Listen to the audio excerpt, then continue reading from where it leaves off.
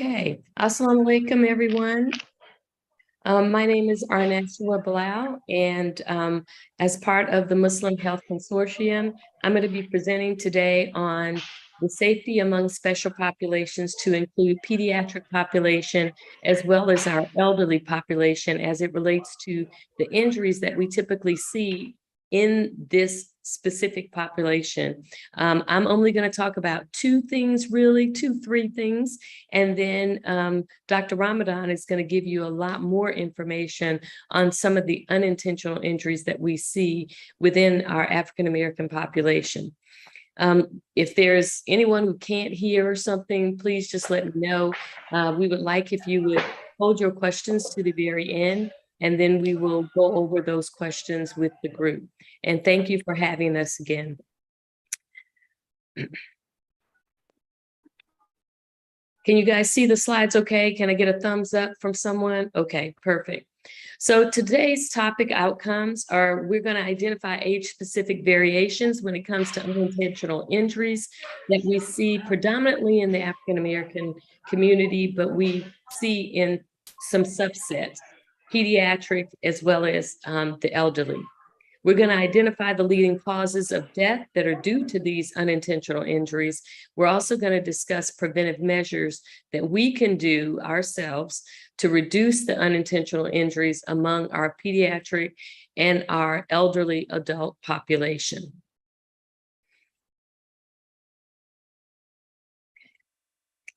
So, sorry, I went a little bit ahead of myself. Let me go back here.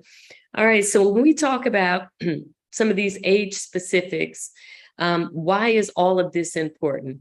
If you guys have followed what's in the news here lately and what's been going on as far as healthcare outside of COVID, we have a lot more disease processes, injuries that we're having to contend with, where it comes to gun violence, unintentional injuries, drowning, overdoses, mental instability, many different ailments, and many comorbidities that we're having to look at right now. So according to, let me see, I'm trying to move something out of the way here so I can see my own notes. So according to the CDC in 1981 through 2020, the leading cause of death among Americans ages 1 to 44 was unintentional injuries. This included unintentional injuries, like I mentioned, drug overdoses, motor vehicle incidents or traffic accidents, unintentional drowning, and unintentional falls. So we're going to discuss further some of those injuries that are specifically with pediatric and adults. Okay. And again, some of those, again, homicides, suicides, violence. When we look at this picture here, we look at the different age groups. So when we're talking about the pediatric population, that's from birth until some of them, like the Academy of Pediatrics, will say that adolescent goes up to like 21 years of age. But there are others that say it's like 19. The CDC says like 19 years old. And so despite the overall decrease in childhood unintentional deaths that has occurred, overall, there has been a increase when it comes to Black children, when it comes to unintentional accidents. Motor vehicle death rates among Black children increased 9%, while rates among white children decreased by 24%. Poison deaths increased 50% among Hispanic children and 37% among Black children, while the rates among whites actually decreased by 24%. So these are numbers that we have to really keep in mind when we're talking about our population, because it's affecting our children. And why is that? It could be health and, disparities. That's a huge one, health disparities within the community. That contributes to this. So we have to really stay on top of it. So when you're looking at this picture, and what I was trying to depict here is that, when you think of pediatric population, you got to think of not just infants, but you got to think of the adolescents, who some of them, might look a little bit older, but they still are affected adversely by these unintentional injuries. So what are some of the unintentional injuries that I'd like to discuss with you? So the first one is about trampoline safety. The other I'm going to talk about is burns, and then, just safety overall. So when it comes to prevention, first and foremost, parental awareness of how to best, protect your kids, how to best serve your children, right? Some of the things that we can do first is knowing anytime we put our kid in any given situation, especially when it comes to home and playground safety, when it comes to use of a trampoline, you see in this first picture, a little boy, with a ball, getting ready to throw it. Looks like he's going to throw it with some power too, right? Now imagine this kid looks maybe around 12 to 14 years old. Imagine in this same play area in the trampoline park that there is the 5-year-old. And that 5-year-old is hit with that same ball. You think of the velocity of that ball that's being thrown. If they're hit when you're playing, in the trampoline park, that could cause significant injury. So as parents, you got to be aware. Now, when any of you who have been to a trampoline park, you have to sign your life away as you, before your kids or adults can go in and actually participate in the activity. So it pays to read that fine print. So in the trampoline park, where there's some recent studies that were done through the British Medical Journal, did a study and showed that there were a lot of injuries that happened in the trampoline park, and that trampolines at home were actually more safe than taking your kid to a trampoline park. There's been 6 people who have died from trampoline injuries, and some of those injuries include or can include fractures, concussions, paralysis, where a kid is jumping up and down on a trampoline inside, and then, they do flips, but they land wrong, and then they can become paralyzed. So there are lots of injuries that can happen in these trampoline parks. Kids do suffer more injuries at trampoline parks as opposed to home trampolines. And again, some of those injuries are musculoskeletal and orthopedic type injuries. And those injuries are twice as high at a trampoline center as opposed to being in the home, or just having a trampoline that has a cover around it in your backyard. The risk of leg injuries are 3 times higher as well when you're in a trampoline center. And injuries sustained at a trampoline center were nearly 2 times more likely to require surgery. And again, this is all information that came from the British Journal. I'm sorry, I'm forgetting the name. The Journal of British Medicine. And I can put all these links. I'll share them in the chat box with you later. Okay. Also from the CDC. They have listed some of the injuries that can occur secondary to trampoline injuries. So these trampoline center injuries in children and adolescents, as well as in adults. There was a nice piece done on CBS News where an adult woman actually had a fracture, a significant fracture, after falling and injuring herself at one of the trampoline parks as well. And like I said, I'll add those links in the chat once we're done. Other injuries. I have the young boy here on the bike, and you see that the father is watching behind him as he's on the bike. You see that he has on a well-fitted helmet, and he's driving from or riding from the driveway. Now, if this same kid, didn't have, like in the street where they live, didn't maybe have cones up or speed bumps in the neighborhood to slow down the traffic, to make sure that there are obvious signs, children at play, then this kid could be at risk for an injury as well. But the good thing is that this kid has on a helmet, they're protecting themselves, and that is so key. A lot of times parents feel okay with, oh, it's great, we're going to make sure our younger kids wear their helmet. But when they get a little bit older and teenagers, especially, teenagers, they already know everything, right? Or at least they think they do sometimes. And we have to encourage them to use these same safety measures that we require our younger kids to use. They need a helmet too. If any of you adults are out riding a bike, you should have your helmet on as well, because if you are struck by a motor vehicle while you're on your bike, you have less injury, at least to your head, by wearing a helmet. So those are some things to keep in mind. The next thing I wanted to talk to you about is burns. Burns is prevalent as well in our pediatric population. And burns is the 5th most common cause of accidental deaths in children and adults. Accidental injuries in the home are burns. And of course, you're going to hear more later about drowning, suffocation, and poisoning. But we also, unintentional injuries, firearms.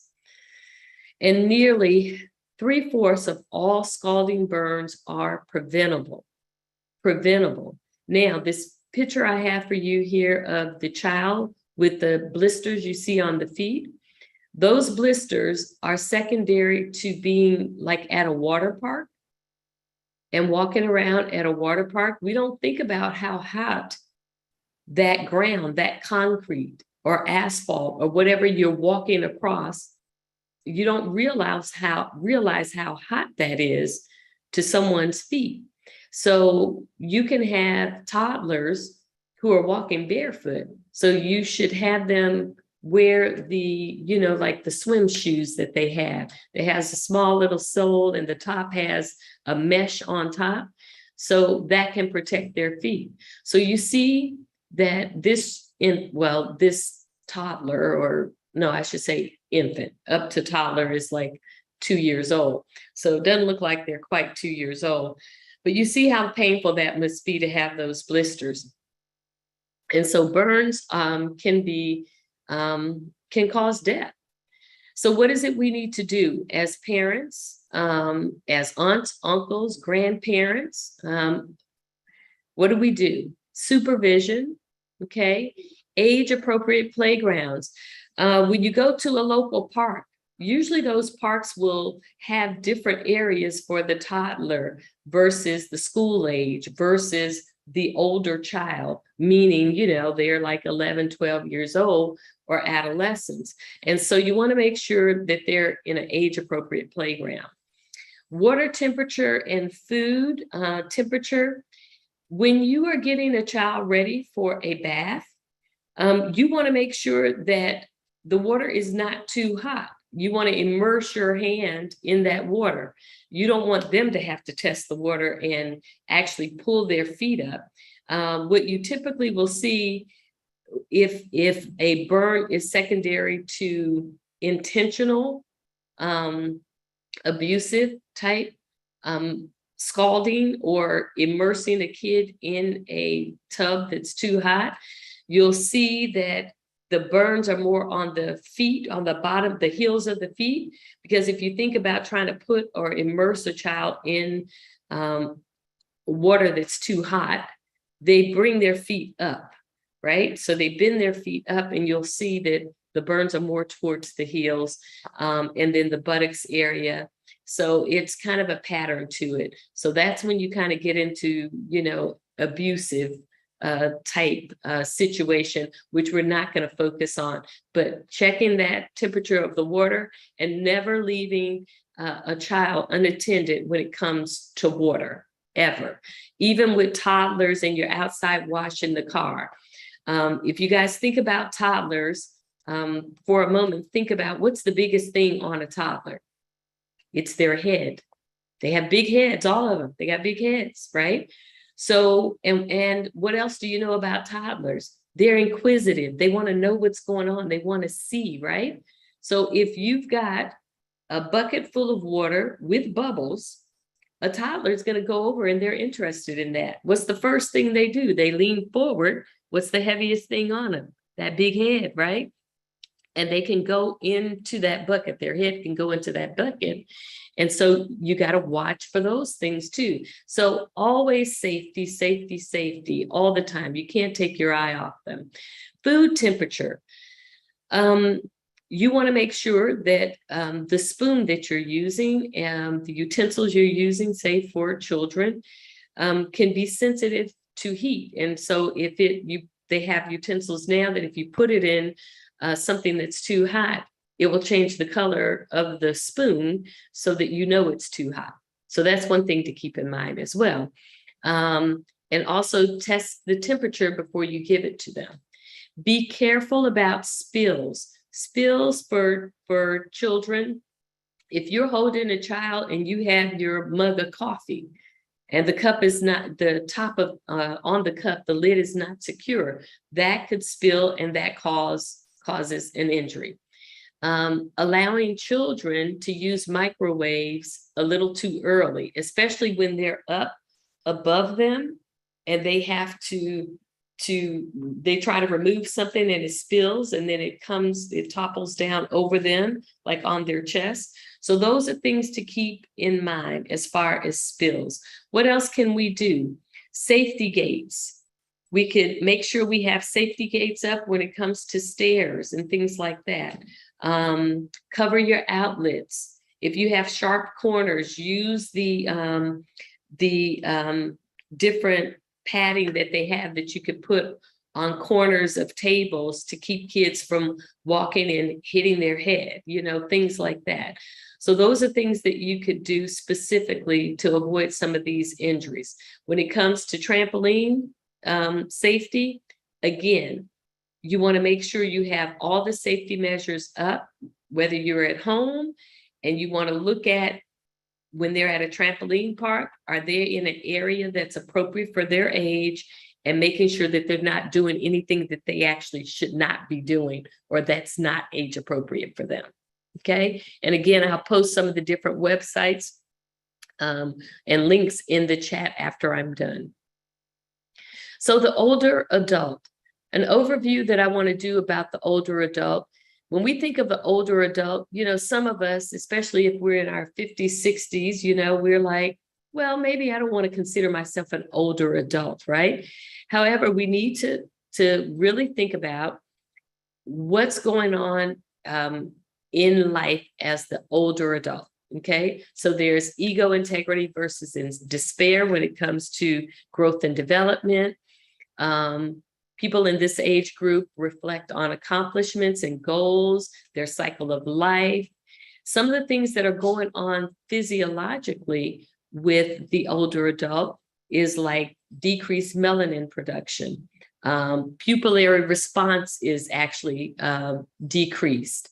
There's a decrease in the level of smell, saliva, decrease in cardiac output, a lot of different physiologic things that are going on. But also we know that there is chronic health problems increase as we age. And so that's why it's really important to have a thorough health history and maybe have on like a 3x5 card what your health history is, what medications you're on, so that you can pass that information on when you go into the doctor and you're not feeling well and you're not really sure. At least you have all the information in one place. You can also have it on your phone, things like that. Instrumental activities of daily living. As an older adult, are you able to do those independent functioning activities that you were able to do at a younger age? Going shopping. How do you do with your medication administration? Financial management. How are you doing with meals? So there are different things we really want to look at. What's your sleep pattern? So these are things we want to think about with the older adult. And I'm only giving you a quick overview of that. So now what happens to older adults? There are unintentional falls in the older adult that leads to death. And so with those falls, there are, let's see, every 20 minutes, there is a death secondary to an unintentional fall. And so when it comes to these falls, some of the things that we can assess now that we know physiologically what's really going on already is we can assess home safety. Do you have a lot of carpets in your home that you trip over? I know long ago, my grandmother would have the plastic on her floor that was over the carpet, and we would trip over that ourselves as kids. So I know that that was definitely not safe for my grandmother. And so that's something we need to start thinking about, home safety. Again, that health history. What are you able to do? How well are you able to do it? What are your pre-existing, health conditions that you already have? Like, say, for instance, if you have diabetes, you know that when it comes to touch and being able to sense really hot water might be different for you now when you have diabetes because of diabetic neuropathy. And with that in mind, your water might be too hot and you don't even realize it, and it could cause injury. So you might need a thermometer to test your water temperature before you take a bath, things like that. Your motor and sensory alterations, those are things we also want to follow up on and see, okay, what's your motor function? Do you still move the same? When you look at the picture at the top with the lady who fell, you see she had a cane. By looking at her position right now on that photo, what injuries could she have sustained with the fall? Could she have hit her head? Could she have hit her elbow? The natural thing to do when you're falling is to brace yourself. Could she have fractured her wrist, right? She's laying on one side of her hip. Could she have fell on her hip and suffered a fractured hip? And with all of those potential injuries secondary to a fall, there are more things that come about, like you could develop a clot from a long bone fracture. So there are a lot of things that could happen secondary to a fall. And so falls, we have to really be on top of it to try to avoid falls at every cost. So that means looking around your house and seeing what are some of the things that could cause you to have a fall. Polypharmacy. How many of you are taking a medication that might cause your blood pressure to drop a little too much or your glucose to drop? If you're on a medication like that, then you're at risk for a fall simply by being on that medication, because it could cause your blood pressure to be so low that it makes you unsteady and dizzy, and then you fall, okay? And then if you fall, then of course, all these other injuries that come about or secondary to that fall. So do you have a history of dizziness? Have you had hypotension? You want to check your medications to see if one is interacting with the other and causing some of these symptoms. So you want to make sure that with your pharmacist, with your healthcare provider, that you go over the signs and symptoms or side effects of these medications and how they would, show up for you and what could be an adverse effect. You also want to have a cognitive screening. One thing we also have to think about when it comes to our falls is what kind of footwear. What are you wearing? Are you wearing heels still? Are you wearing shoes that are not secure? Are you wearing shoes that don't fit properly? So make sure you're having, you have good footwear. Do you use any mobility aids? In this picture, we see that she uses a cane already, right? So with that in mind, now you see that she's on a rug, okay? What if she tripped up on the rug? So keep those things in mind. We also want to make sure that our electrolytes and all of our different vitamin levels, like vitamin D, is it elevated? Is it reduced? Are we steady on our gait? What is our strength? And this is why I have these two pictures of people on their bikes and also someone lifting weights. We need to do these type of exercises and keep moving so that we, build up our muscle strength and so that our gait and our balance are better. So things that you can do in your home is remove the hazards. If you need grab bars in the bathroom, in the shower, if you need handrails, things like that. If you have stairs in your house and you're having trouble getting up and down the stairs, they have lift devices. So the key is to get moving, okay? To exercise, and that's going to help to reduce your falls. Overall, we want to put a stop to elder accidents, deaths, and injuries. And these are all things that we can implement to do that. So one thing I want you to keep in mind, everyone who's listening, that song by Aretha Franklin, Rock Steady, rock steady, get moving. Find your favorite song that you like to listen to where you could do a little exercise to build your strength and endurance. And you can get moving by simply walking, and it doesn't have to be far. Those kind of things will really help as well. This concludes my aspect of unintentional injuries as it applies to pediatric population and the elderly population. And what I'd like to leave you with is a quote by Dr. Vivek Murthy, the Surgeon General of the United States. Whenever you have a large number of people who are dying for preventable reasons, that constitutes a public health issue. So you guys know that this is a public health issue. Now I challenge you to do something about it. And you start with your family in your homes, and then you spread that information that you know, that you learn, and then they spread it to their friends and their family members. And then that all keeps us healthy and that keeps us safe because now we are aware and we know what to do about it. Thank you guys so much for your time, and let me know if you have any questions after Dr. Ramadan presents. Thank you.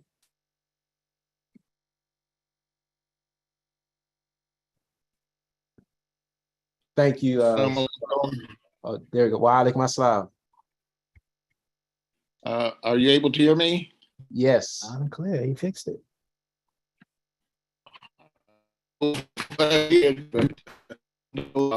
I want to thank Sister Anisha for a wonderful presentation.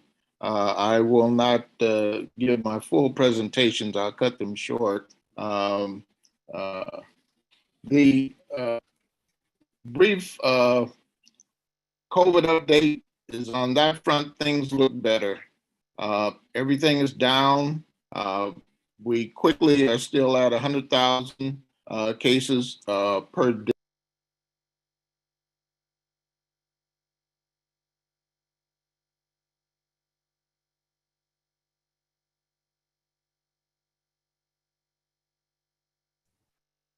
Dr. Ramadan, quick. I mean, it went out real quick. Did it go out real quick?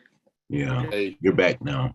It's like still sick.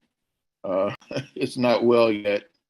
But number of hospitalizations are down, emergency room visits are down, deaths are down. The main culprit is BA.5. It's more infectious. It's still out there. We have one battle. Please continue to wear your mask. People are getting it. As Imam Elam got it. Others are getting it, and they're not saying they have contracted it, and it's still going out among everyone, which spreads it again. But things are looking better on that front, and we have a new vaccine coming up in the fall, which should be more targeted toward the subvariants BA.4 and BA.5. So be sure to look for that. In Chicago, we are still at a high infectivity rate.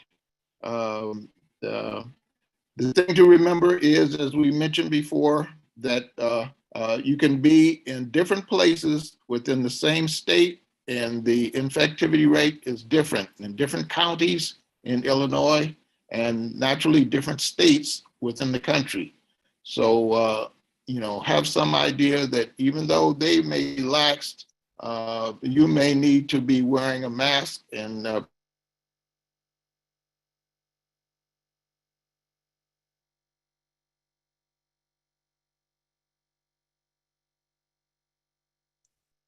You're muted.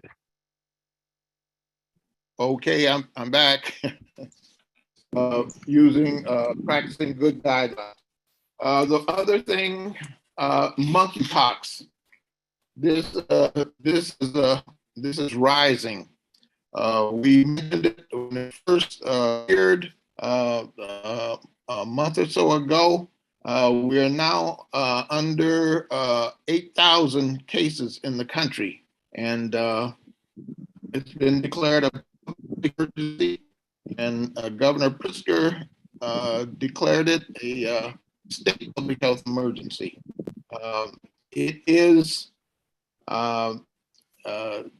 few people die from it, even though it may be pregnant women and newborns. That's an exception. There is a vaccination for it. It requires 2 doses.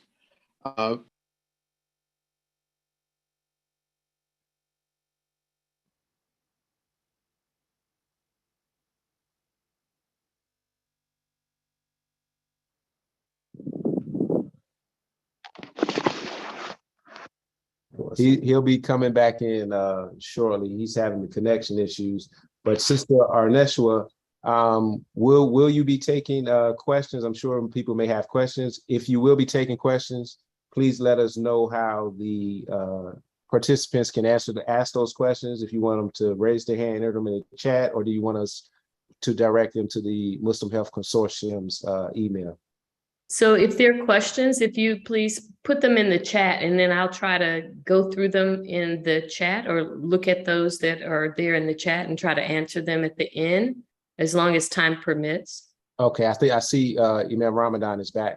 Oh, we lost you again, Imam Ramadan. We see you're back.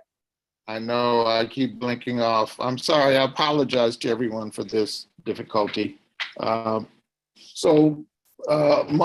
is a concern. It has been identified wrongly as a sexually transmitted disease. It is not that, but it can definitely and has been primarily transmitted sexually. It is skin-to-skin contact, okay? And it also is on linen, bed sheets, objects can also transmit this virus. The course of it is usually, it begins about 3 weeks after contact. So that's what's difficult. People who are sexually active and men who are having sex with men have to remember their contacts from 3 weeks ago because it may take that long for the virus to show itself. It starts out looking like a pimple, and it spreads to these vesicles and blisters and is painful. And that liquid is infectious.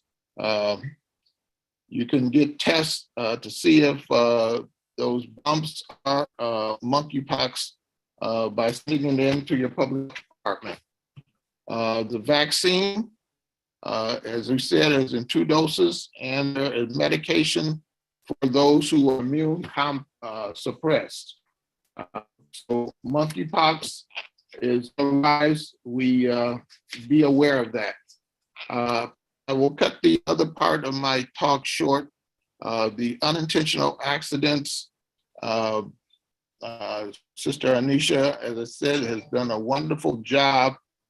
And the only thing that I would add for us to keep in mind for the unintentional accidents are that we have is drug overdoses. Drug overdoses are killing us like mad. That's the opioid epidemic. It started out primarily among white Americans as a prescription drug abuse situation back in 2010. And over the last decade, it has switched from primarily white Americans to the Black community. And this happened really in the last couple of years. And you say, what did that? Basically, what happened is that the substance became more poisonous. What the drug cartels did is they began to add fentanyl to the opioids. And the fentanyl was added mostly in the Black community. It makes it more addictive. You get a bigger high, and it's more deadly. And we now are projected to have over 100,000 cases in the Black community. That milestone, horrible milestone of our people dying in opioid epidemic. So just be aware of this, of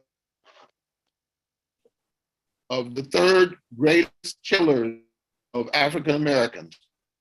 Another one that we would not think of is motor vehicle accidents.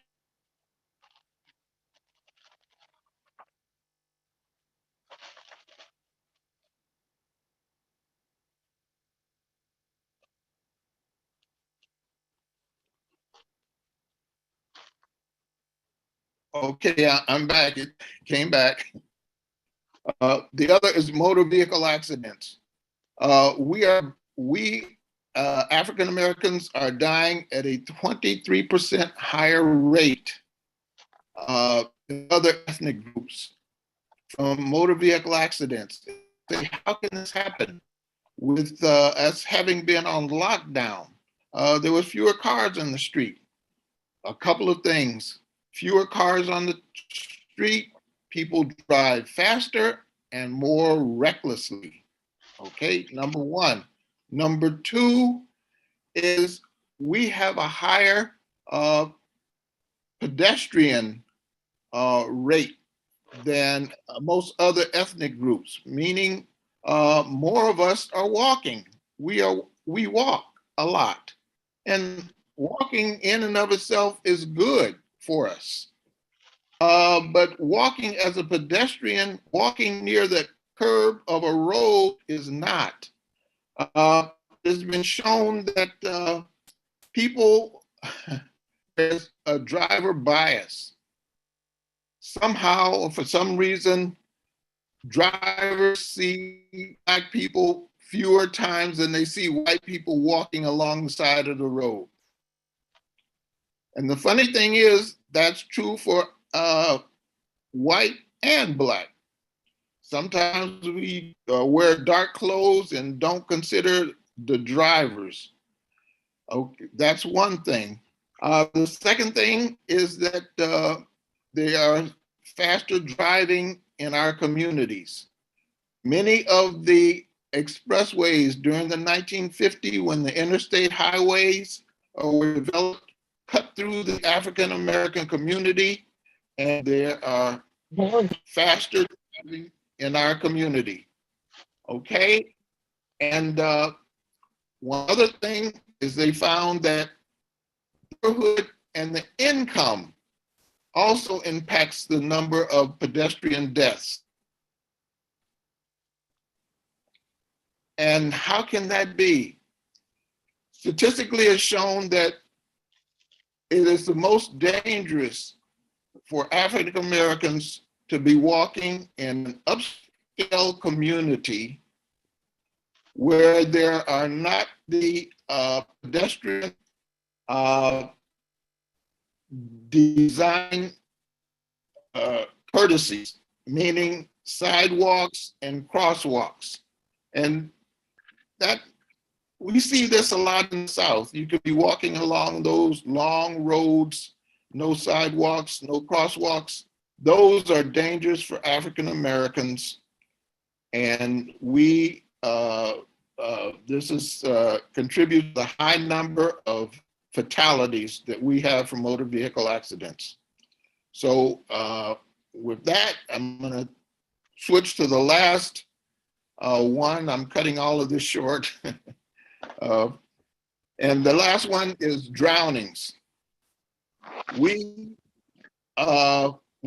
drown more than anyone else. And you say, how is that? Is there a problem with us that we have a lot of muscle and we stink? And this is what all I said in the past. All of that is harsh. There's no physiologic reason for us to drown faster than any other ethnic group. What we don't have is swimming and water safety training. And there's been a historic reason for that. Historically, we haven't had access to swimming pools. Segregation kept us out of public pools, and and it's not been high on our list for training our children in swimming and water safety. So, just an example, it was mandatory in my family that everybody swims. And so swimming was key. My father taught it. All of the kids had to learn to swim. And in my family, we have a saying that what it takes to be a Ramadan family member, you have to be a believer, college educated, and trained in martial arts, swimming, and survival. And just to put all in appropriate context, these are the things that you would learn in scouting and at the YMCA. But swimming is important, and it's you throughout a life, you're so happy that you learn to swim and are not afraid of water. I continued swimming, and even now I can. On a good day, I can swim a mile, thank Allah. So swimming is important, and it's a thing to remember to teach our children to do. So with that, dear believers, we are gonna stop at this point. Remember what we were doing today is we are still going down the 10 greatest killers of African Americans. And as was mentioned earlier, it's heart disease, cancer, and this today, the third one, is unintentional accidents. We have a very important one, the next one coming up, and it will be in time for the convention, and it will be homicides, gun violence. And it will be given by Dr. Michael McGee, who was born here in Gary, raised in Gary, went to medical school here, and trained, is now a national expert in this field. He has started programs and speaks in medical schools, universities, this subject. And one other thing I'm proud of is that he's my son-in-law too. So we have him on, inshallah, next time for the Muslim Health presentation, Muslim Health Consortium presentation on this very important topic. So at that, sorry for the difficulty and the problems we've had. If we can take questions that you may deal, that will be fine.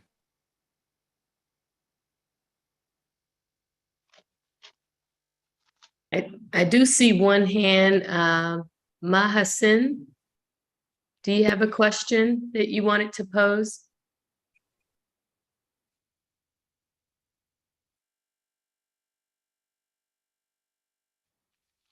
I just see the hand up. Mhm. Sister Mahasin, okay, this is the time. Can you hear me? They're Can you gonna hear take, me? yes, we can hear you. The studio, the audience on the YouTube, if you have any questions, please enter them in the chat and we'll ask them of the Muslim Health Consortium.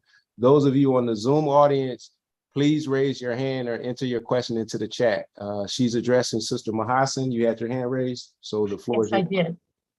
did. Thank you, Brother Adil. I had two questions, one for both of them, actually more, but I'll put them in the chat for the sister's beautiful presentation.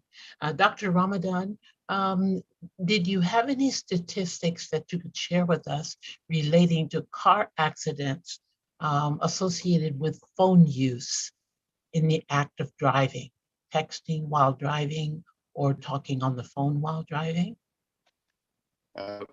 No, I don't have any specific data on that, but that is indeed a problem that falls under distracted driving. And you know, it is a big issue. And even people who, you know, good drivers otherwise, that moment of distraction can be fatal. So, and also what we didn't mention is that many of us have known that we drive faster in our communities, and to me, we drive more reckless in our communities. All of us are familiar with driving on the Dan Ryan, and you know, these contribute to car crashes, and we have to be careful because this is eliminating many Black people, and no one mentioned this. This is not mentioned. It's a real disparity in what happens with us and what happens with other ethnic groups. Okay, and my second question is, sister, could you say your name again? It's so beautiful, but Well, thank you. It's Arneshua. Arneshua, that's Yes. beautiful. Yes, thank you. I was very, very happy about the detail that you offered for older adults, Mhm. and they're maybe prone to more accidents. And so the two-part question is, in older adults, I'm wondering how much a concern is given to their housing arrangements and the procedures of furniture, just housekeeping that as they get older have ambulatory or mobility problems, Mhm. arrangement of furniture. And then I also wanted to say I've just been encouraged to start a business, have in fact started a business that deals with Mahasin's home care, it's called, and decluttering services. Mm. And could you speak on the actual concept of housekeeping and how that relates to health services? Thank you. Yes. Well, thank you so much. This is perfect, right? This is perfect. So when it comes to the housing situation, right? Home safety, Right. decluttering. And so I focused on like the mat and all the little rugs all over. But we Yes. also have to think about, yes, how is the furniture arranged in your home? And if you're using a cane, can you safely get around your home using your cane if it's got too many things, you know, in the hallway or in the living room, getting around the coffee table? So it's really, really important for the elderly population to look at their home, declutter, and assess safety. One thing that we often do when it comes to children and when you have infants and you're talking about safety, you get down on your knees and you crawl around like a toddler. That's when you're going to see all the things that kids could get into, because we don't typically look at that. But if you get down on your hands and knees and crawl around your spaces, you can see what's intriguing to a younger kid. When it comes to an elderly population, you know what? I'll say get down on your hands and knees again, because if you can't, maybe not the elder person, but someone like yourself who has a business would look at it from that view. How wide is the area? Can you get a walker inside of your bathroom safely? Is the doorway wide enough? Those are things you have to think about. The showers, is there non-slip mats in the shower to keep you from falling? Are there handbars in the shower or next to the toilet? Do you need to get a toilet seat that's higher than the one that's really, really low, because maybe you fractured your hip or you have some arthritis, things like that? So you really got to look at all those things to make it a safe environment for an elderly person, or else they are going to be at risk. Two things I did not mention that I want to make sure I highlight is that we got to think about the vision. So are you prescribed glasses, but you don't wear them because you think you don't need them, right? And then you can't see very well, so you're bumping into something that could make you fall, right? And then also hearing, if you don't hear very well, right? So all of those sensory and depth perception, you need that, or else it might put you at risk. So having a company, like you said, as your own, that will really help to reduce falls in our population. So yes, it's definitely tied to healthcare. And is it possible for me just to quickly say my number in case anyone wants further information? I would think you should just put it in the chat. Okay. If you put your information in the chat, then someone could copy and paste your information right from the chat to be able to connect with you. Excellent. Thank you. Okay, thank you so much. There were two other points that were made. One was about the shoes that we wear. So people might have sandals or flip-flops that are not really, well fitted for the aging feet. Okay. I had one podiatrist tell me that New Balance shoes were some of the best tennis shoes when it comes to stability, good arch support. They come in wide widths, which are helpful if you have a wider foot. So those are things to consider.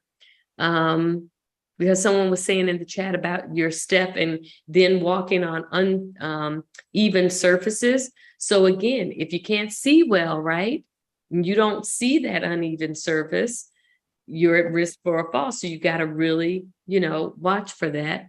And someone else also, Bashir, mentioned having your contact information on your refrigerator. So if a responder came in, they would be able to see that information on your refrigerator. It's like, oh, okay, now I have some information about this, patient who might not be responsive by the time they come in. So things like that, those are very helpful points.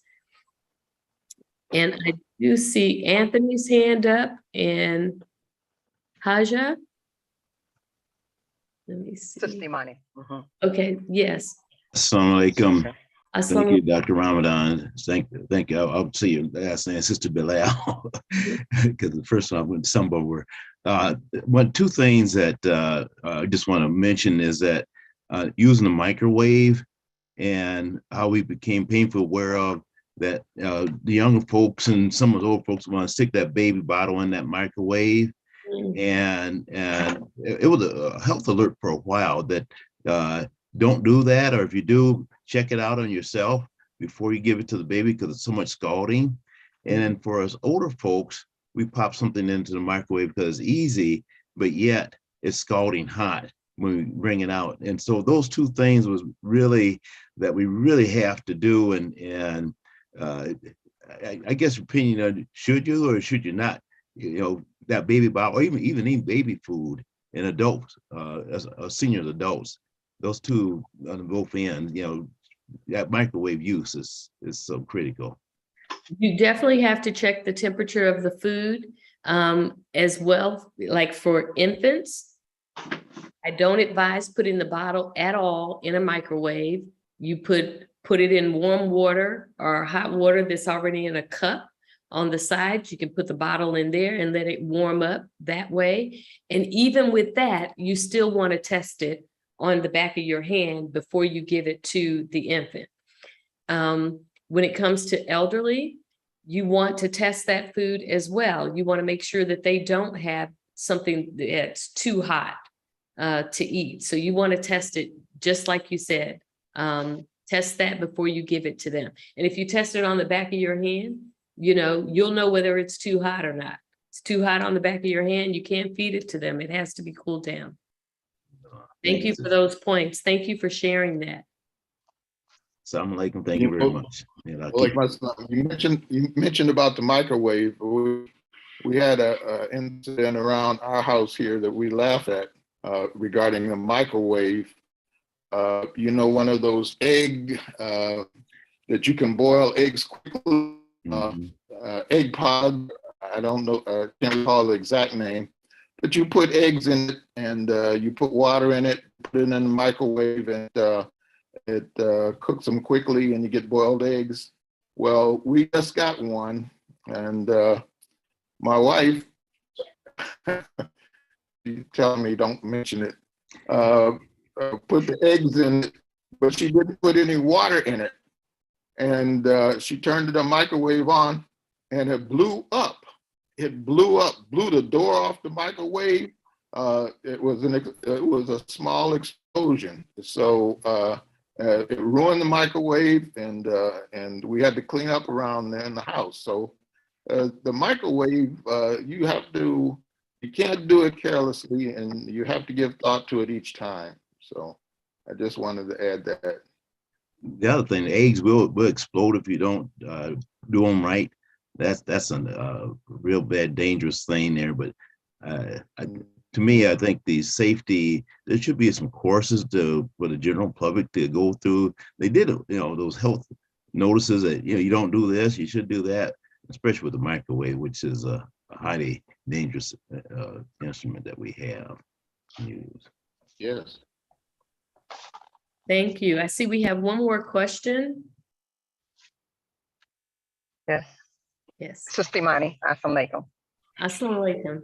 Wa alaikum assalam. I want to thank you for your presentation. And as you were speaking, also, let me do a sidebar. I appreciate what Imam Anthony just mentioned, because there was a case that I heard about when microwaves were becoming popular. They warmed up baby's infant formula and gave the bottle to the baby, and that heat was so intense it burrowed a hole between the soft tissue under the chin on their baby. But anyway, what I was going to mention is that I'm in the health field as well, and I'm noticing there's a lot of elderly people are living longer and they live alone. And what happens is my patient population has been increasing with those who have falls at home and nobody's there. And they may not be found for a day or two. And a lot of those have, I've noticed increase of subarachnoid hemorrhaging and hematomas that's coming into the hospital. And that's life altering. These people have earned their living and lived their lives and have been independent well up into their 80s, close to their 90s, and have not had any dependency that they needed to, be supervised. But what is happening now, as far as the statistics are concerned, I don't have the exact number, but it could be included with what you presented. At least I didn't hear that part of it, because they are living longer. And a lot of the families, with people migrating, traveling, whatever, they don't have contact with the elderly people. So there's an increased risk. I just wanted to put that in. But thank you so much for what you discussed. It's very much needed. Wow. And may Allah continue to bless you. Assalamu alaikum. Oh, assalamu alaikum. Thank you so much. Assalam. And you're absolutely correct when it comes to our population growing, a lot of baby boomers, right? And then the baby boomers' parents, some of them are still around too, right? So the aging of America is real, right? We're living longer. All the more reason why safety has to be something that's addressed with families, right? And first. So it's important for people who live alone to have a community network. The family doesn't have to mean blood, right? Family could mean your community center. Family could be your masjid. Family is what you define it as.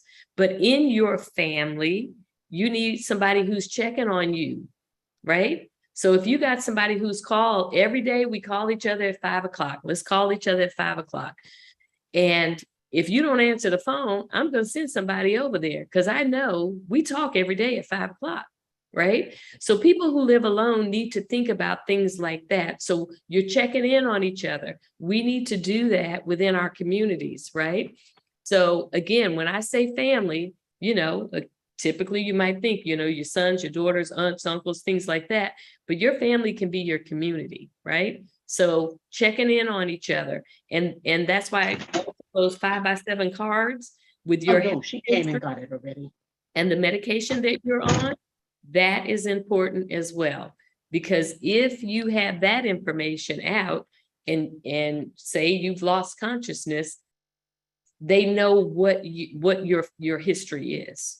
Okay. And that'll really help out the EMS team along with the healthcare team when you take it to Yeah. the hospital. Also, there's a sidebar to that too, because a lot of people are on aspirin, which thins the blood. And if they have a fall and have a hemorrhage, usually they are on a blood thinner of some sort, aspirin or Plavix, any one of those blood thinners. So that's important. I tell my patients every time I discharge a patient, have your medication listed in your wallet and give a copy to your loved ones. So they'll have a history of your medicine when you come into the hospital in case you're not able to speak for yourself. Because a lot of them come in, they don't know the medicine. They'll say they take a pink pill or a green pill, don't know what it's for. That is definitely needs to be emphasized. That needs to be emphasized for a long time now. Yeah. Not just now, just been a long time. Yes. That's proactive, sure enough. And I am a little old school when it comes to, okay, writing it down on a card, but what can we do new school? We can put all our information in our phones. Because if I pass out right now, right? If I pass out right now, my husband or somebody can put my thumb on my phone and they can see my information, my emergency information, and everything is in here. My medical history, all my medications is right here on my phone. So that's another thing because everybody has it, right? You got these younger folks who sleep with it, right? So let's use it for some good reasons. Layla's? I see it, one hand. Layla's, I'm sorry if I'm pronouncing that incorrectly. Yes. Lala. Okay. Yes. Alhamdulillah. Alhamdulillah. It's okay. Assalamu alaikum, sis. There was a friend of ours had gone. He wasn't seen for 2 or 3 days. And by the time someone went to see him, he had passed in his room, in his bed. He was living by himself. So that's very dangerous. And, you know, it was somewhat devastating, but the man didn't want to live with anyone. So when he passed, no one knew. And he was in there for about 3 days. And so you can imagine what it smelled like and what he looked like. Wow. So I just thought I'll mention that to everyone as well. Assalamu alaikum. Thank you for listening. Thank you for bringing light to that as well, that this is real. These things happen. You may not have seen it in your circle, but it's happening. And that's why when we talk about falls, right?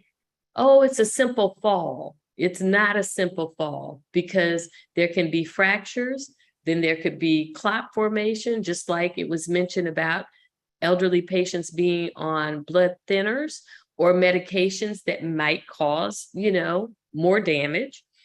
And, you know, if this should happen and no one is connecting with this person on a daily basis, just a phone call, just a text, even if you don't like to talk much, you okay today? Okay, I'm good today, right? Then we could stop that process. We could get someone there early and maybe that life could have been saved.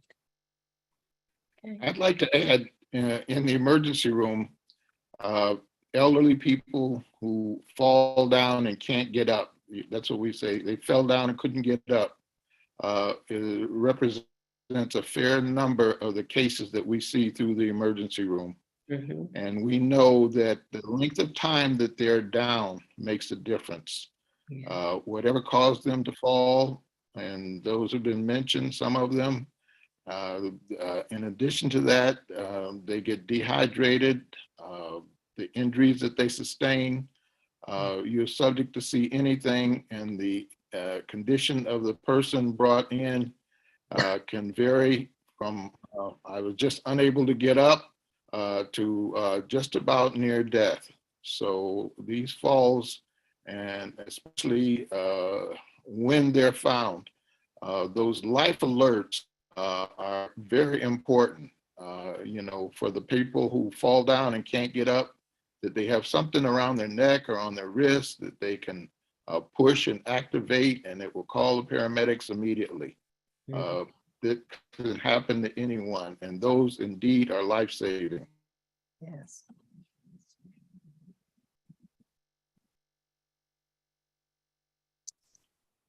Is that it? Okay, that was, I believe that's it on the questions. Oh, we do have another. I saw Sister Ellen. Did you have a question, or was that answered yet? Assalamu alaikum. Assalamu alaikum, Walaikum Walaikum assalam. assalam. everyone. Thank you, Muslim Health Consortium, for the third in the series. And I want to speak to with regards to falls. I'm going back in particular as a nurse manager in long-term care. We had a patient, brittle bone. She was 93 years old. Her hip broke, then she fell. Mhm. Mhm. And that was the first and only time I had ever seen such a situation. Okay. And because of her age, and she didn't have family, she was there in the long-term care facility with us. The hospital, we did send her to University Hospital. Because of her age, they would not do hip correction surgery for us. And they returned her to us, and we had to put her on hospice and do comfort measures until she transitioned. But I had never, I've seen many falls, and we will put situations in place where we will put low beds, floor mats, guardrails to be able to keep the residents as safe as we possibly could. I've had falls myself, slipping, just that's how I got injured in the airport, but it was condensation on the floor. But that was a situation that I've not ever run across in all of my years of nursing. So I wanted to be able to bring that, the osteoporosis, factor into play, because and she was small. She was less than 100 pounds, but her hip broke and she fell like timber, and she wore glasses. So the glasses kind of scarred up her face, if you will, across the bridge of her nose and at the rims at the bottom. But that's also a factor to take into consideration, osteoporosis and the brittle bones, the brittle bones, osteogenesis imperfecta. Those are situations that could cause harm as well. Mhm. So thank you again for all of the useful information. The burns, the trampolines, and especially we have grandchildren, and those are the activities that they want to participate with. So thank you so very much for the contribution today. Alhamdulillah. Thank you. Thank you. Adil? Well, I had to think twice. I was like, All right. my kids playing. Thank you, Sister Ellen and Dr. Ramadan and Sister Bilal. If you had any closing comments, that looks like the end of the questions. And if you want to just let us know about your next presentation or any announcements that you had to make. Yes, we are just happy to continue this series, and we in preparing for the series are learning so much, and we just pray a lot that we are sharing it in a way that's useful and beneficial, and we look forward to this our next one with our featured speaker, Dr. Michael McGee, and because it's so important of what's happening in our community, gun violence and homicides and all, and he'll be addressing that from his experience in the area and his area, his hometown area. So we look forward to it, and we hope everyone looks forward to this and adjust your behavior, inshallah, from some of the things that we say after reflecting on it, and see how we can make our own lives more safer and those of our family and community. Okay, thank you, Tanisha.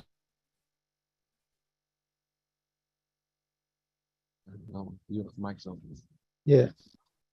Yeah, Dr. Ramadan, I was a little bit surprised that people didn't have more questions about the monkeypox, and I didn't really have too many questions, but I was curious about when I heard a report on the radio about how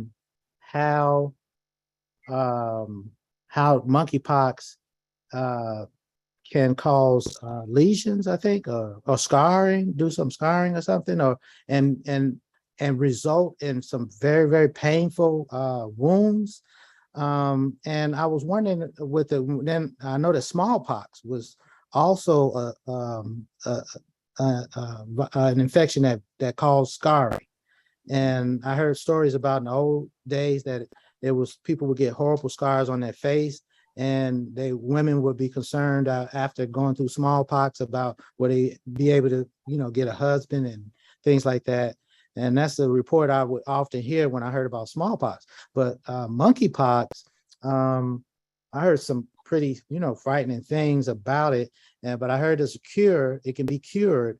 But and also that it's not as easily transmitted as people may think. You don't have to wear a mask, or what is the transmittal of it?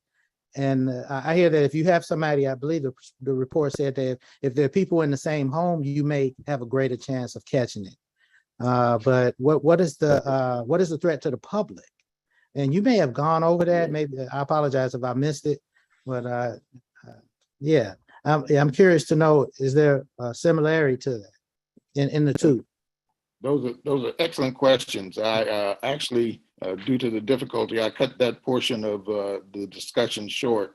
The monkeypox is unlike the airborne viruses. It's transmitted by skin-to-skin contact, Okay. or skin to object that the virus was left on, which can be linens and bed sheets and things like that. That's how the babies, that we suspect got it, but it is not that easy to transmit. People were asking, do I have to worry about doorknobs? Do I have to worry about, guardrails and all? No, there's no evidence for that. But, long skin-to-skin contact, and or contact with those blisters or the liquid that comes from them can do it. And this is anywhere on the body. It can be on the forehead, around the lips, the chest, the genitals, and all. It can be transmitted. Okay. And yes, it goes through, like starts out as the one pimple, then shows up all over the body, and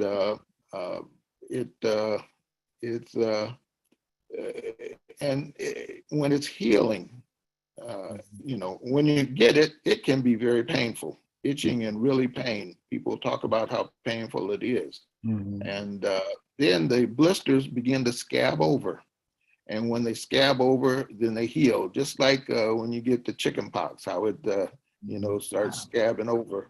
And the new skin comes in up under that. And it can leave scars on some people, yes, so that you have you have a residue that you had these pox, monkey pox. And the other thing that we would say we mentioned is that the bad thing is that it can get getting stigmatized as a sexually transmitted disease, because when that happens, nobody wants to come and say that, look, is this monkeypox? They don't want it saying something about them, their character, them. So people avoid it, and To be it judged, they don't still want to gets be spread, judged. but people, they don't want to be judged. Right, right. Or, like COVID, we got politicized and people didn't think they needed to be treated because they were in a red state. So, when things happen, take it outside of public health, it can go bad for them. Wow. So I don't know if I answered all of it. You had several Yeah. questions in there. Mhm. Yeah, I just thought that is something that we should know, that because before the rumors get started and they say that it's a sexual transmitted disease, and people thinking, well, I'll just avoid, being around promiscuous people or gay people or whatever. And that's not the case, I see, you should avoid public bathrooms, maybe.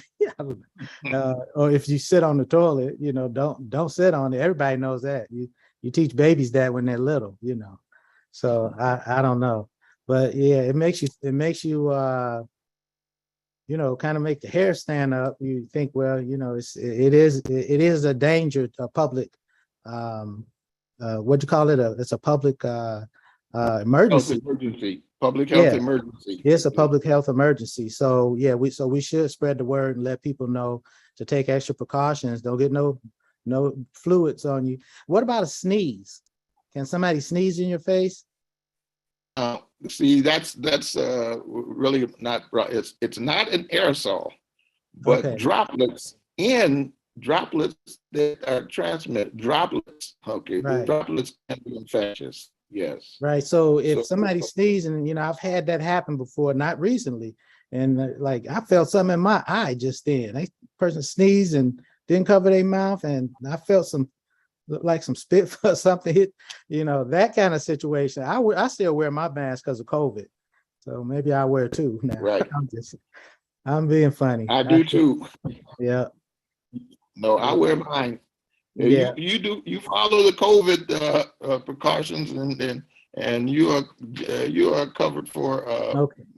You just think you're pretty much covered for monkeypox too. Okay. You wash your hands and things like that. So, And the COVID training is excellent. It's good. right. And the Don't forget- COVID sounds like it was one of those things that you might not feel symptoms, you might not know you have it, and you might not get sick, you might get a fever, and a lot of people can work through COVID. But the monkeypox, that scares me more. I don't know why. It's just the painful ulcerated lesions and stuff. That's scary to me. I don't know. Yeah.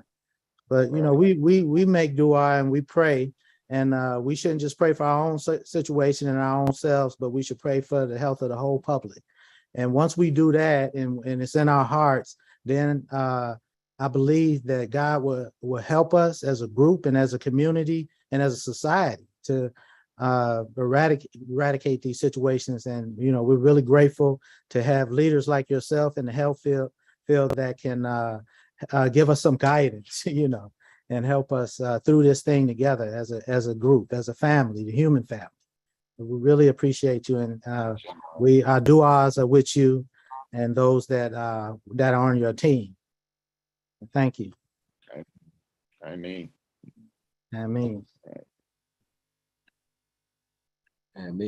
So, okay, with that being said, Dr. Ramadan, if you all had anything, we know that they can follow you I believe it's yourmhc@gmail.com. Is that correct? Yes, it is. Okay. So, and And then, any questions that you would like to have? yes, please direct any questions that you may have to the Muslim Health Consortium at yourmhc@gmail.com. And if you scroll through the chat, Sister Bilal has left several resources in the chat with links to the information that she presented in her slide presentation, as well as other information she put in the chat. So if you scroll through the chat on the Zoom side, you'll be able, those links are clickable. You can click on those and it'll take you to the various information that she placed in the chat. Very informative health resources. So we thank the Muslim Health Consortium once again, and we look forward to their next presentation will actually be for the convention, which is Labor Day weekend. I believe they're presenting on Sunday.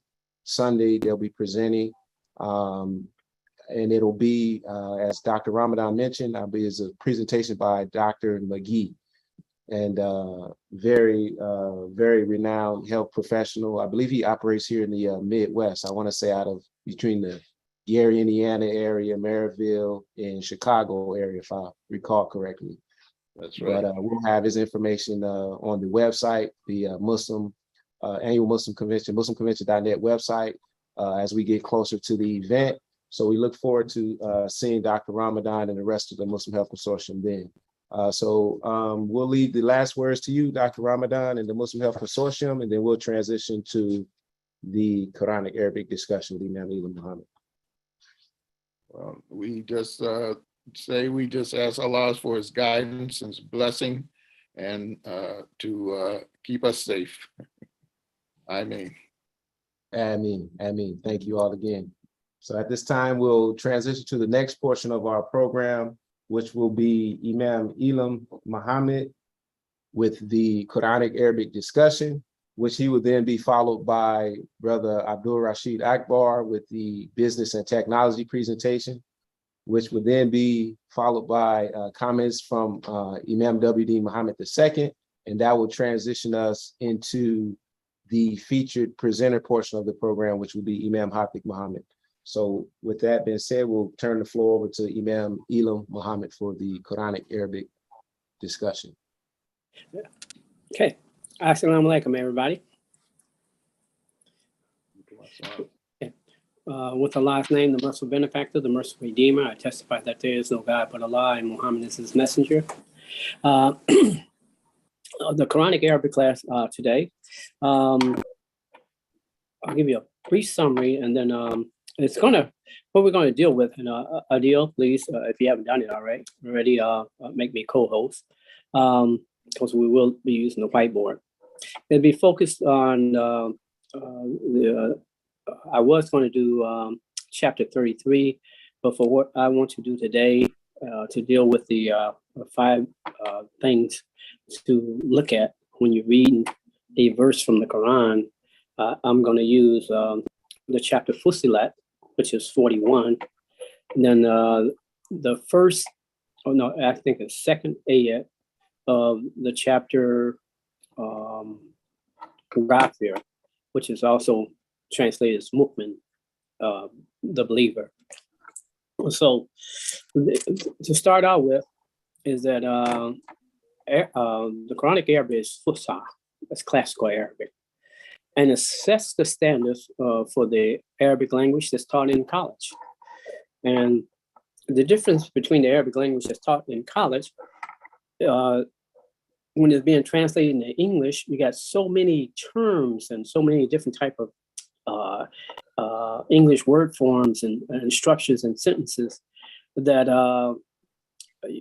you're concentrating on a lot of information that's not geared toward focusing on the Quran.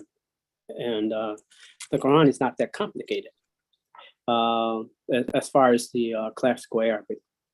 And the first thing to learn, if you're going to learn Arabic, of course, you got to learn the Arabic script, which is with the alphabet. You learn the letters of the alphabet, how to write them, and how to put vowels with them. And Then at that particular point, once you learn the alphabet, the rest is up to you. You need to take letters and be able to put them in words. And Imam Muhammad said that once you learn the alphabet and you learn how to start putting the letters together as words, you should learn the grammar. And so we have quite a few students who have now are reading real well, very well. And again, we've always been concentrating on the grammar. That is, anybody can teach you how to read. I mean, if they're good. Of course, if you run into a teacher who thinks he knows how to read and they could be teaching you bad habits. But a good teacher can teach you that. That is to make the sounds, but you don't know what you're saying, and you need to know what you're saying. That's why you need to know the grammar and know vocabulary. Of course, vocabulary. You got to know what these words mean. So, Arabic, after the alphabet, Arabic, you understand that Arabic is made of three things: nouns, verbs, and particles. Particles covers a lot of things, but a good example would be preposition. You got to learn preposition. From prepositions, you can come up with prepositional phrases.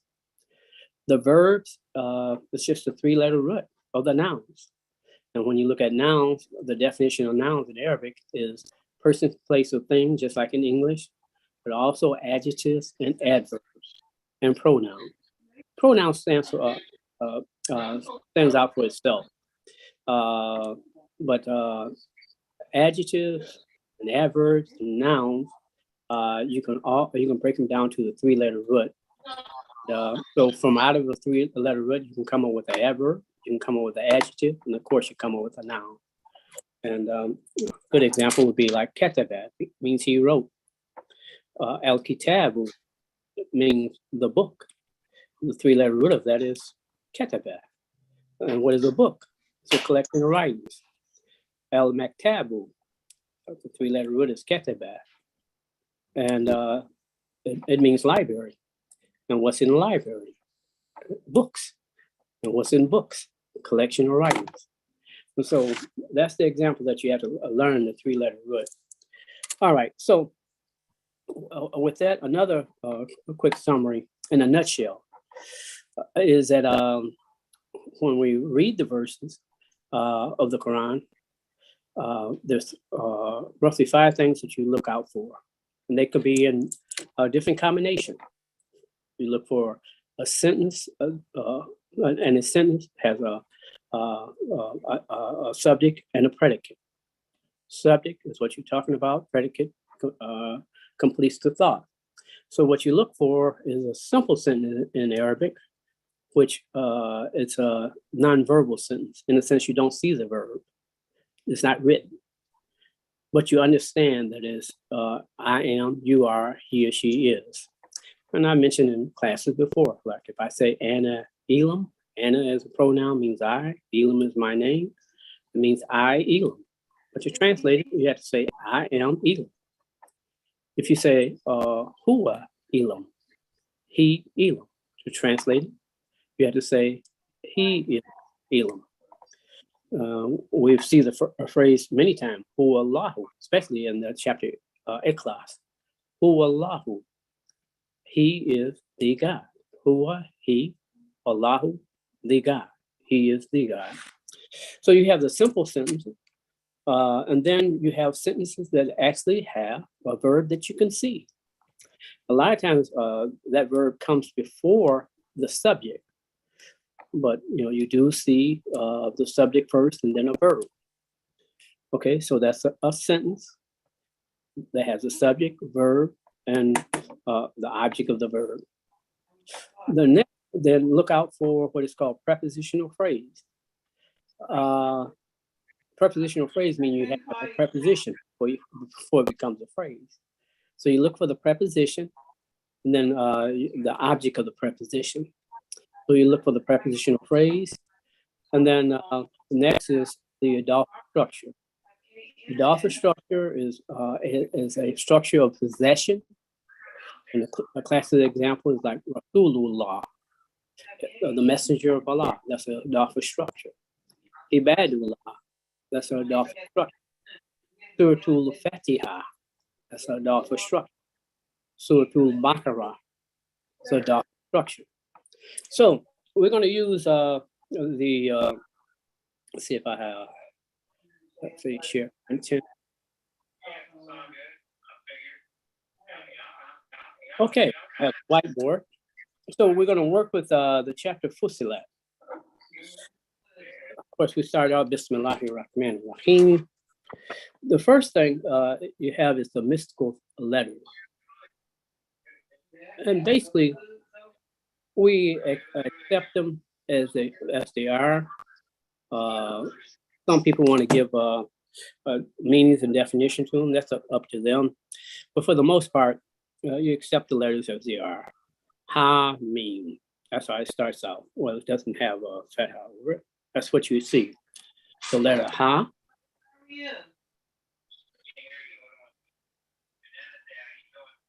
Then mim with a medda means to stretch it out. Ha, mim. Okay. Again, does not have a fatha. Ha, mim. So that's the mystical letters. And there's a hadith that says just a letter of the Quran is equivalent to the power of 10 of 10. 10, what? I don't know, but it's power. That's power. So here's, you got 2 letters right here. So what about words that's in the Quran? So the next verse, it starts out.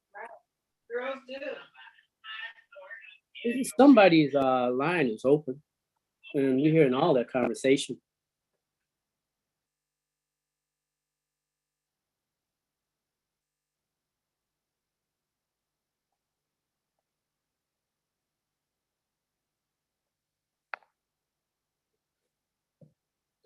Okay, starts out the next verse. It's a verbal noun or a noun, tanzilun. And the 3-letter root of it is the noon, the zang, and the lamb. And nezela means sent down. But it also, we know the revelation is sent down. I'm not going to go too much deeper in that. So it's a noun. How do we know this is a noun? Nouns are either definite or indefinite. To make it definite, you have to have the aleph lam.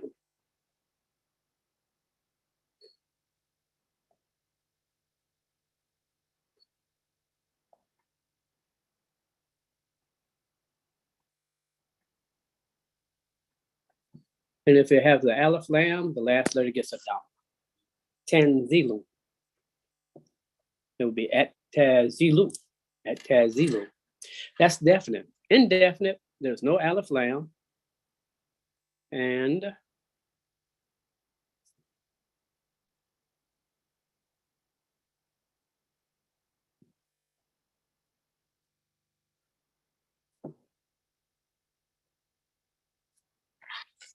nazilun. Nazilun.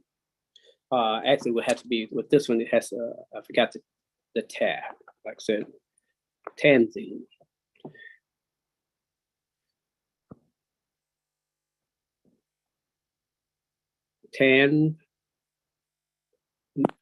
Tanzilun.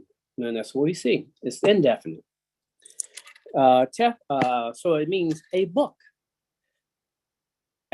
And at tazilu at let me go back.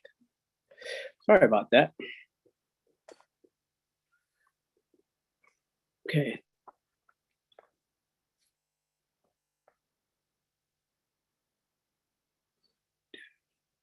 There we are. At 10. Zilu is definite. Then 10. Gives me a lot of practice for writing. 10 Zilu. And that's what we see. At Tanzilu means the revelation. Tanzilu means a revelation. Revelation. So it starts out with with a noun, and it's indefinite. So it means Tanzilum, a revelation. The next is followed by men. And I would ask my student, what is men? Translate it for me, tell me what it is. It means from or among, and it's a preposition. So if it's a preposition, then there should be an object of the preposition. And it is.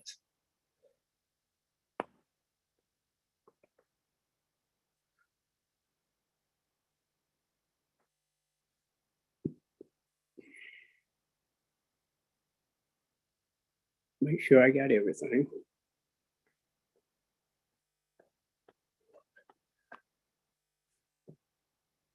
Then after that,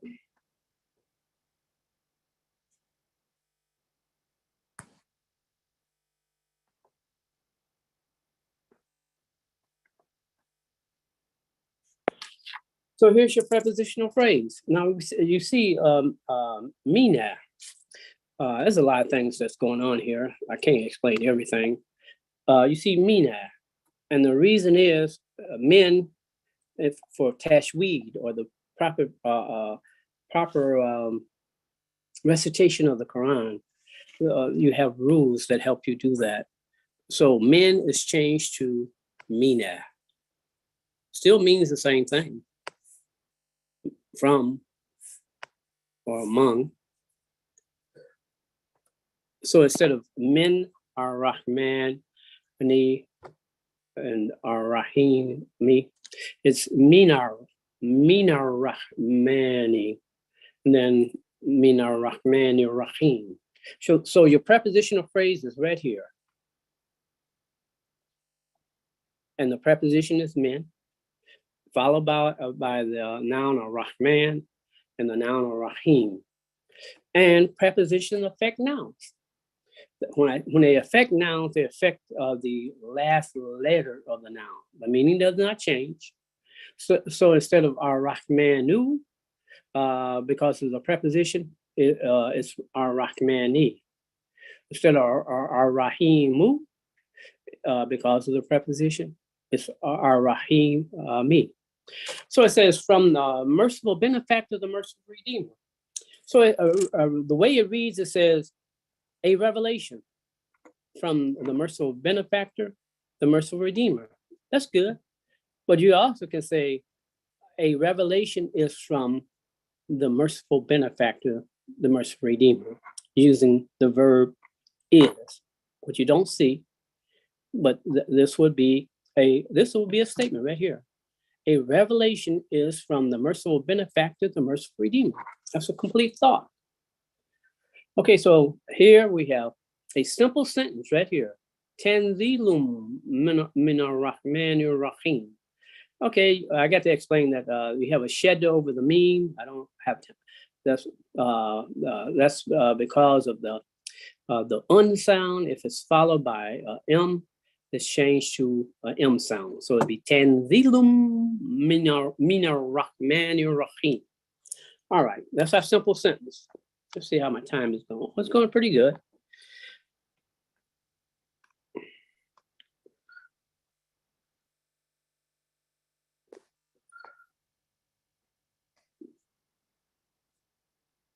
Then you have, again, kitabun is the next one.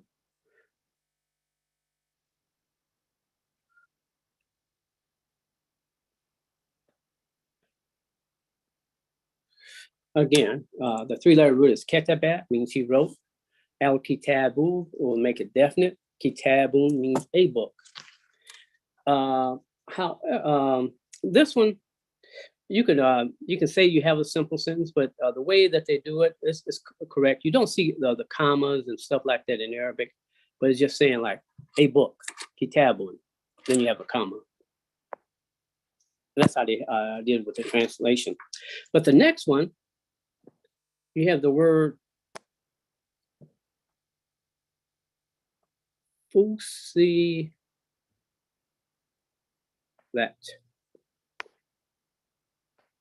Pardon my handwriting, but I'm using a pen, stylus, and my iPad wants to move.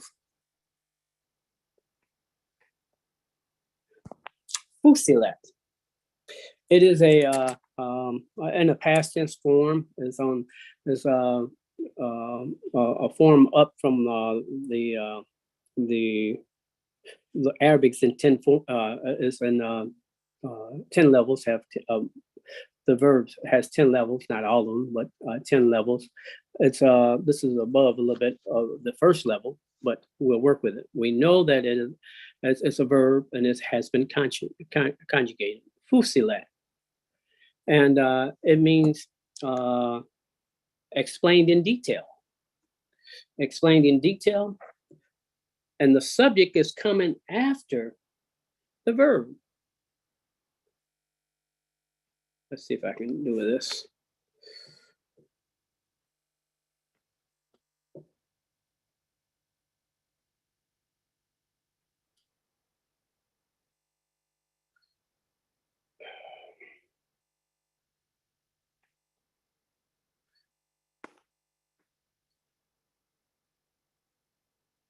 I left out something.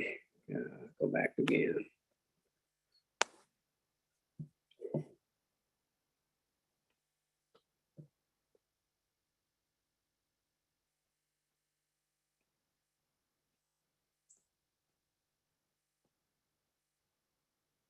Ayatuhu.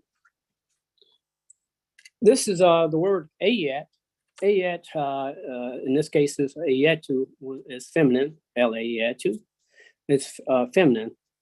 And it means the signs, it's plural, the signs. Then who means him, or in this case will be it. So it says, in order to translate it, you have to say a book. Now you're going to go to the sentence, ayatuhu, fusilet ayatuhu. And to translate, you have to say the signs, which is the subject, its signs is explained in detail. So you say, ayatuhu, technically you can write it, ayatuhu fusilet. And so the subject is ayatuhu, its signs, and fusilet is the verb explained in detail. So this is an example of your verbal sentence. Then it completes the thought with signs explained in detail, and it tells you where it's at. Where is the signs at?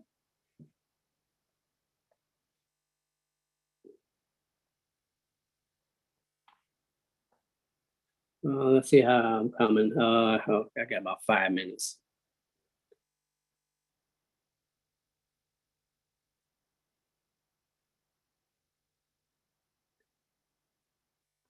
Qur'anan. And Qur'anan, the structure you have shows that it's being affected by the verb fusilat. And Qur'anan is the object of the verb and the way it's structured is. So it says, its signs is explained in detail, a Qur'an. And verbs affects nouns also.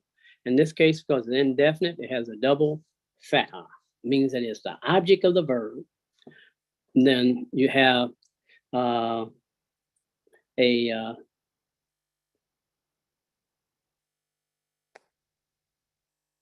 adjective, or gosh, I didn't have to make corrections so much, it would be done, but we'll do it. We're just back down. Our oops.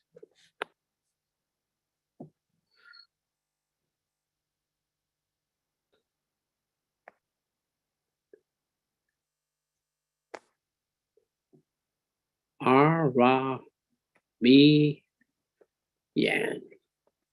Arabic Quran. So a book, its signs explained in detail in Arabic Quran. Then you come and you see another prepositional phrase. Li starts it off, which means belongs to or to. So it's attached to the word that's going to be the object of the preposition, Lee, Cowman,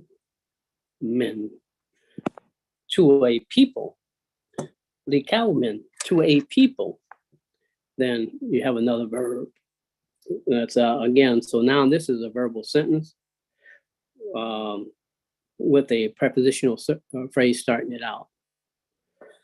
All right.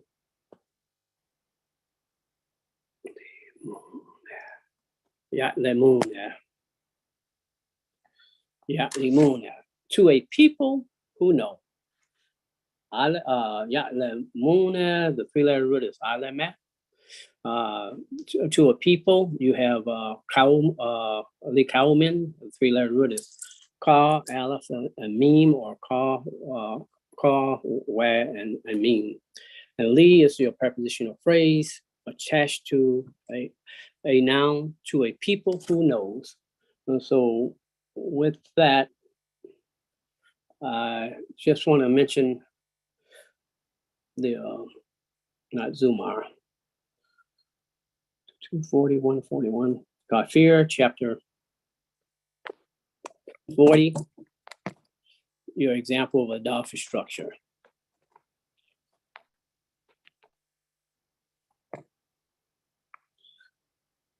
And you have Hamim, starts out with it. But it then after that, here's your Dafish structure right here.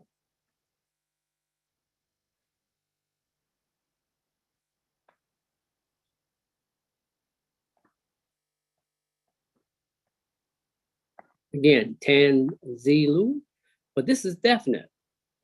And I don't have time to explain how to make an Dafish structure, but right here,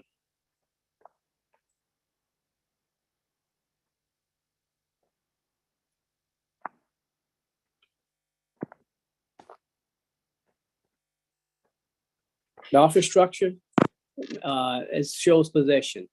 A revelation of the book. Of is understood, you don't see it. So Tanzilu is a noun, definite noun taken off, the aleph lam taken off. And then the other definite noun has the aleph lam, last letter gets a kasra because of is understood, you don't see it. This is a Dafish structure, the revelation of the book. And then it follows by a prepositional phrase, min Allah Azizil Alim, from Allah, the exalted in might, the wise. So here's your Dafish structure, Tanzilun Kitab. It's no different than the structure of Suratul Fatiha, Suratul Baqarah, which means the chapter Al-Fatiha, the chapter Al-Baqarah, in this case, the revelation of the book. So that completes the class. And again, we dealt with those 5 things to look for when translating and reading the Quran. You need to know vocabulary. So you have to learn words. So thank you. I am done. Assalamu alaikum. Wa alaikum assalam. Thank you, Imam Elam, for that presentation, for the Quranic Arabic discussion. And again, your email or contact if anyone wanted to join your class. You have any information you want to leave? Yeah, I can give it to you verbally, and then I'll put it in the chat. That's Okay, yes, my email address. It's R as in Robert, A, F as in Frank, I, A as in Apple, H as in Harry, 1, Rafia 1 at M as in Mary, S as in Sam, N as in Nancy, MSN.com. Rafia1 at MSN.com. Email me your name, telephone number, and email address. I can text you some information that you can use with the class. I can email you the information that we use with the class. And the class is quite advanced. And it don't take that much, just to learn the alphabet. I will not be teaching on the first Sunday how to learn the alphabet. how far are we in the mission? Since 1975. And we need to learn how to do the AVIscript and learn the alphabet. But I will teach it in class if that's what you need. So thank you, and I will put it in the chat. All right, thank you, ma'am Elam. All right, still have a few more presenters for today. Up next, we have Brother Abdul Rashid Akbar with the Business and Technology, followed by Imam W.D. Muhammad II. We'll have comments from our leader, and then we'll have our featured guest presenter, Imam Hatik Muhammad II. So at this time, we're going to turn it over to Brother Abdul Rashid Akbar for the Business and Technology presentation. With Allah's name, the merciful benefactor, the merciful redeemer, I bear witness that there is no God but the one God, Allah, and I bear witness openly that Muhammad is his messenger and the seal of the prophets. I greet all the believers here on the first Sunday, those that are here on Zoom, and then those that are on the YouTube channel with the greetings of peace. Assalamu alaikum.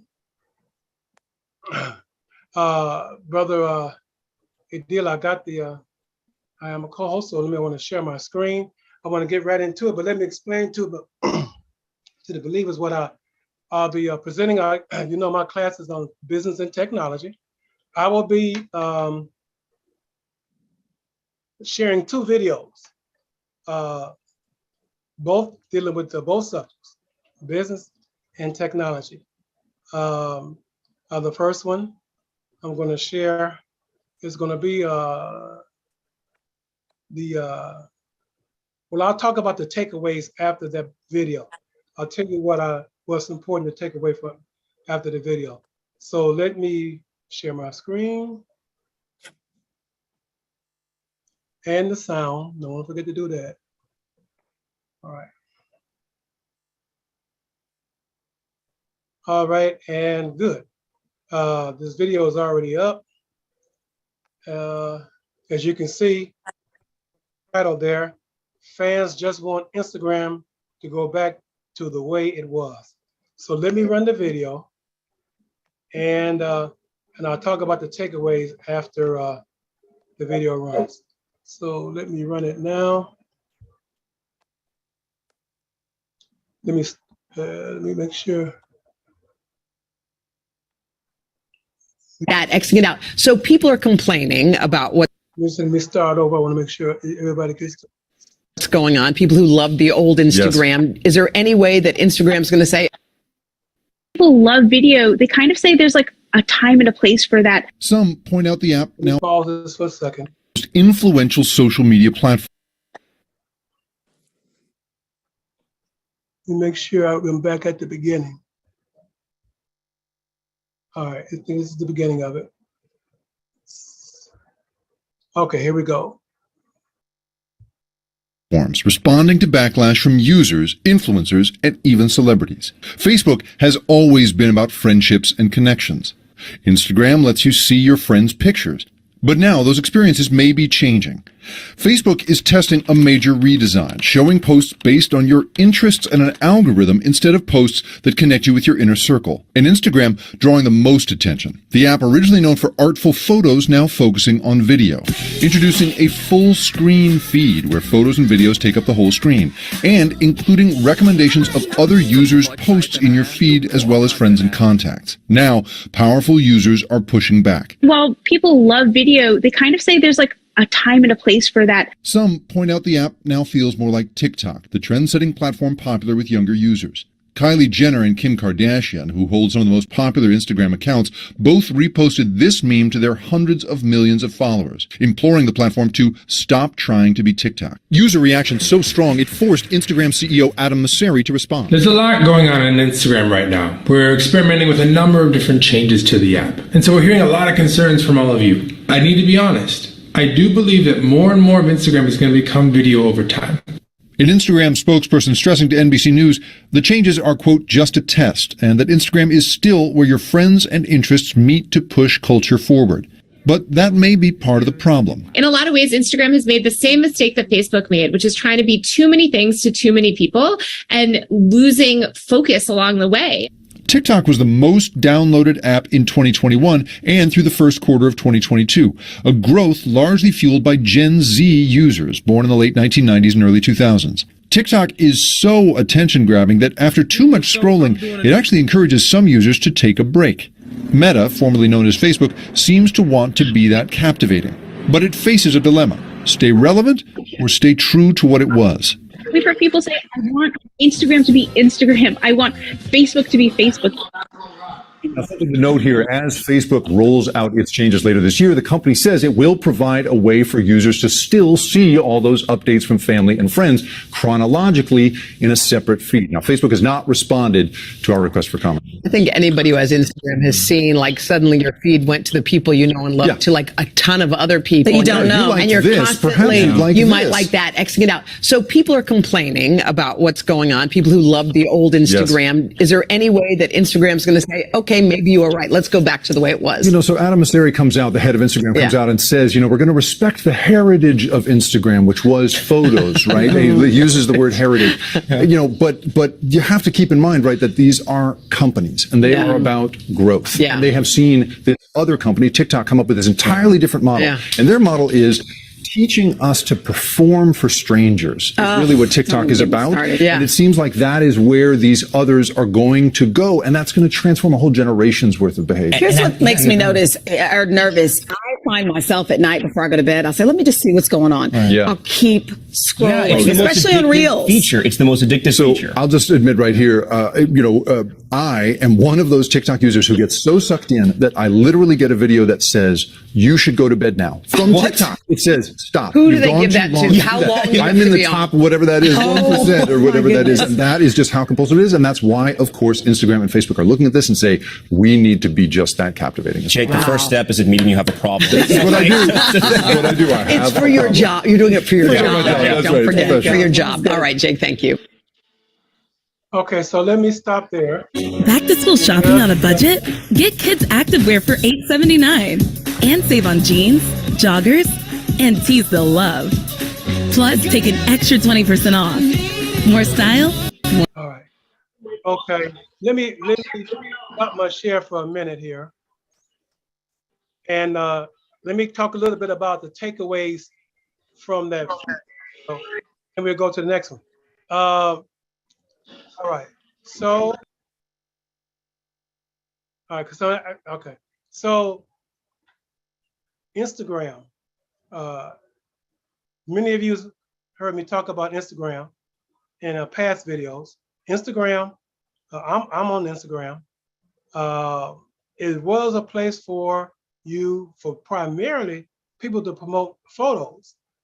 That's how it started. That's how that's where they get the Instagram. The name comes from the camera. If you are, for some of us who are been in the world for a little bit of time, remember the Instamatic camera, where you could take a photo. It was a square photo, and it would come out. The photo information, the negative and stuff would come out. You would shake it, sit it down, and then it would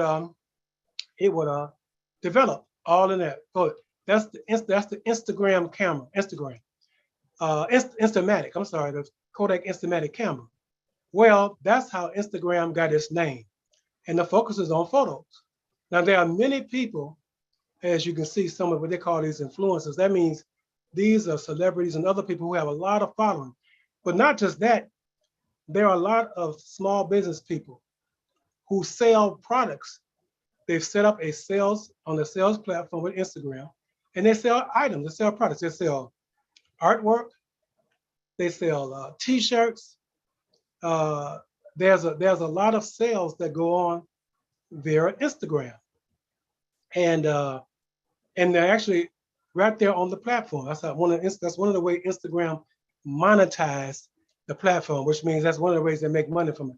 Of course, they make money also by selling ads and things like that. But anyway, what Instagram started to do, was attempting to do, was to move from those regular photos now to videos, and to try to be what TikTok is, which is that you just heard, is the most downloaded app, fastest growing app.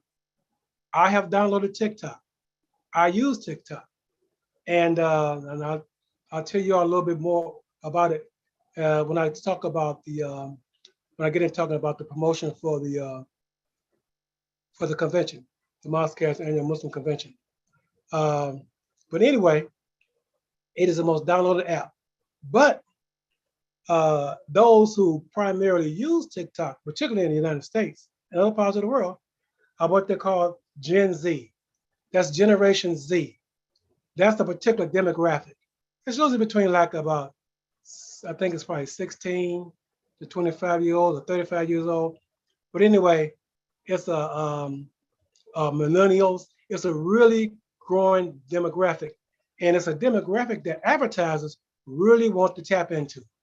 That's who they want to put their products and services in front of. That particular generation, because they're growing older, and they have more disposable income. There's so much going on with Gen Z. All right. So what Facebook, who owns Instagram, and there are others out there, don't want to get left behind. They want to be there. So so you see the problems that Instagram is having. But why I'm sharing this with all of you is, for those of you who are using Instagram, like I use it, I use it to promote my transportation business.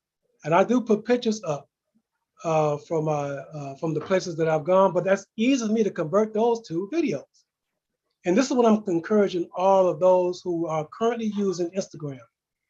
If you're using Instagram to operate your business, promote your business, even if you're actually selling on Instagram, now you got to think about how you can take what you have been putting up as just as photos and move those into videos.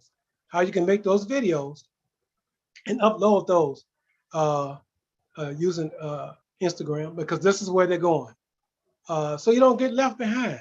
What usually happens to many, particularly small businesses, and particularly African-American small businesses, is that other people, they don't get in on what's happening, particularly with technology, until after this really taken off, and other adopters, what they call early adopters, have using it, taking advantage of it, getting the benefits of it, and then we come in at the tail end and try to catch up and get the benefits of the technology. So I'm informing you early on, thank Allah that He's blessed me to be able to see this early on, so that you can do like I'm going to do. Learn how the new technology is out there, learn about it, and then adapt it for your business.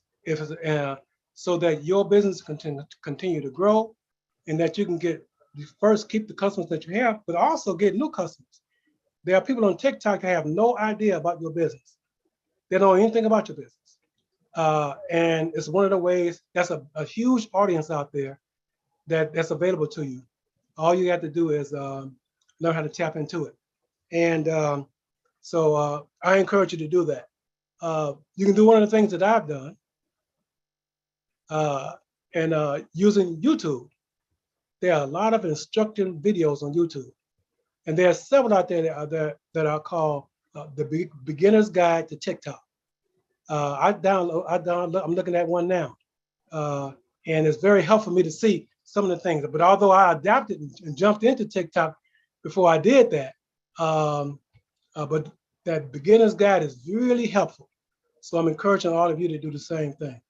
All right, now, I'm gonna now bring up the second video. And this is it's a business video, but it's also a feel-good video. And inshallah, I hope you'll be able to see the value of it. So give me a second. Let me share my screen again. Okay, sound is there. Okay, share my screen. Let me bring this back up. And now,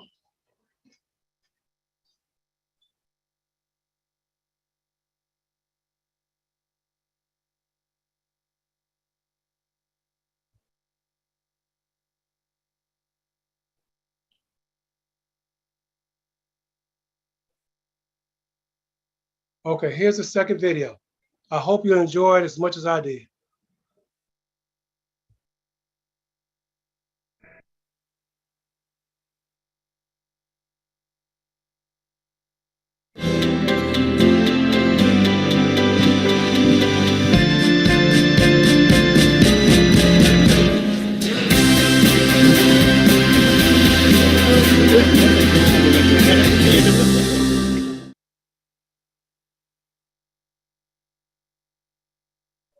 This morning, we're introducing you to a talented artist who says he won't let anything stop him from creating art.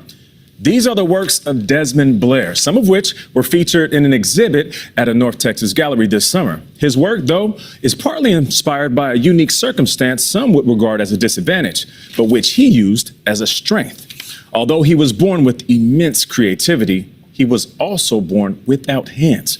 Omar Villafranca introduces us to Blair and his work. Every stroke of Desmond Blair's brush, I know where I'm blocking my lights, my shadows, brings a rich and beautiful subject to life on canvas. Just kind of contours where those happen at. The way he paints eyes and the vivid details of light in his portraits hint at the years he's been practicing his craft. But his dedication and how the 35-year-old handles a brush is a work of art in itself. Part of it was because of the way I was born. So since I was born without hands, it's just like people would tell me what I wouldn't be able to do, but it's like if I had a sheet of paper and like a pilot pen, like you're not going to take that away from me. And if you do, I can just go get another one. And so the same thing once I started painting and doing other things, it's just like you can say what you want, but I'm still going to go buy canvas. I'm still going to keep painting. Blair was born without hands, caused by a genetic mutation. Growing up in Dallas, his mother and grandmother encouraged and pushed him to find his own way to do things. Your journey is going to be different, and we have to figure this out. And so it was always that mindset of, you know, I still expect excellence, but we got to figure out how to get there. At school, he had to get creative to learn how to write with a pencil. But when the art bug bit Blair at an early age, he taught himself how to handle crayons with his wrists and explore his gift. We tried a bunch of different things, like putting crayons in my mouth, holding crayons with my feet. So I figured out how to write. That's the writing side. That's for you to be this, you know, Desmond the student. Yeah. What was it about crayons that triggered Desmond the artist? I watch cartoons, and so I wanted to learn how to draw the characters in the cartoons. As a kid, his mom enrolled him in a summer art program in Dallas. There, he met one of his mentors, Emmanuel Gillespie. I think everyone has that creative ability, but he had that passion. Anyone can do it, but it's the passion that drives it. From crayons, Blair turned to acrylics, then to oil. In college, his talent grew, as did his skill. And more than 25 years later... Is this the first one you drew? In the series, yeah. His first public exhibit at Dallas's Pencil on Paper Gallery, owned by his biggest supporter, Gillespie and his wife Valerie. I think when people would look at this, they focus on the art. And they see you and they're like, okay, here's the artist. But they're always drawn to the fact that you don't have hands. Yeah. How do you balance that and say, no, look at that, not me, that? I look at it as an opportunity to educate people about limb differences. His collection is titled In the Garden and features black women as Eve in the famous biblical story. We have Desmond portraying us in this beautiful light. He captures our essence, our skin, our mannerisms, everything just stunningly. He sees us and he appreciates us and he translates that onto canvas so all of us can see. His next project will be difficult and personal. He plans to paint his muse and motivation, Joyce Blair, his mother. She passed away in 2020 after a battle with ALS. I wanted to make sure I was in the right space and place to be able to do it. It would be like a full circle moment because the things that she taught me growing up as she advanced with her disease, it was just like, okay, we've done this before. We've learned how to adapt. Art is meant to inspire others, but sometimes the artist is a masterpiece. For CBS Mornings, Omar Villafranca, Dallas. That was good. Omar, a nice way to end it sometimes, Nate, the art is the master. The artist is a masterpiece. I love that the influence of his mother and his grandmother, who said, despite everything that's happened to him, they still expect excellence. Yeah. And he's still doing the detail in his work. Detail. And when he was younger, putting him in that art camp. Yeah. Saying, regardless of what Yeah, my look son at is that dealing detail. with, not having hands, we want to put him in something that he's passionate for. And look where he's at now. Bravo, Desmond That's Blair. awesome. All right, let me stop my share. All right, brothers and sisters. I mean, you know, what else? Let me legacy. let me make sure I stop. Was particularly powerful. Make sure I stop because, this. Hold on a so second. this is Dr. Chandra, 57 of Ohio. He was a cardiologist. Give me just a second here. And I had found his story through a news article, and his son reached out and saw it on Faces of COVID and said, "Can I add some words?" What were the words his son wanted to add? He said that Dr. Chandra was. I muted that. All right, let me bring this back up.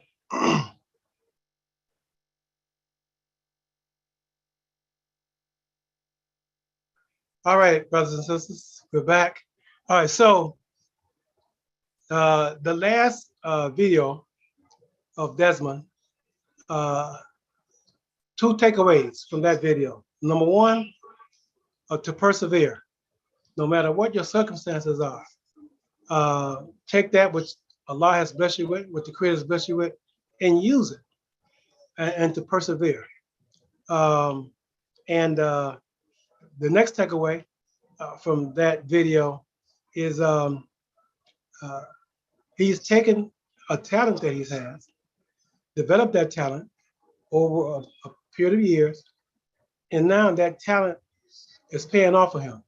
And in terms of his artwork, which he's able to sell, and to provide a living for himself and for others, family members, whomever he decides to, based on that talent and translating that talent and monetizing that talent. So, as I said, my particular class deals with business and technology, and I can hope you see the value of those two videos that I've shared with you today. So that's my presentation on that. I would like to ask or respond to any questions regarding that before I go into presentations on the on the convention that's coming up, our annual Muslim convention. So, Brother Adil, if there are any questions about anything I presented this morning or today's those two videos, I'd like to take those now. Okay, all right. For the viewing audience, if you have any questions regarding email, Brother Abdul Rashid Akbar's if there are any on business and technology, please raise your hand. And those of you on the YouTube audience, please enter your comment or your question in the chat, and we'll ask Brother. I think you're mute. If you're speaking, Brother Adil, I can't hear you. Can you hear me? All right, well, you're hearing. As long as people can hear me, muted Brother Adil may come. So if there are any questions that you'd like to ask about the presentation I've just made, you can raise your Zoom hand.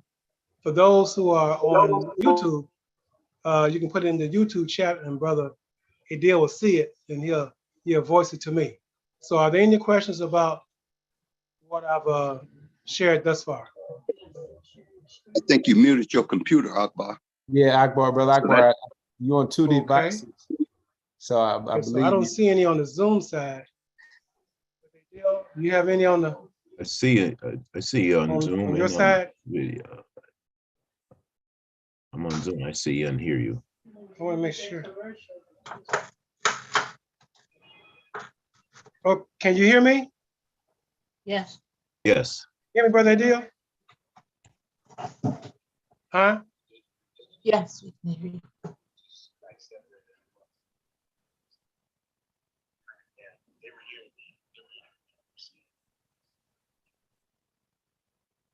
All right.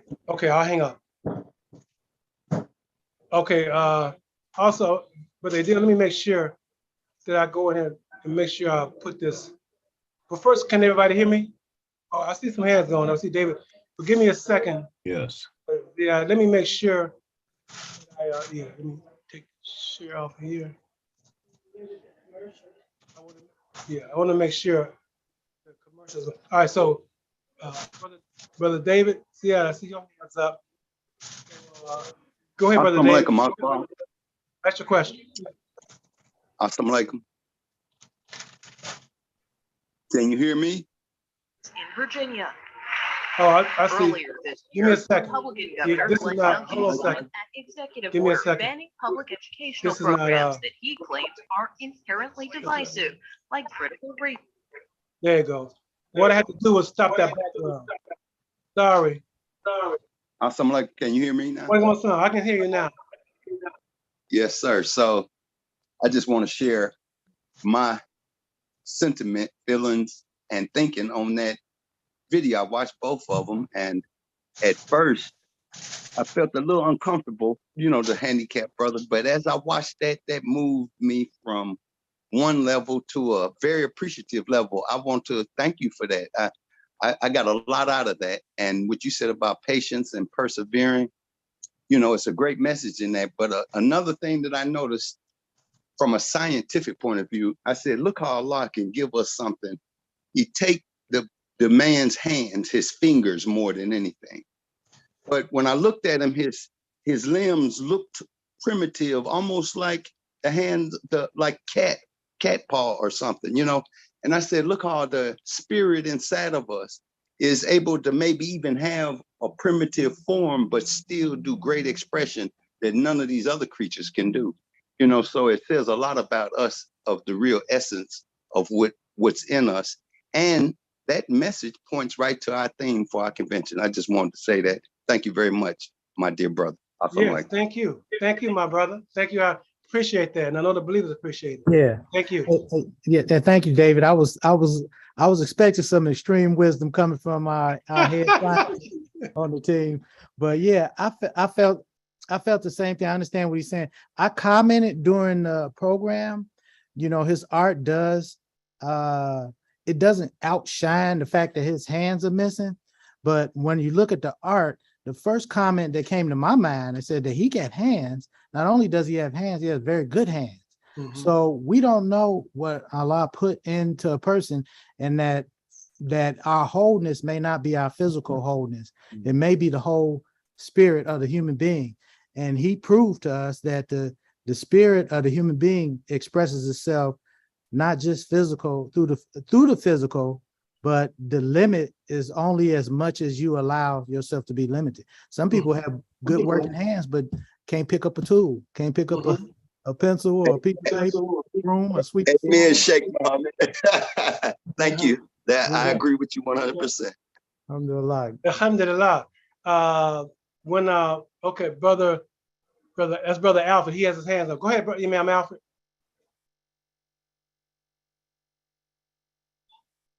Well, first of all, I think you're doing an excellent job as a convention chairperson. And, I am just so impressed with you because I was seeing you evolve in March of 1975 at 7341 South Stony Island.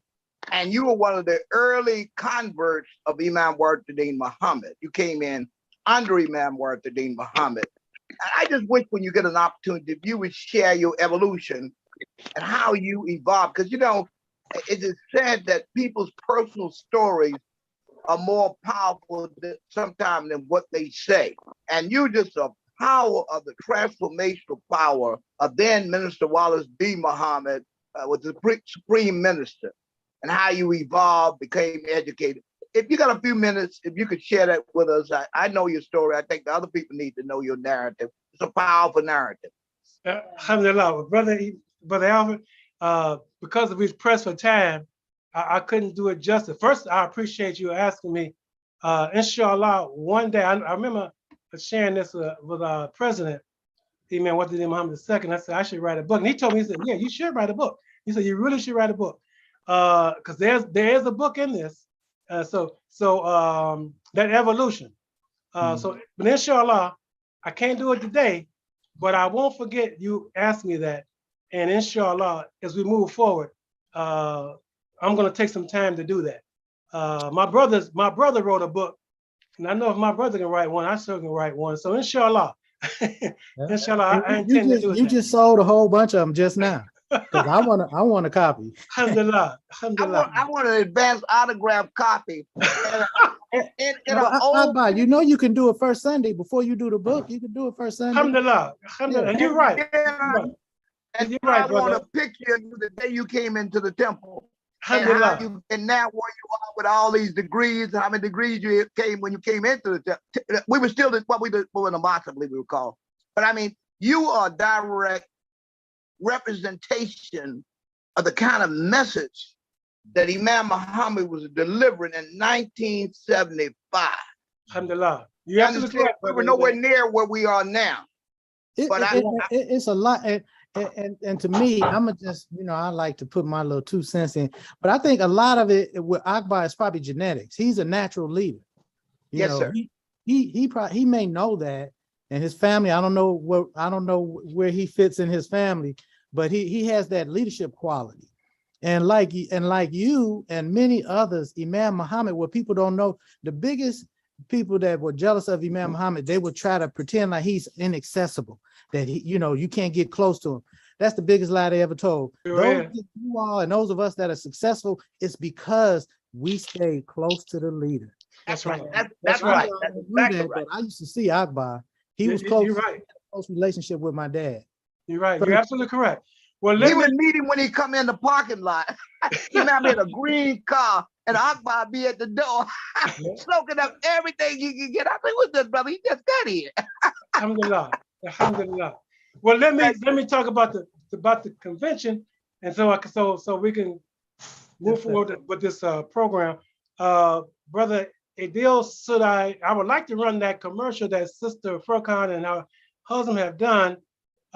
Is that that would be good. But I want to make sure the president has already viewed it and approved it ahead of time. So I want to make sure before I share that. Yes, sir. Yes, sir. You can go ahead with it. Yes, all right. So I'm going to speak while I go and find it, but I'm going to share with the believers. Our convention is the Labor Day weekend, September 2nd through the 4th. And registration is ongoing, brothers and sisters. It's not too late to register for the convention. It's $175 for the 3 days. And you certainly will get your money's worth. We also are continuing to take nominations for our awards. At this convention and each convention, we give out awards for the Muslim male and female of the year, and we give out awards for the Muslim youth male and female of the year. And I would encourage all of you because we have a huge community across the country. And I know that there are many out there that are deserving of being nominated for these awards. So they've made it very easy for you to make the nomination. And let me respond also to a question. I think Brother Fleming Elamin had his hand up. Brother Fleming, what I'm gonna try to do is find out the information on the young brother to see where his art can be purchased through CBS, and I'll share that with all of you once I find that out. So I didn't want you to think I hadn't saw your request in the chat. But let me share my screen again. Or first, let me do this. Before I share my screen, let me go out and find this video that Brother Thomas and Sister Furkan prepared. This is a video to promote the convention. So give me just a second. They did a very good one. And then I want to comment on some videos that have been done by the ministry of Mosqueras. which have our imam is featured in the videos. They're excellent videos. And but let me find this one first and share this one with you. And I'm also going to share with you the website so you can see where you can go. You can register for the convention, but you can also nominate someone for the awards. If that's your interest, so give me just a second here, because that particular video I didn't have. Of course, my so give me just a second here.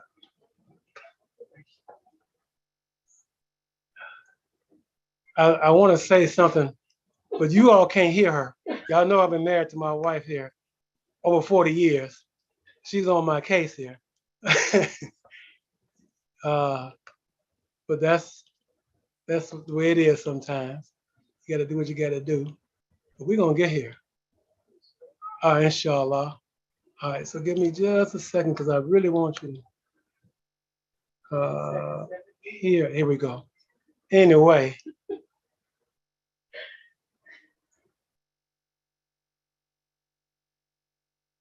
So let me, okay, so let me share my screen.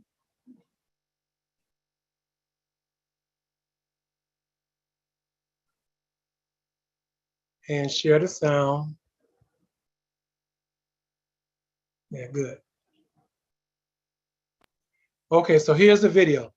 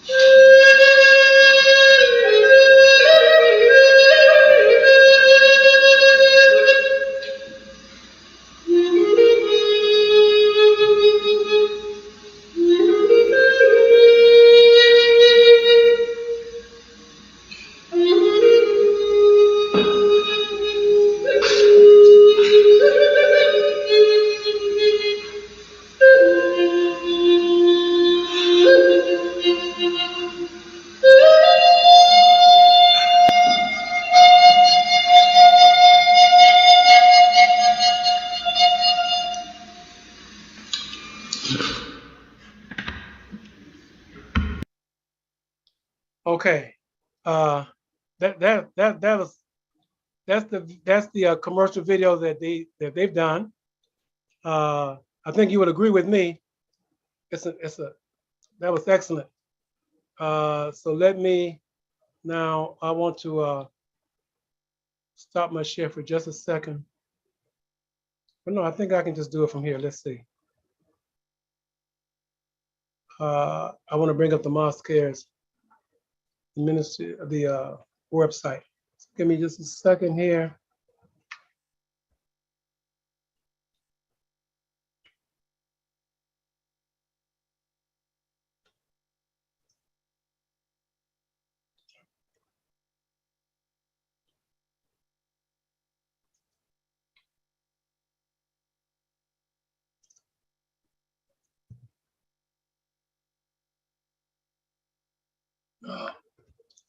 Got a lot of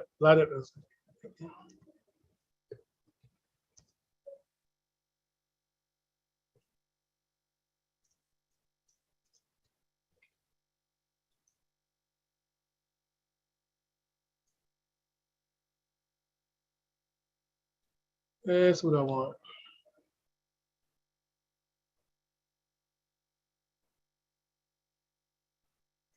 All right, so I hope you all can see this.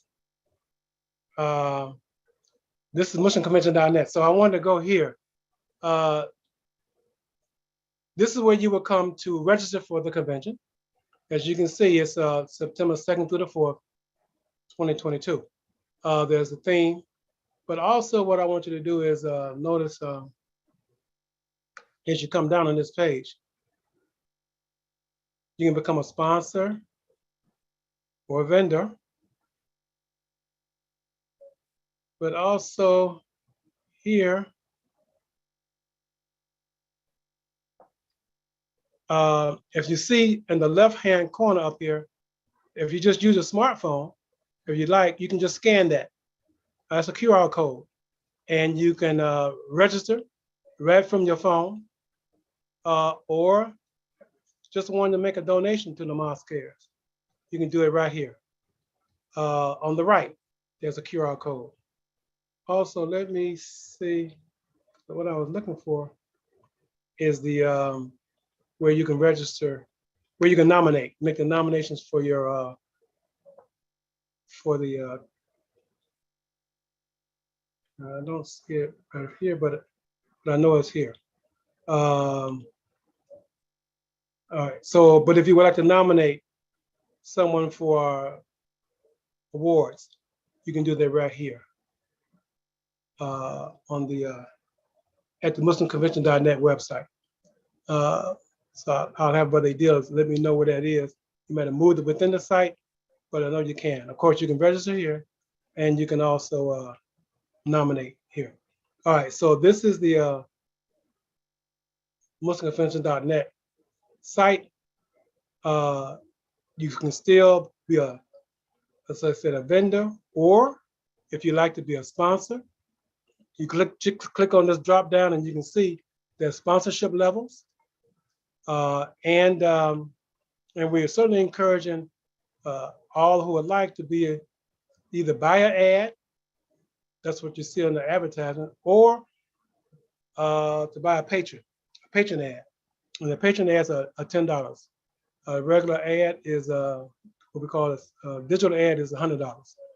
And that information will be placed on the site here, and it will stay up for 1 year until our next convention planning. Okay, so that is what I wanted to share. That's what I wanted to share regarding the site here. But I also wanted to, if I can, let me stop my share for a second.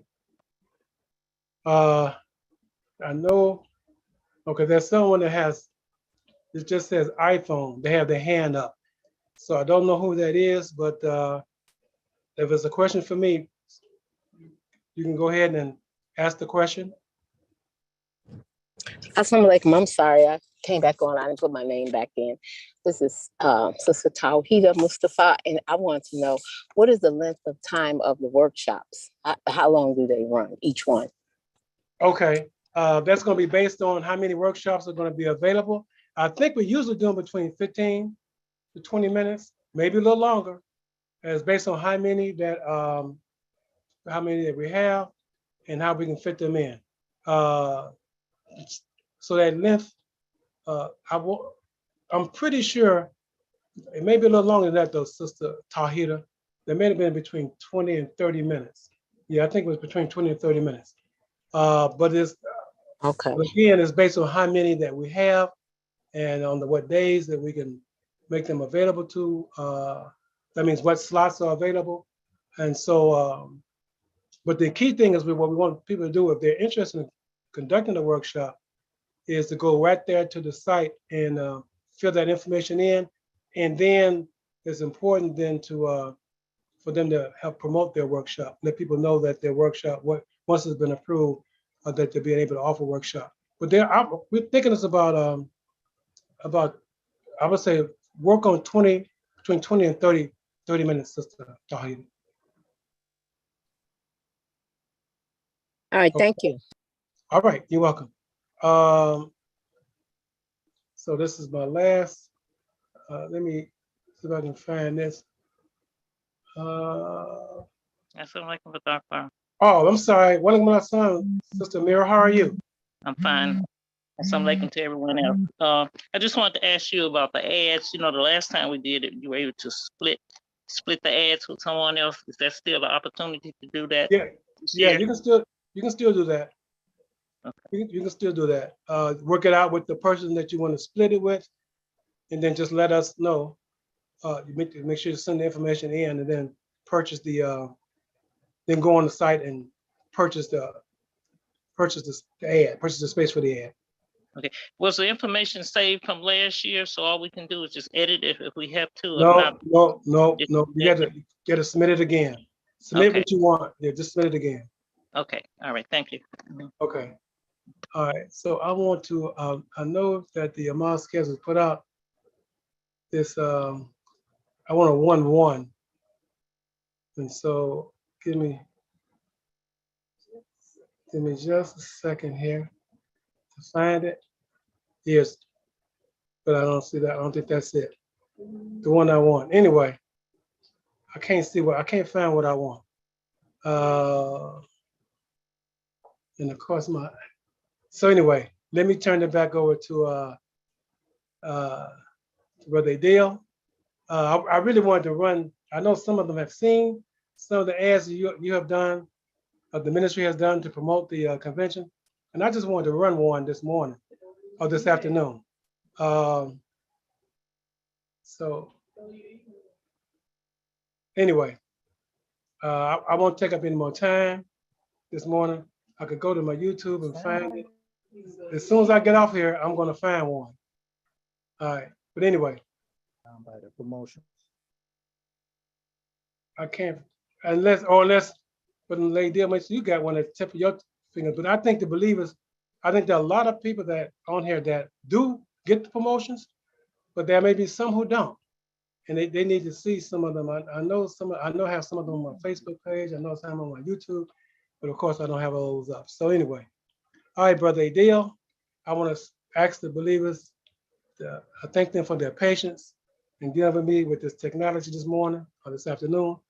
And now turn it back over to you. Okay, Brother Akbar, thank you very much. We're gonna transition to the next portion of the program with our leader, Imam W.D. Muhammad II. So at this time, we'll turn the floor over to him. Okay. Yeah, alhamdulillah. Yeah, thank you very much, Brother Akbar. And if anybody wants to view those, I think you're talking about the sound bites. How? Yes, I have. Robin used to do 20 minutes of anyone that presented. Like if I present, she would try to put my entire presentation on the first Sundays up. But if we had guest speakers, often they use their lectures to to generate revenue for their ministries, their separate ministries. And so we would run just a small maybe clip for maybe 5 or 10 minutes. But what you're seeing on the internet with Imam Muhammad, none of those are those are not what you would call like a clip or ad. They're sound bites. Yes. And Imam Muhammad, I've always said to my dad, he could say, if you heard 2 or 3 words, if you heard one sentence or something he said, you got a pretty powerful message in that. So what we did for many years on all of his DVDs, when you turn the DVD on, and now this brother, he's I forget what denomination, he forgive me if I don't know, but my technician that does all the DVDs and has been doing all the DVDs for me for about the past 15, however long since DVD's been out, 20 years. He would take a sound bite, and I used to think to myself like, wow, this guy ain't a Muslim, and he's a Christian, and he's putting these sound bites. We get this powerful stuff, and I realized everything Imam said was very powerful. Mm-hmm. And so that's the beauty of it. And you can get the entire address if you enjoy what Imam Muhammad said on many topics. I think it was our secretary that informed me. He's also an archivist of the lectures of Imam W.D. Muhammad. And also I've heard it from Imam Elam that Imam Muhammad has probably translated the Quran 2 or 3 times in the period, in the time, the length of his ministry since he was with us, you know. Yeah, but yeah, they're inspiring and powerful. And I always recommend people, if you have tapes of Imam Muhammad, don't listen to it and think that you got everything that you're going to get.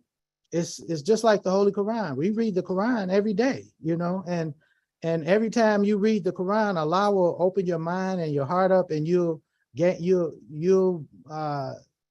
gain a new insight into something, or some new knowledge, you know, or a better or a clearer understanding, or a different view, a perception. You know, Imam Muhammad spoke to us a lot about perception, you know, and the value of perception, and being studious and having a scientific mind and following the logic until, he said, I like the way he said until follow the logic to its logical conclusion. And if you think about that, that's what we should do all the time with everything. But most of us, we don't have the time or the patience to want to do justice. But if Allah is just by us, we should be just by the gifts he's given us, a gift of intellect. Be just by your own intellect and continue to follow the logic to its logical conclusion. Yeah, I really am excited about this year convention, the 2022 annual Muslim convention, which we're holding here on Zoom again. And we have one of the most beautiful communities, most dignified, intelligent, and group of people, where our community, the followers, we call ourselves students and followers of Imam W.D. Muhammad. And those of us that came through the legacy, and we have many leaders that we admire in our community, but as a general public, we are a mature group of people that are well refined and successful in our own rights and our institutions of knowledge in our own self, you know. And so when you get people that have made so much progress in their lives, it's kind of difficult to ask them to do work that they might have did 20, 30 years ago and expect them to perform, you know, like they did. But, you know, now they got money in their pocket, they're intelligent, educated. We shouldn't be asking for them to get in line with the rest of the soldiers, that they should be leading. So we invite our members to come and do First Sunday programs, you know, participate, do workshops and things, but we still need our foot soldiers. So the leg work, we just need to pick up the pace. And so we appreciate you all that are patient with us. You know, we're not young like we used to be. And the convention is still a discount. And now we know everybody's taking advantage of the fact that when you register for the convention, you know, it's in my living room. So why should my children buy a ticket, you know? But, you know, during the convention, we relied upon a lot of that revenue that comes in from the youth. And I believe the college people that were discounted and not even pressured to attend, but you still are family, you know. It's not we're not a senior community, you know, although most of the workers are seniors, but we still need our 20 and 30-year-olds to participate and to receive the blessings and mercy that Allah has in store for you when you join hands with others that are like-minded and they have the interest, the same interest that you have, and that's the progress of humanity and for our communities that we all part of. So yeah, we do invite the youth. You know, we invite you to share the living room, but sometimes when you get something for free, you don't necessarily appreciate it or participate. Now, if we buy our children discounted, I think the children discounted prices, I can't think of it right now, but he'll let us know the discounted price, because we haven't been asking for it, but we should feel obligated as believers, there are many believers that will and do donate, although they can't participate. So if just look at it this way, if you purchase a seat at the convention for the 3 days for a child in your home, then they'll feel more obligated and you'll feel more obligated, to have them participate and to even not just participate quietly, but to have some involvement in this convention, because the convention is a community, it's a Muslim affair. And the term Muslim was used by Imam Muhammad to as many of us that have known his ministry over the years would know that he was the type of leader not to exclude anyone. So he always wanted the person that saw an interest in the deen of our religion and in the life that we live as people that call ourselves Muslims, to feel the door is open and easy for them to enter. And once they enter, they feel welcome. So he kept the term until his passing of Muslim convention. And we as Muslims, we all know that's excluding no one. And in the early years, we referred to it as an Islamic convention. And there were and are Islamic conventions. And I'm not the one, I hate to be the one that suggests it, but we have many scholars in our religion, imams from the ranks of the leadership. And instead of holding back your support from the ministry of Imam W.D. Muhammad annual Muslim convention, you all should have your Islamic convention. And there's nothing else I can really add to that, but I do believe those that are listening hear me well and you understand me well. Because if that's where you are, then that's where you should be. A lot, they say, well, we're not, the Imam's son Wallace, he's not, he doesn't have the ability we have to read the Arabic and speak the Arabic and to know all of the different ins and out of how to conduct a proper community, with the Shura Bainahum and expressing itself in the manner of, my job is not to do what you do. My job is to follow the instruction that my father left with me and the responsibility that my father left with me as president of his ministry. He said, you can't get a membership card, you can't join it. It's the ministry, we are the ministry of Imam W.D. Muhammad. I would love to see an Islamic convention, because a lot of the imams, we don't know from day to day, we don't know. I don't know how long I'm gonna be here, if I'll be here next year. None of us know. But it makes me feel that we're not living up or measuring up to our potential as leaders. Now you don't have to take my advice, but I think that would be a good idea for you all to go and do your own thing, but don't hold the people back that want to support the ministry of Imam W.D. Muhammad. They should be free to participate in any manner that they can. And we give our full support to you if that's what you're doing. But if you just want to see us go away, we're not going anywhere. Allah willing, we'll be here making progress in the future, now and in the near future, inshallah, God willing. Yeah, we have a wonderful, beautiful topic for our convention this year. It's on the Deen al-Fitra, the religion of the original nature. I believe that's the title. I had it in front of me. I should have it in front of me. Yeah, I got it right? Yeah, returning. We're returning to the Fitra. Yeah, and there's a lot to be said about that, and we have a great, well-informed group of speakers that will be speaking on expressing that on themselves on that topic. But we also want you, those that are attending, our friends and our brothers and sisters in the religion of Islam, to also give your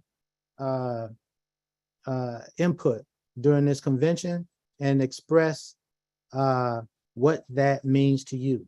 If you don't have the opportunity to do workshops, we want you to express it in your heart and in your spirit, returning to, I'm gonna save what I had to talk about on that topic for the convention, but there's so much beauty in that. And that is what, that's like the foundation of our religion is the Din al-Fitra, the returning to that. That's the goal of the life of the spirit, or the life of the soul of every individual, is to return to the nature that God created us to have, inshallah. Hey, I'm very excited about our guest speaker. I'm sure he's ready. And I'm also right now, I'm going to thank you all for listening and appreciate your time. And we have Imam Hafiq II, the son of our dear beloved brother Hafiq Muhammad. I was thinking about him all day today, and I can't remember what in particular. His daughter, my daughter, my firstborn child, was born on the same day as brother Hafiq. I said that, and then Adele reminded me that my son, my baby son, the last son that I had with my wife before she passed. He's born on Adele's baby's, his daughter's birthday, same day, same exact day. Yeah, so I said, well, alhamdulillah. I said, we are family. I always said that when I first met Hafiq. I think after the first conversation as an adult, I knew him when I was younger, but we had adult conversation after my father passed. I said, this man he's like my twin. I could, in his spirit, in his soul. He had the spirit that I could really recognize, and you his son, so you gotta measure up to your dad right now. So inshallah, alhamdulillah. Appreciate you, brother. I guess I'm gonna turn it over unless you all got some more to say. Yeah, you can introduce yourself and go ahead with your topic, inshallah. Thank you. أعوذ بالله من الشيطان الرجيم بسم الله الرحمن الرحيم أشهد أن لا إله إلا الله وحده لا شريك له وأشهد أن محمدا عبده ورسوله. I seek refuge in Allah against the accursed Satan, the enemy to all mankind. With God's name, the merciful benefactor, the merciful redeemer. I bear witness without hesitation or reservation, without force, without being paid or made, that Allah is one. He has no help in his rule of the heavens and the earth, needing no help. And I bear witness that Muhammad ibn Abdullah of 1400 years ago, to whom the Quran was revealed, is Allah's servant and messenger. He is Khatan Nabi. He is a seal to all the prophets. So he is Ibn Abdullah. He is not God in the flesh, nor is he the son of God, but he himself is a servant of God, and he is also the son of a servant. So dear beloved believers, peace be unto you. Assalamu alaikum. Can everyone hear me okay? Yes. Oh, alhamdulillah, alhamdulillah. You know, Imam Wardeen, I was just kind of thinking about my father also too.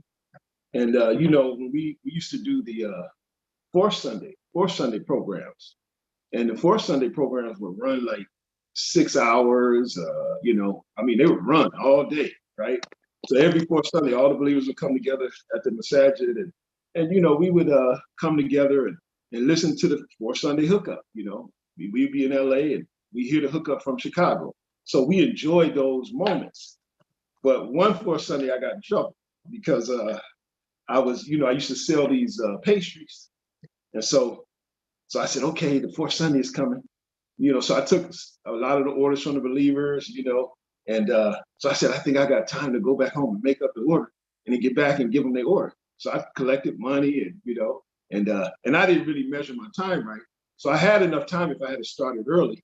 But when I saw the believers, they were like, you got any pies, brother? You got any pies? So I said, you know what? I'm going to run home real quick and I'm going to make some pies. I think I got enough time. So I ran home, started making the pies up. I had blueberry cheese and all these cherry cheese. I had all these different pies. So when you would open the refrigerator, it looked like it was like Marie Calendar or something. But I didn't measure my time right. So I ended up, my father got word that I missed the fourth Sunday because I was baking. And so I ended up getting in trouble. So my father took the pies and he gave them to my brother. And my brother, instead of him selling them, he threw them all away. So I said, oh man, So I was just thinking about that. I said, maybe I got time to go make me a meal. But then I heard Brother House's voice. So I said, no, I'm gonna stay put. Alhamdulillah. Alhamdulillah. So today, inshallah, we would like to thank Mosque Cares for continuing on the legacy of Imam Muhammad's work the first Sunday. And we would like to thank all of the believers who are on YouTube and on Zoom. I hope all the believers were able to get through because we were having a little issues, but alhamdulillah, I think everybody was able to get through. But we'd like to thank you all for coming and joining and hanging, because Imam Muhammad said, there ain't nothing better to do. You ain't got nothing more important to do this, and alhamdulillah. So we thank you all for being patient and continuing with us. Today, inshallah, we want to kind of briefly talk about,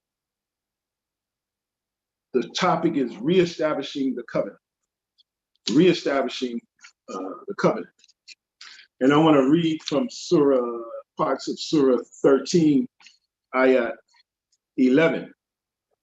And Allah says in the Quran, Inna Allah la yughayyiru ma biqawmin hatta yughayyiru ma bi anfusihim.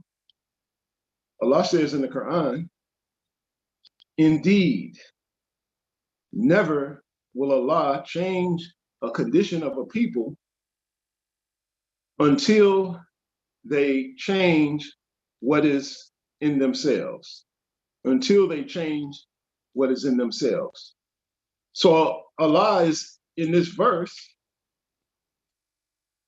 is speaking to a conditioning. Allah is speaking to a conditioning. And Allah says, Ma yugayiru. He says, and it's a prepositional, and it's relative to the situation or the circumstance that the people are going through. So Allah says, La Allah inna biqawmin.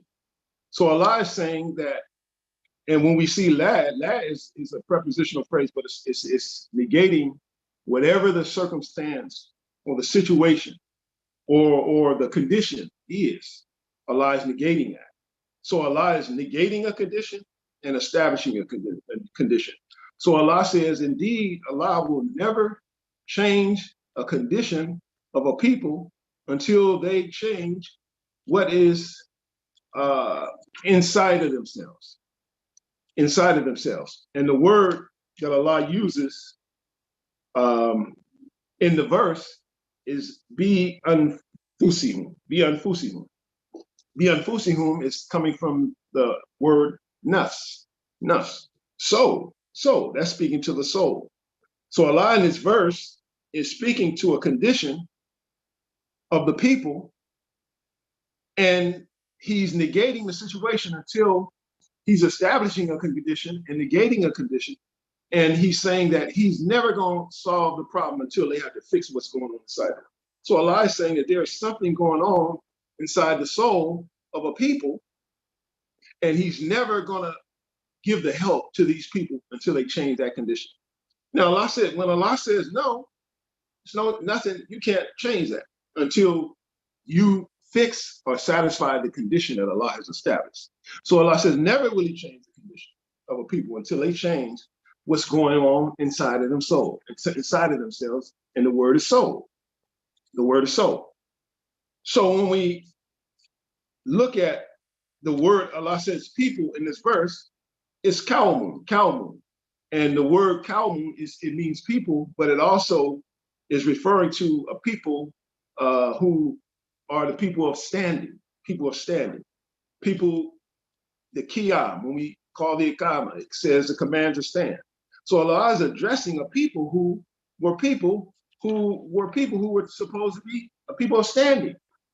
people who were supposed to be people who were to stand up for God.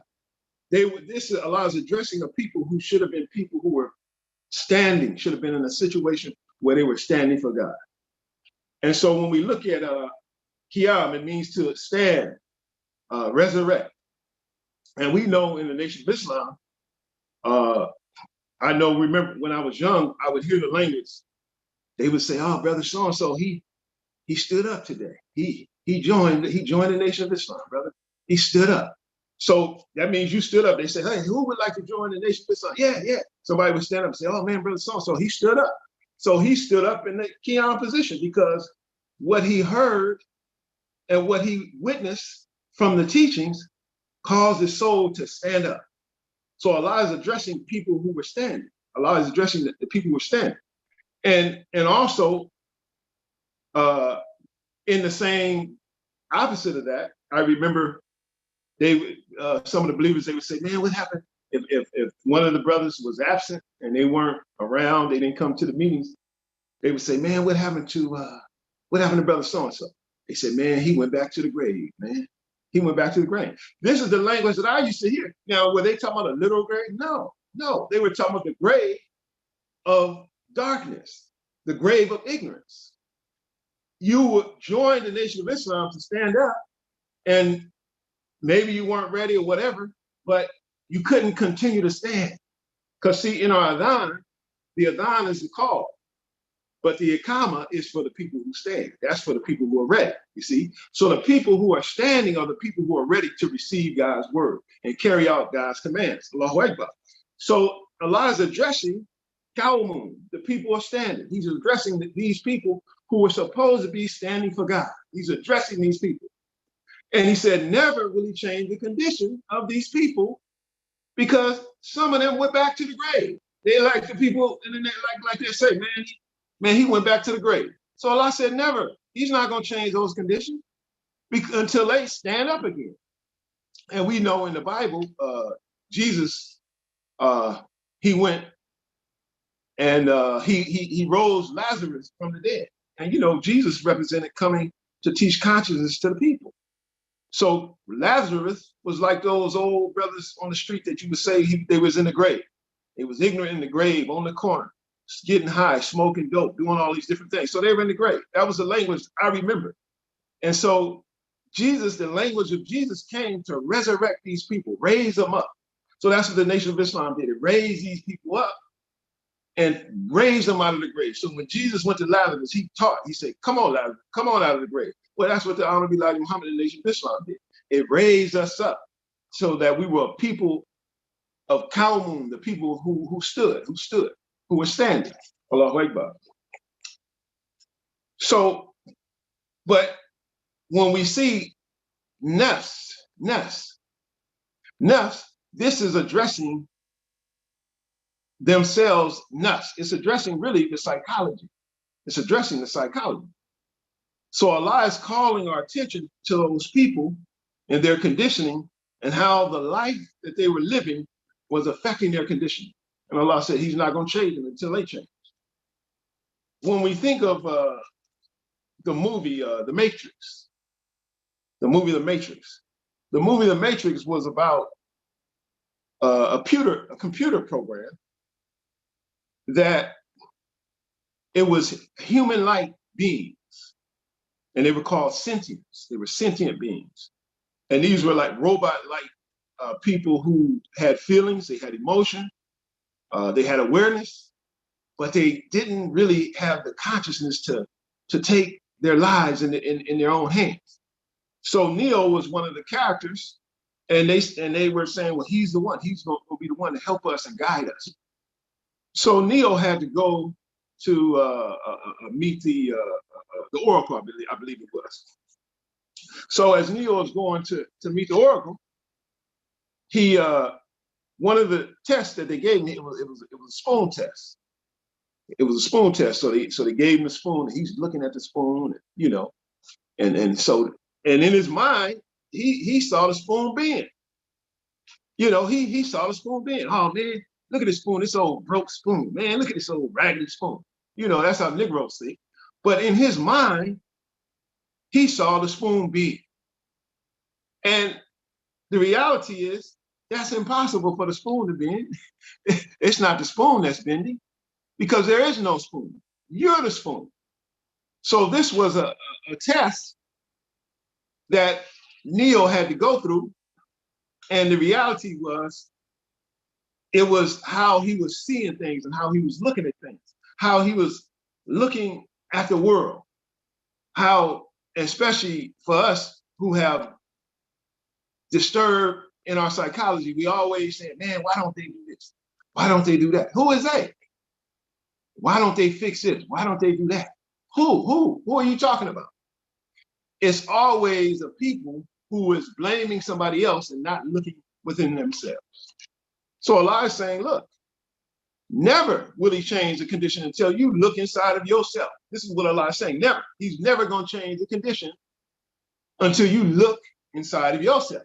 These same people who are always talking about, oh, they do this, oh, look at this broke spoon. No, you're the spoon, you're the one that's broke.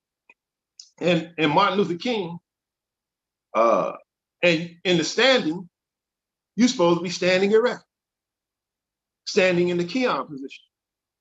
But Martin Luther King said a powerful statement. He said, a man can't ride your back if it's bent. So we dealing with some people who have broke backs, bent backs. They've been all out of shape, but they're always the ones that are complaining about other people instead of taking their situation and their circumstances into their own hands. So, but Allah says, never will he change the condition of a people until they change what is inside of them. And like the brother Imam Ramadan was reading about accident, and the sister was reading about accidental deaths and all these different things. Well, these people who have disturbed psychology, they full of people who accidentally dying and things are happening to them in their lives and they blaming somebody else, can't figure out. They want somebody else to fix their circumstances and their situations. They want somebody else. Why don't they? Instead of taking matters into their own hands, why don't they fix it? But these people are like fodder. And in the movie The Matrix, it said these sentient beings are people who have awareness, but they're not able to move up in their consciousness. So the machine was using their mental, tying their mental capacities up, locking them up, and using their physical energies like batteries. They were extracting, so they were using the human resources up. So they were just walking around like sentient beings, wondering, disturbed in their soul, like sentient beings, not able to take control of their life, not able to consciously connect with their life, but yet it's always they're blaming and waiting for somebody else to fix it. So Allah says, never will he change this condition. Never will he change this condition. And, and I work in prison. And in prison, I think it was Imam Ramadan who mentioned about the fentanyl epidemic. I mean, fentanyl is running rampant in the prisons. And you have some people who are in prison where they'll have their cellie be the lookout for them. And they take a shot of fentanyl. And when taking a shot of fentanyl, it kind of knocks them where they go unconscious. Some say they go into a state of death. That's what some of them say. But they have a way to resuscitate them and bring them back. They have these canisters where they resuscitate them. And so these inmates are now playing with their lives. They are actually want to take the drugs to go into the state of death so they can come back and say, oh man, I saw the angels, man, I saw the lights, man. I saw the lights. So they had to put a warning out because they're saying, look, we're short-staffed. We may not be able to resuscitate you. But here are people who are playing Russian roulette with their lives. Now, these are people who are behind the wall, but the same people who are outside of the prison are also in the prison because their bodies are locked up, but the people's bodies are free, but their minds are not free.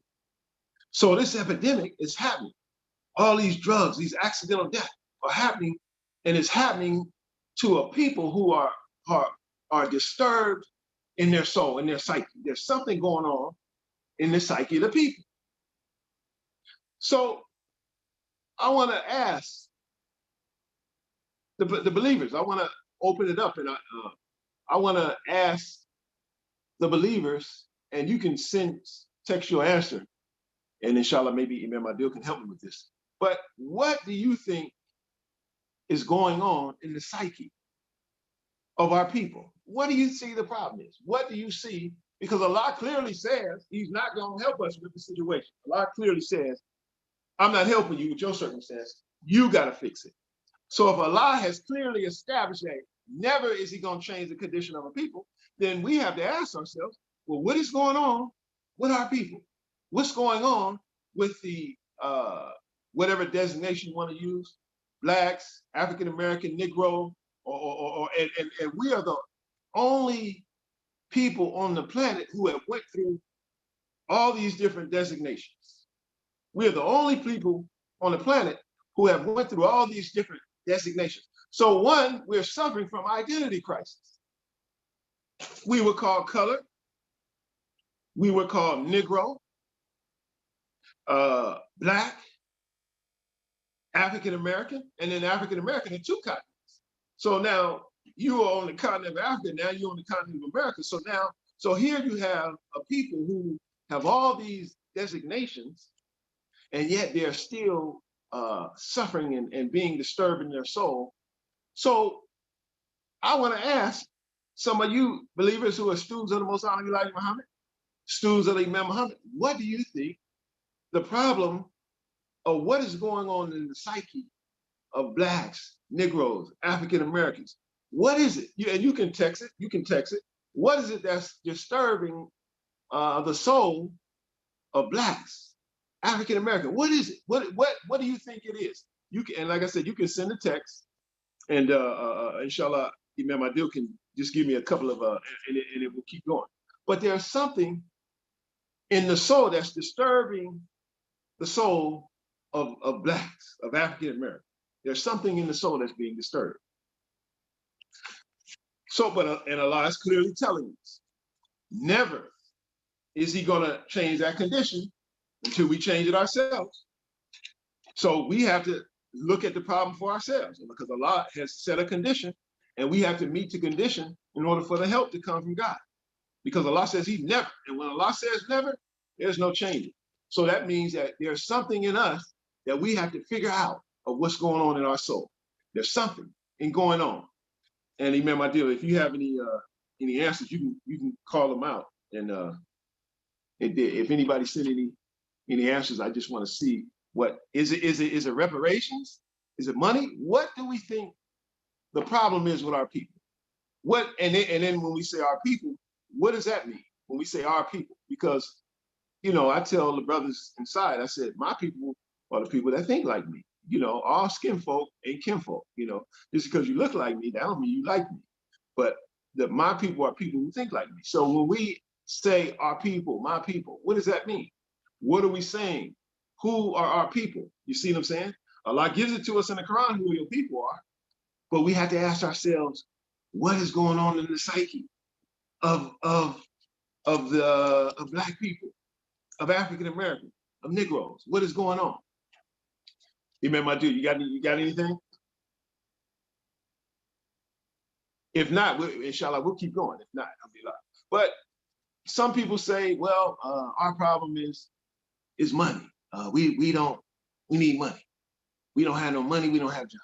Well, let me share with you that if you didn't know, Blacks or African Americans are a people who, I see somebody said the lack of God. Well, these people had, the Kalmun are people who had consciousness. They had some God consciousness, but still something was disturbing in their soul where Allah stopped to help.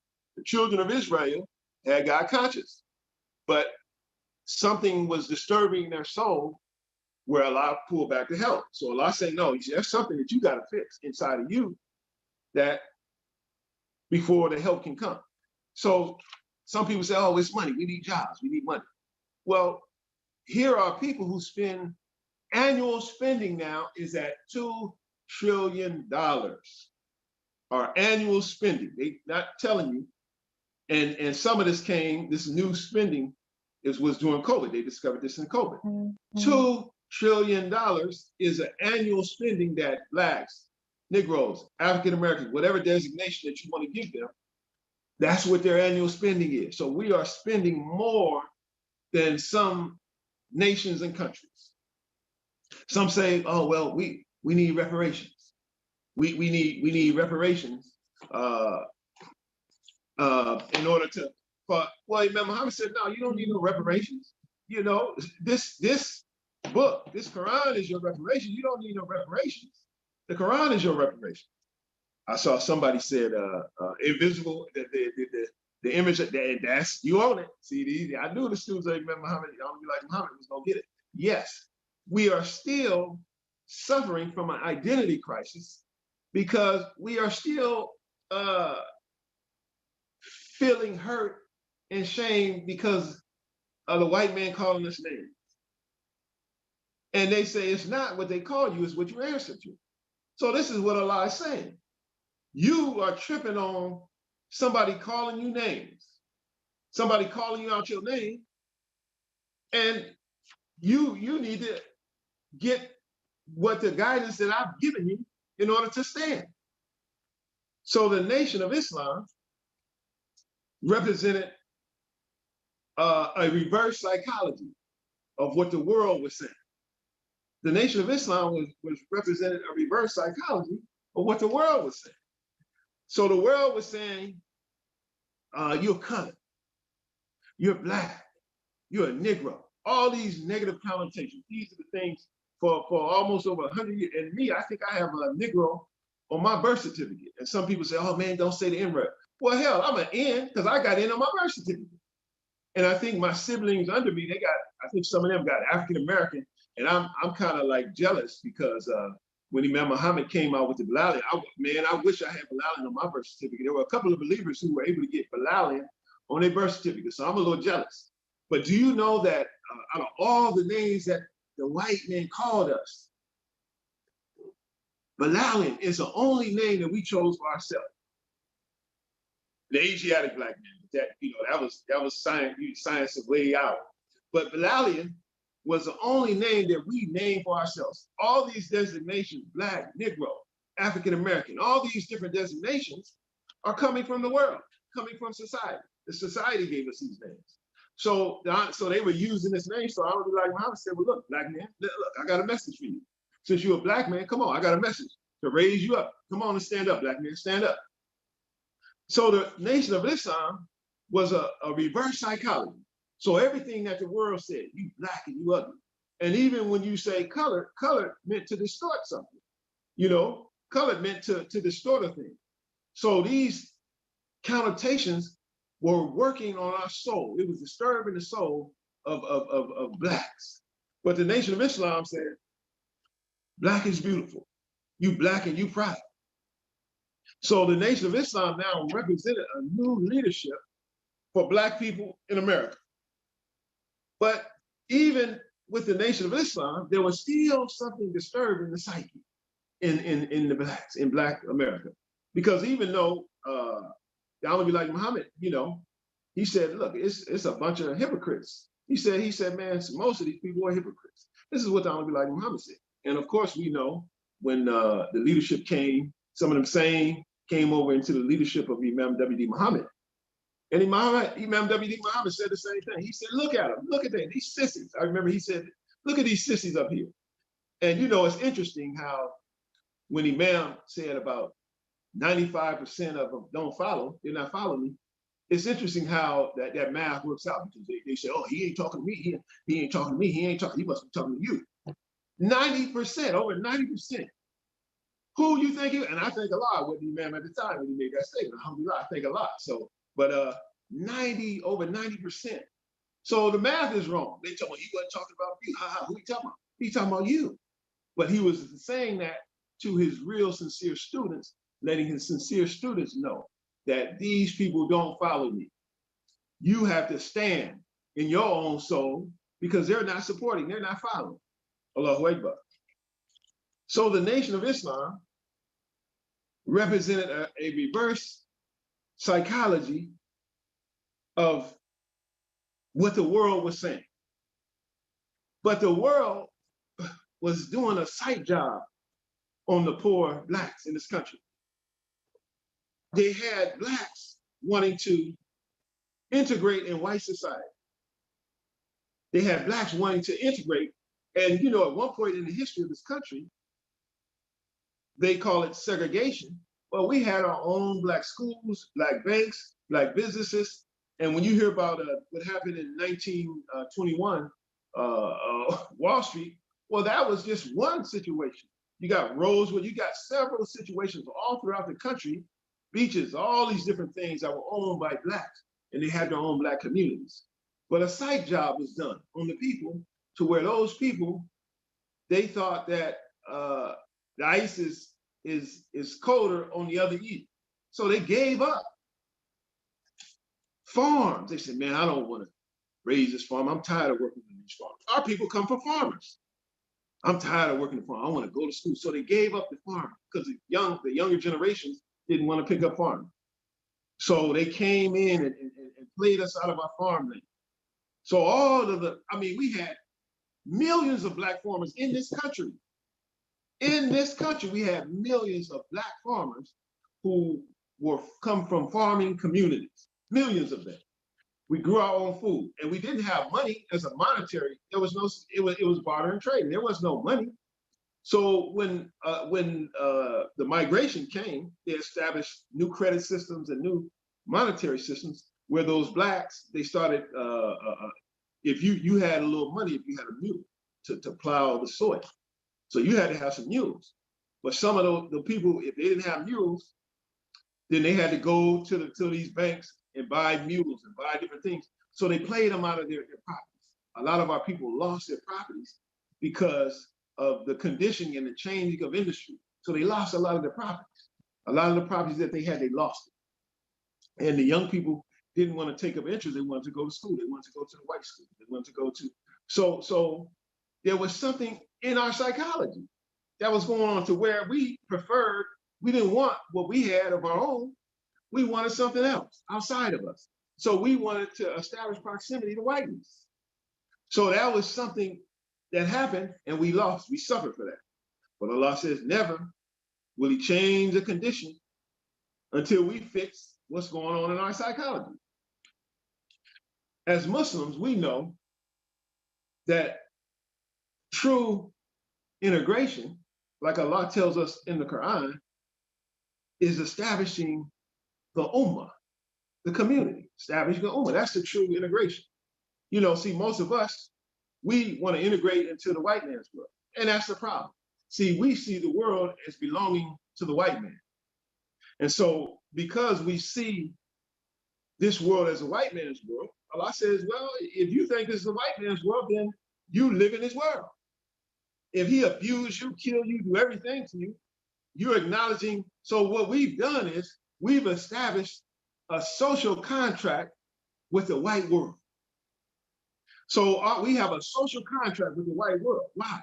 Because really and secretly, even though some of us, we came up in the Nation of Islam, black man is God, brother. But secretly, we still, in our hearts, really wanted to just live in peace in the white world because he had better schools, he had better restaurants, he had better neighborhoods. So secretly, we just wanted to leave our neighborhoods and go into the white man's neighborhoods and just live in peace and run away from our condition. But Allah said, no, never. You're not going to get away. You still going to suffer in your soul. So when you abandon your situation and your circumstances, your soul is going to be punished. And Allah is reminding us of that. And Allah says, never will He change the condition of a people until they change what's going on inside of it. In 2008, I believe it was,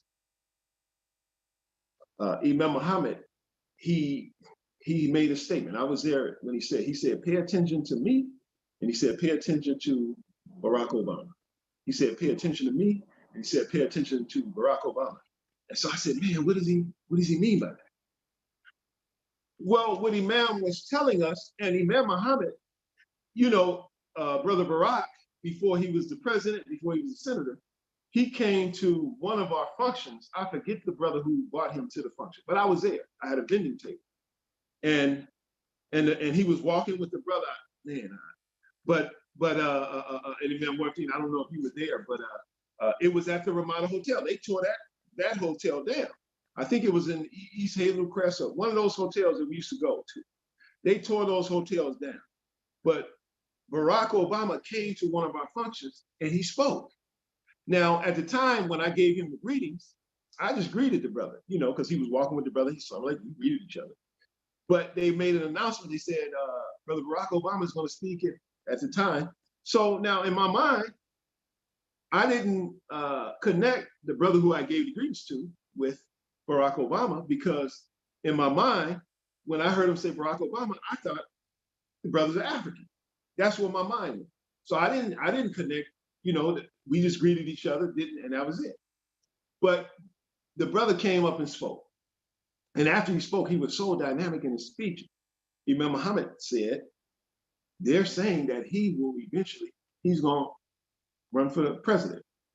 Now, we know Imam Muhammad, he said, I think it was 2008 when he said this. He said, pay attention to me and pay attention to Barack. And we saw Barack Obama doing great works. And I believe that was, if I'm not mistaken, it was either late 99 or either 2000, maybe 2001. I can't remember the year when the brother came to our event, but I remember he came. And so when I saw that he was trailing storm, he was raising storms. I mean, he was winning everything, right? Now, show you the psychology of our people. When Barack was running for senator in 2007, I followed his campaign because I was pushing my historical pieces and some of the things that I had. But when he was pushing his campaign, he was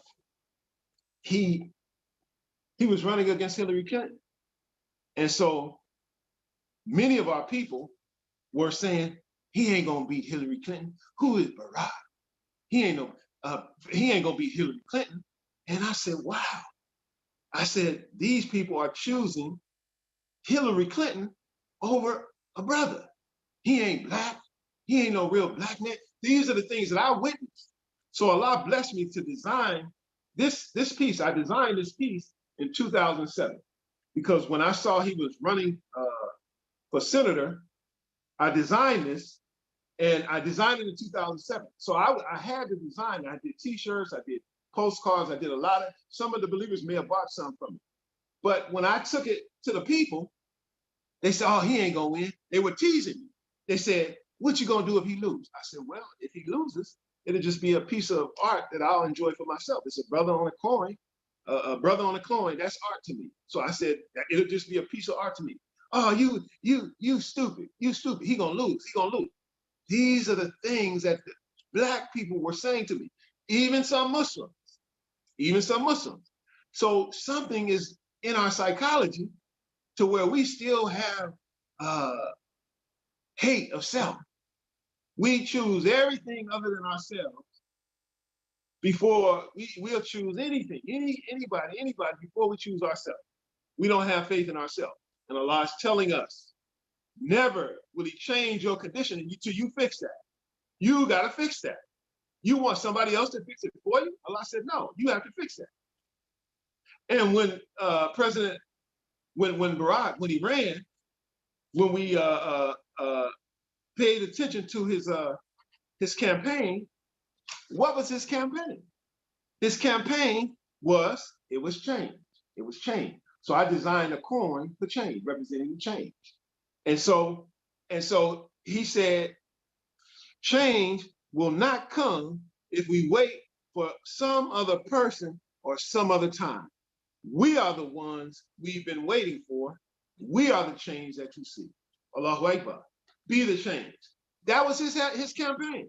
So when Imam Muhammad said, pay attention to me and pay attention to Barack Obama, the people would say, he ran for president, but he didn't do nothing for Black people. Listen, there are Muslims and Blacks right now, years ago, who never thought that they would ever see a Black president. ever in their lifetime. They never thought that they would ever see a Black president in their lifetime. I'm telling you, I know because I talked to them. They never thought that they would ever see a Black man. They never thought it was even possible. And truth be told, there were actually more than Barack Obama is not the first Black president, and there were more before even the ones that J.A. Rogers spoke of. There were more presidents, and we'll talk about that another time. But you had Blacks, their psychology was so disturbed in the soul that they never believed that they would ever see a Black president, ever. So people said, well, what did he do? I said, listen, just the fact that he sat in the power seat of the most powerful planet on the country, most powerful government on the country, that alone did something for the psyche of our people.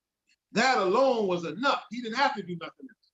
That alone was enough to help us change the condition. And that was his campaign. He said, don't look for me to do it. You do it. You fix it. And Allah said, look, I'm not going to help you with it. You got to fix it. So when we look at the psychology of our people, when we look at the psychology of our people, the keys and the clues are in Surah Al-Fatiha. Allah gives us in the oft-repeated verse the keys and the clues in Surah Al-Fatiha. Allah gives it to us. And Allah says in Surah Al-Fatiha, Iyyaka na'budu wa iyyaka nasta'in. Iyyaka na'budu wa iyyaka nasta'in. Thee alone do we worship, and it is thee alone that we seek for help. You know, as people, you know, we have some people as Muslims, we say, oh man, you know, we believe in La ilaha illallah, man. We proud people to say, oh man, it's about Tawheed. We can teach the whole world about Tawheed, the oneness, the Tawheed, La ilaha illallah, the oneness. Can't nobody outdo us when it comes to the Tawheed. So we understand the concept of Tawheed, the oneness of God, but yet the same people are seeking the help from somebody else. They still waiting for the white man. They still waiting for some other people to give them the help. So Allah gives us the formula in the Quran. Iyyaka na'budu wa iyyaka nasta'in. It's a formula. It is Allah alone that you have to ask, worship, and it is Allah alone that you have to seek for the help. So Allah is saying, you claiming that, oh yeah, you believe in one God, but you asking the world to help you. You asking the president to help you. You asking Barack Obama to do something for you. Allah is telling us, never will he change the condition of a people until we change the condition of our heart. Or we ask Allah for help. We pray, oh Allah, help me, Allah, help me, help me. But in our heart, we have worship of the world. We have worship of the world. We have a contract, a social contract with the white world, the white establishment. And so when we think about a covenant, reestablishing the covenant, Allah gives us the keys in Al-Fatiha to reestablish a covenant constantly, reminding us of the covenant, reestablishing the covenant. So until we, as Black people, and especially as Muslims, we should be the leaders of our people, especially the leaders that we had with the Most Honorable Elijah Muhammad and Imam W.H.G. Muhammad. We had some of the most greatest minds who came through our circumstances and our situations to help raise us up, to help teach our psychology, to help give us strength to our psychology to raise us up. So we have no excuse. But the reason is we still have a social contract with the world. And Allah is saying never will he change the condition of a people until we change what is inside of us. So we have to reestablish the contract that we have and reestablish the covenant with God. Peace be unto you, dear believers. Peace be unto you. Assalamu alaikum. And if anyone has any questions or comments, I think I covered enough. I have enough. And inshallah, Imam Wardeen, I know I've been saying this, but I'm working on some books. Inshallah, you got some several books. If Yes, you keep up with your notes. Yes, Keep sir. up with your notes. Alhamdulillah. Yeah, because that's the kind of help we need, man. And see, congratulations, man. That's a what you put that that coin of Barack Obama out before he become president. Yes. How many people you in a small group? You in a small group. How many people saw that from the amongst American people? Now, And when Imam Warthi, when I heard Imam talk highly of this brother, I said, "Oh man, I don't even care. Shit, this is part of me. That's all I had need. enough faith. Imam Muhammad, that was enough for me." Yeah, yeah. And when I heard the spirit Imam Muhammad was coming from, to me, it felt as if it was inevitable and that he already saw it. Right. His mind's eye. And because he had access to information and where the common one of us, us, we don't have access. We don't talk to people that he talked to. So coming from him, you'd have thought that Black leadership would have been wiser. Right. Jumped on the bandwagon with him and made us look a little, but it wasn't meant to be. So That's right. A lot of us look silly. And a lot of when you're guilty, when you're wrong, I was just telling your brother that I said a lot of times the reason why people always speak negative, like you were saying, and complain and say, well, they need to be doing this and they need to be, well, why they ain't doing this and that? Because in reality, they trying to hold back progress. That's and right. If more people I can hold back here with me, then I won't feel bad, or I won't feel the weight of the guilt that I should feel, or the burden of my lack of lack of taking responsibility when I turn around and I'm by myself. That's right. If they can hold you back, they not by themselves no more. That's right. And you know what, Imam? I went to the beach one time and I grabbed a couple of beach crabs. And I said, I'm gonna see if this crab in the bucket thing is true. So I put them all in the bucket, and it was true, man. It was one crab that got all the way up to the top. And man, I thought he was getting out, and a hand just reached up and the crab pulled him down. I said, wow. It's true.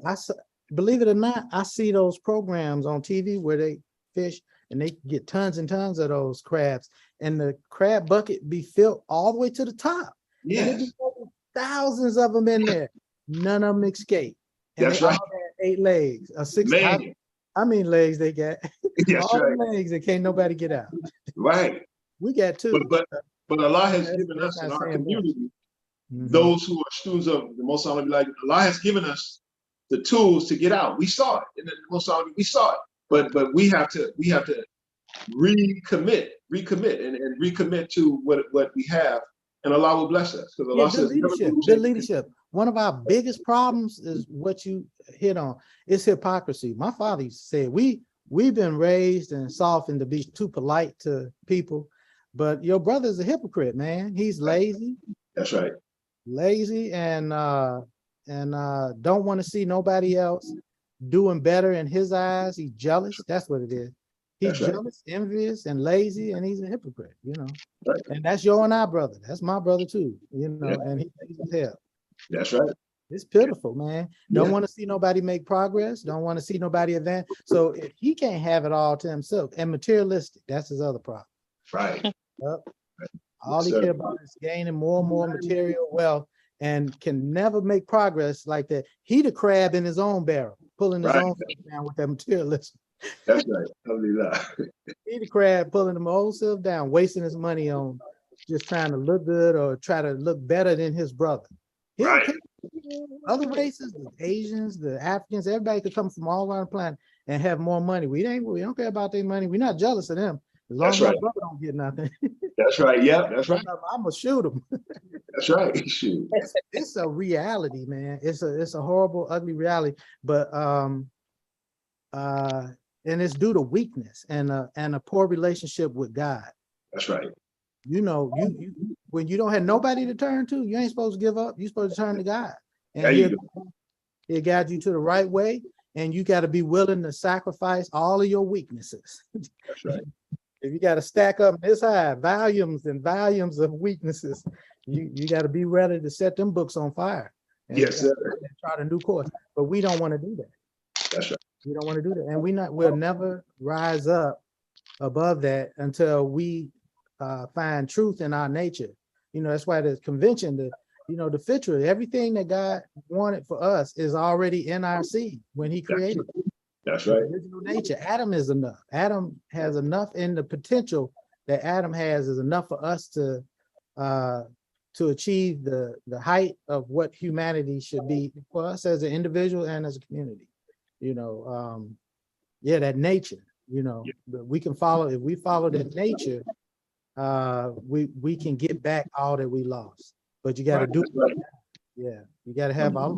You got to have God. Yeah, and not the TV God. There you go. Yeah, most people get. That's another thing they're doing. When I watch television, they put so much misdirection out there, and then at the end they think they can drop in and say, well, you know, we know God exists, but then you get people all of these false gods and idols to follow, and you're going to get Satan's going to get a whole lot of people. And you know, so people have to look for what their nature guides them to. Don't, you know, not TV or good leadership. You know, don't hate on your brother. When you see a brother trying to do good, give him some support, you know, whether he's Muslim, Christian, Jew, or whatever he may be. If he's a good brother and he fears God and he's trying to do good, give him some encouragement, you know, and help him if he needs your help. Yeah. So we don't want to do that. We're jealous. If any believers have any questions, Yeah, we comments. Go in the order that the hands were raised. We have, I believe it was Sister Amira Muhammad. Assalamu alaikum. First to Brother Imam Or, thank you so much for the messages that you gave to us today, especially your first one when you were saying, don't hinder us, you know, do what you have to do in your service to this community, but don't hinder us that's trying to move forward on the leadership and ministry of Imam Or Muhammad. And Brother Hafiz, I always enjoy listening to you. You know, you're such a kind spirit. You know, you're such a humbling spirit. And I totally received the message that you gave to us today. And may Allah continue to bless you and come back soon. So, thank you, my sister. All right, next we had Brother Hanif Abdullah. Assalamu alaikum, my brother. That was an excellent presentation. I mean, that was, you know, that was right down with the umiyu, you know, right down with the common people, you know, right down with the common brother and sister out on the street, you know, right in the ghetto and all that.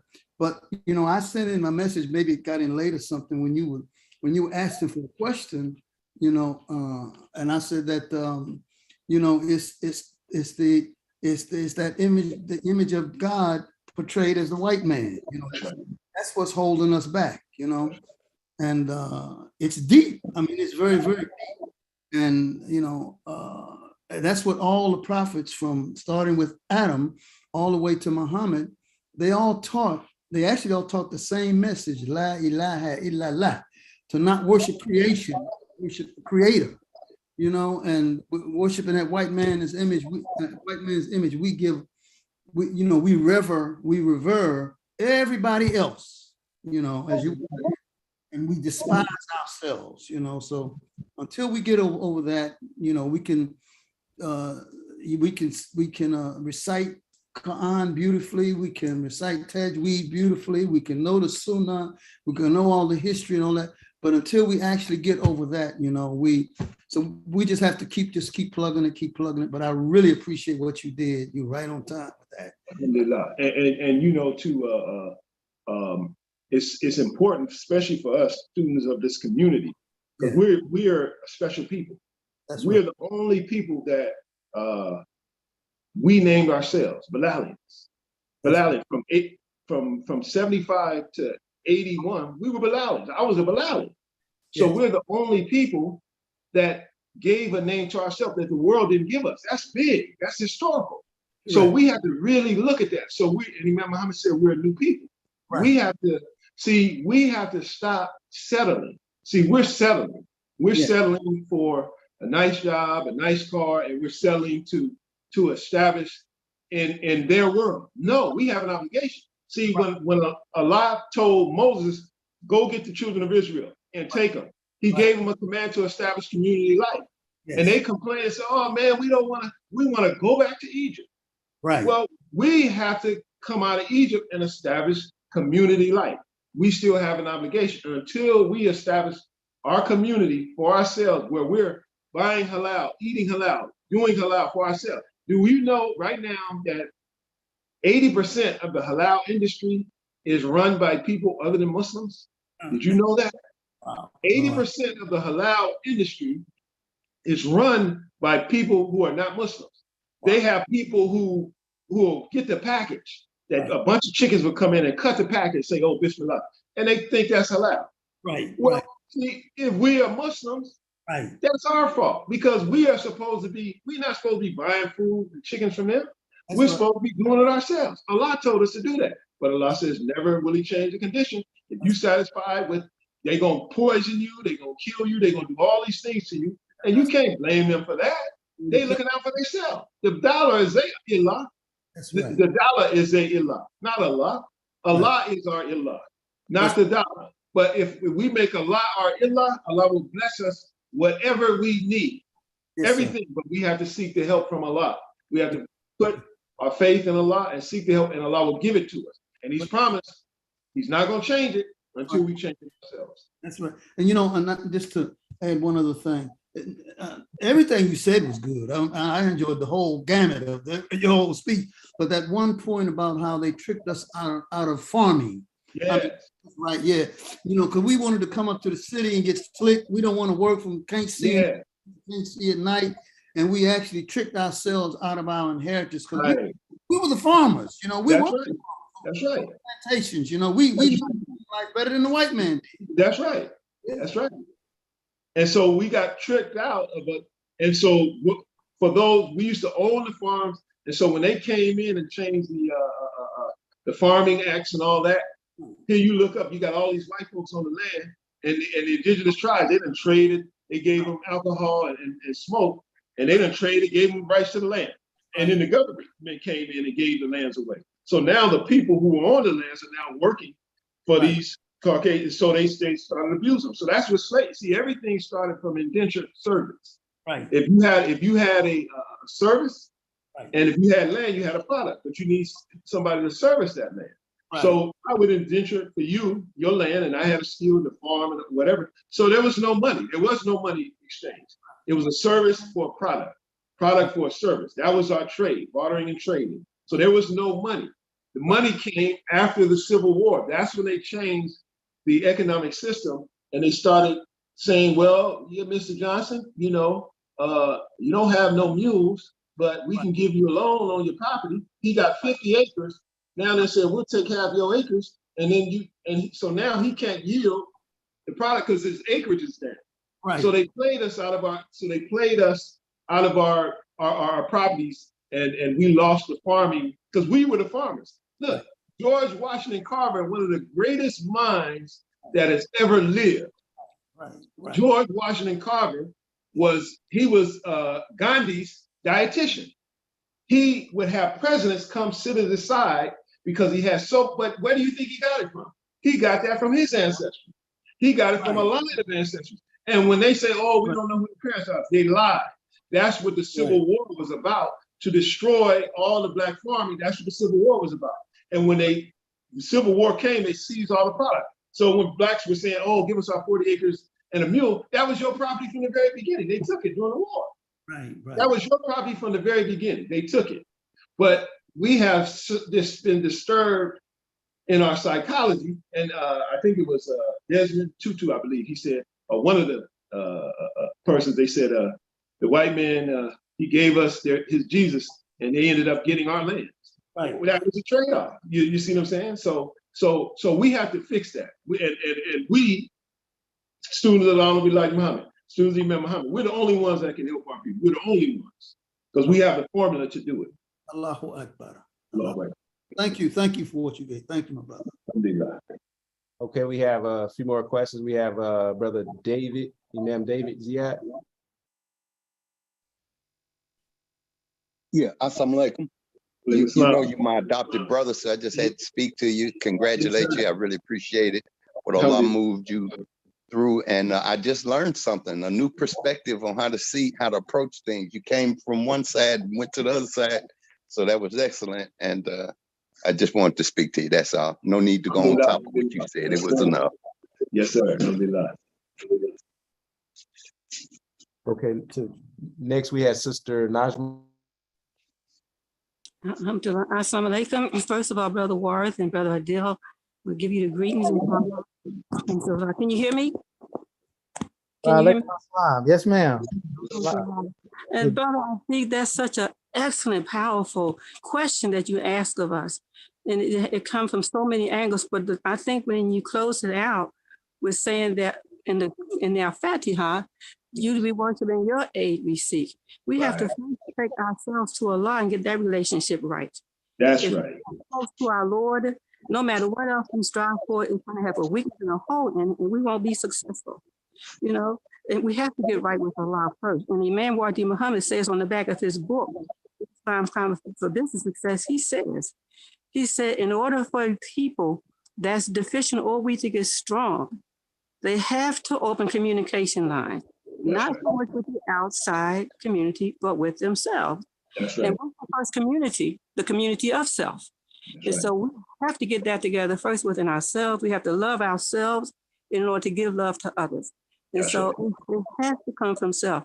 And one more point, in the Nation of Islam, the Honorable Dr. Muhammad said that the Black man will not get respect and honor in the world until he learns to love and appreciate and honor his Black woman. That's right. There's a Pentagon papers came out during the Vietnam War. My brother was over there. And it said that the countries that the United States attacked, they first send the missionaries in, and one of the main jobs of the missionary is to find out how the men treat the women. That's right. If they find the men beat up, dishonor their women, they move in and attack those countries because they call those men punks. It's right in the Pentagon papers. And so these are all clues, but the main thing you brought out is in our Fatiha. You do we worship Allah and your aid we seek. For what? For ourselves, and then it goes out to others. Alhamdulillah, beautiful, beautiful, powerful message. May Allah continue to bless you. Alhamdulillah. Assalamu alaikum. Alhamdulillah. Yeah, Sister. Wow, that's almost worth repeating. Alhamdulillah. A man won't protect a woman, he ain't gonna defend himself. That's right. That's right, Brother Morris. So now y'all know where your competition is. Half of these Negroes, y'all could just push them to the side, take your business, take no business. Hey, I got a new, what they call it, pimping. I don't know where the money is now. Yeah. Negroes that don't like women. Right. Yeah. Yeah, you put them to work. They don't want to work. Imam Muhammad said to Jinn, he said, I got him. He said, I don't know. I think I don't want to put words in my father's mouth, but he said that people think they're going to use him. He said, yeah, he let them think they're going to use him. He said, but I use them up. That's right. Yeah, that's what we need. That's what Honorable Elijah Muhammad did. Elijah Muhammad saw men out there misguided and needing help and needed manhood put into them. And you don't just leave them out there doing what they're doing. You let them know where here's a bigger bull on the block now. And this big bull say that it's time up for that foolishness, And that's what we need to do. That's what needs to happen.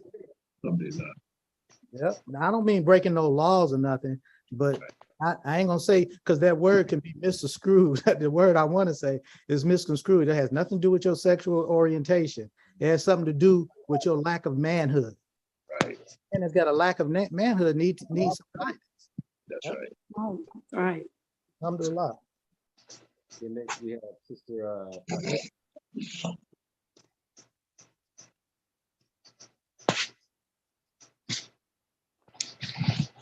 Tahir, are you there?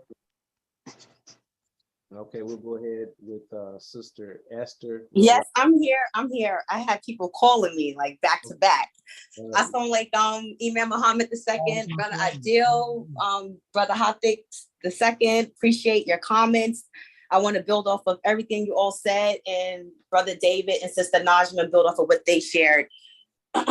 So what's on my heart from what you expressed is like going back to what's that question of what's holding us back, right?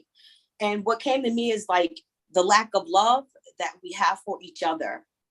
And when we focus on like the crab in the barrel, it's like if people would just take a moment to examine what it takes for one person or a community to have the courage and the faith and the trust to go for what's in their heart, to go for what Allah is commanding them to do, to be, to establish.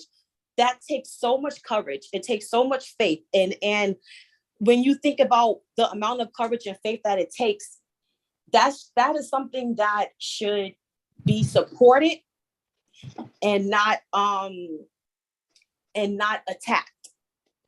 And if you don't even understand faith or courage, then the one thing to do is what Anto always recommended: go look it up in a dictionary and first learn what it means, and then make dua for that person or that group of people who were doing the things that you don't have it in your heart to do for yourself. Make dua, because it comes back to what Prophet Muhammad, praise and peace be upon him, said about being aware of jealousy. Like it burns, jealousy burns. I don't have the quote in front of me. Jealousy is like fire to wood.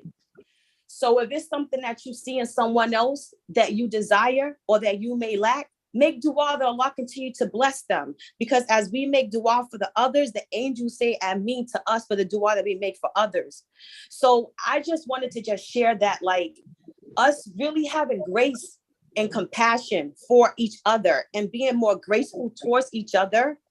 Out in there, I appreciate the comments. I appreciate every time you speak, you always just speak to the heart. And assalamu alaikum.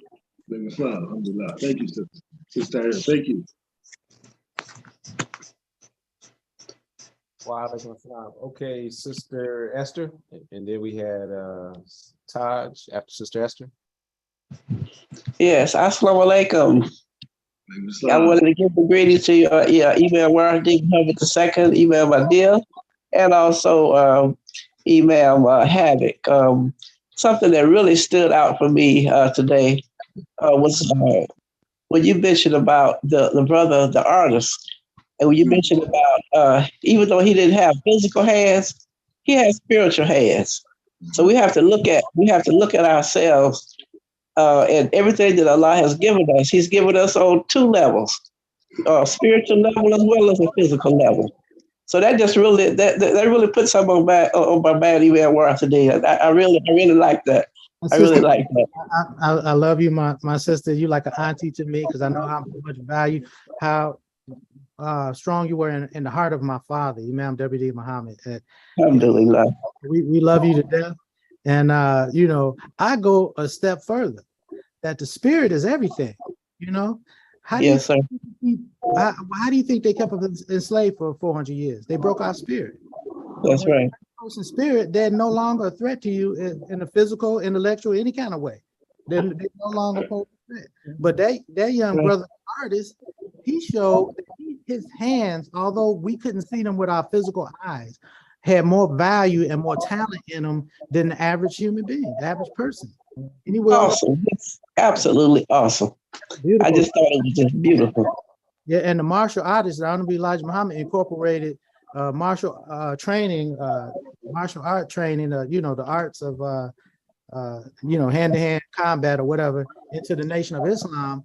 And one of the strong beliefs that they have is that your strength is derived from a spiritual, you know, you know, and that you can do amazing things and defeat, you know, more people, more stronger, more powerful from you, if you can channel that energy or whatever. You know, I'm not from that background, so I don't want any people with the the knowledge. But I don't want to have to get Elam on you. You know. Yes, sir. I also wanted to give you all's families a greeting also. And Imam Havoc, I really enjoyed your presentation. And I'm telling you, I so much saw your father in you. Oh my goodness! Not only are you carrying the legacy of the Honorable Elijah Muhammad and Imam Wardi Muhammad, but you're carrying your father's legacy also. I'm just so proud of you. Praise be to Allah. And may Allah bless all of you and have mercy upon you all. Assalamu alaikum. Alhamdulillah. Thank you, Sister Esther. Love you. Sir, love you too. Todd, and then I see Dr. Adrian. I see your hand, but I believe Sister, her mic was open prior to you. So after Todd, Dr. Adrian, we're gonna add a comment, then we'll go after her. Okay, sorry. I knew you were calling me. I did while I was in the grocery store. But I just wanted to say, I'm Hathik's sister, and I just wanted to say you did good, Hathik. I'm really proud of you. I know, like, as one of his siblings, we're usually like, oh God, here's Hathik preaching again. Okay, we know, stop beating us across the head. But I just wanted to get on to say I'm glad I tuned in and watched. You did really good, and I'm proud of you. That was it. Alhamdulillah. Alhamdulillah. You know, Get this one next. And you know, that's my sister. Like this one. She's one of my biggest critics. And she, you know, when we used to train and do all that stuff, you know, Taj would train with the boys and do karate and all that stuff. And we would shoot guns and she'd be out there. And I think Sky scored the highest in her shooting class, and you know, because in the law enforcement. So she's one, but alhamdulillah. Thank you. Let me add this. Taj looked like a Hollywood movie star just then. Taj, this brother David.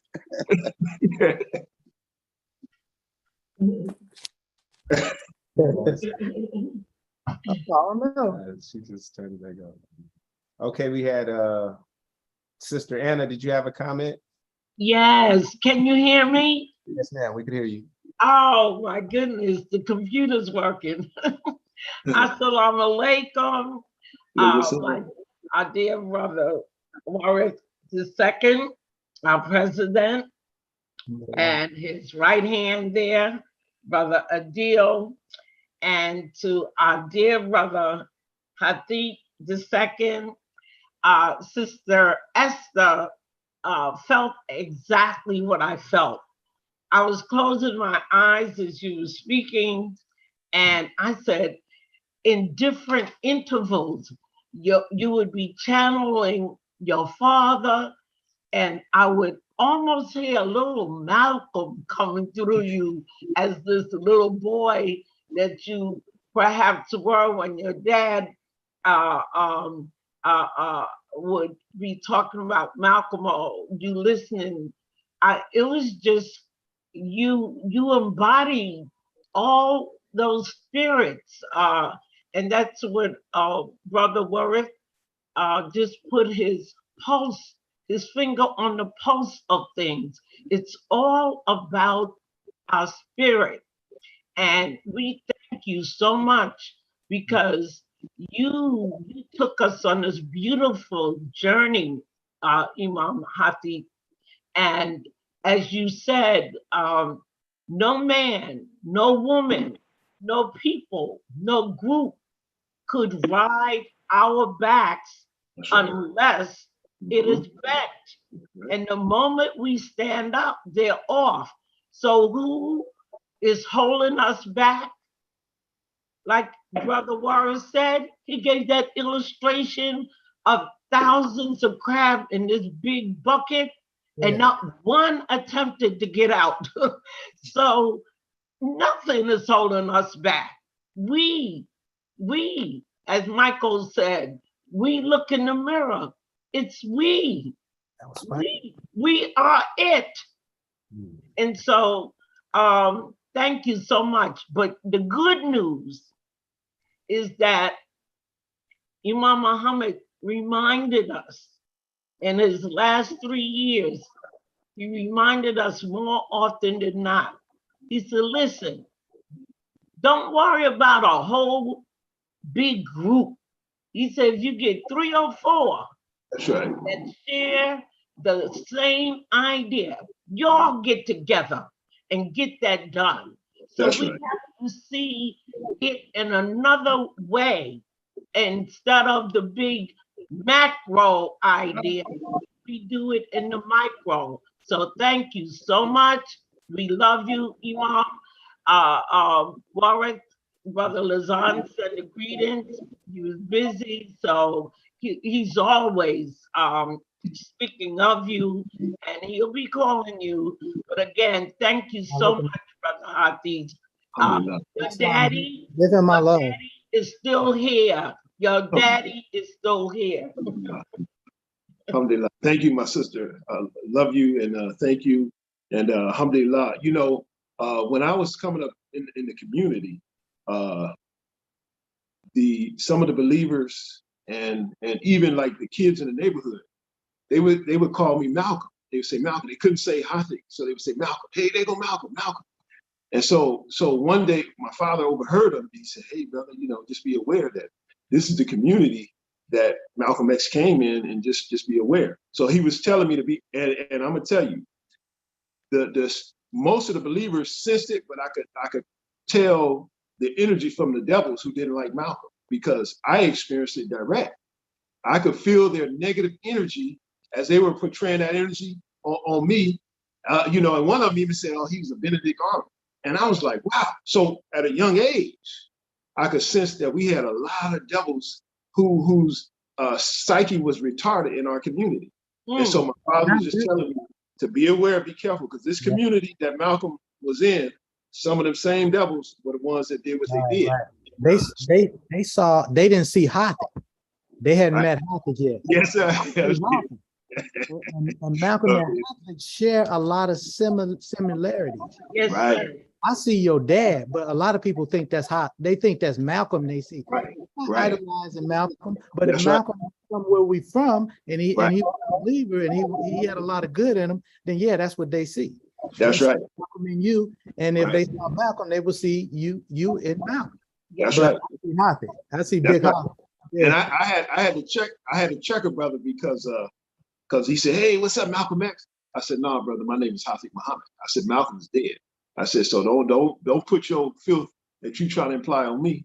You take that back." I said, and I said, "I'm a Muslim and I follow La ilaha illallah, and I pray Allah. Shoot, your blood might be halal to me, so don't get it twisted, because you go there, you know." You ain't no pretender. That's for the No, rest. sir. Yes, sir. Thank you. Dr. Adrian, and then Sister Mike. Assalamu alaikum, Imam Wardi Muhammad II. Alhamdulillah. And assalamu alaikum, Brother Adil, and assalamu alaikum, Brother Hafiz. I've only heard you a few times, but I felt a need to go ahead and say to you directly, Alhamdulillah Rabbil Alameen. I so appreciated what you have brought to this table and the other tables I've sat at where you have opened up and spoken. I have always appreciated it and love the fact that your reference to Allah gives us what we need, and He won't change our conditions till we change it. And when we change what's bothering us. But the mercy is, alhamdulillah, that Allah also does not give a test that He doesn't give the answer to ahead of time. So we have what we need, and we have brothers like you. And so I know our future is bright. I'm grateful to be a part of it, and may Allah bless us to establish this community while I'm alive. I want to see it in our lifetime, and we're doing what we need to do because we have brothers like you that come before us. May Allah continue to bless you. Alhamdulillah, the believers. Alhamdulillah, Brother Imam Wardi II. May Allah continue to bless you and all of us. Inshallah. Assalamu alaikum. Alhamdulillah. Thank you, my dear sister. Thank you. Alhamdulillah. All right, Sister Baina Hasha.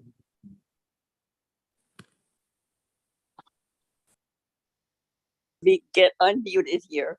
I just want to give the greeting to Imam Wardi #2, the Imam Hafiz, and Imam Adele, all of you. And I am just so full right now. I mean, it was just so beautiful. Just hearing you speak about the holy book, and Allah will not change the condition. I mean, I just got so full. It's just such a powerful message.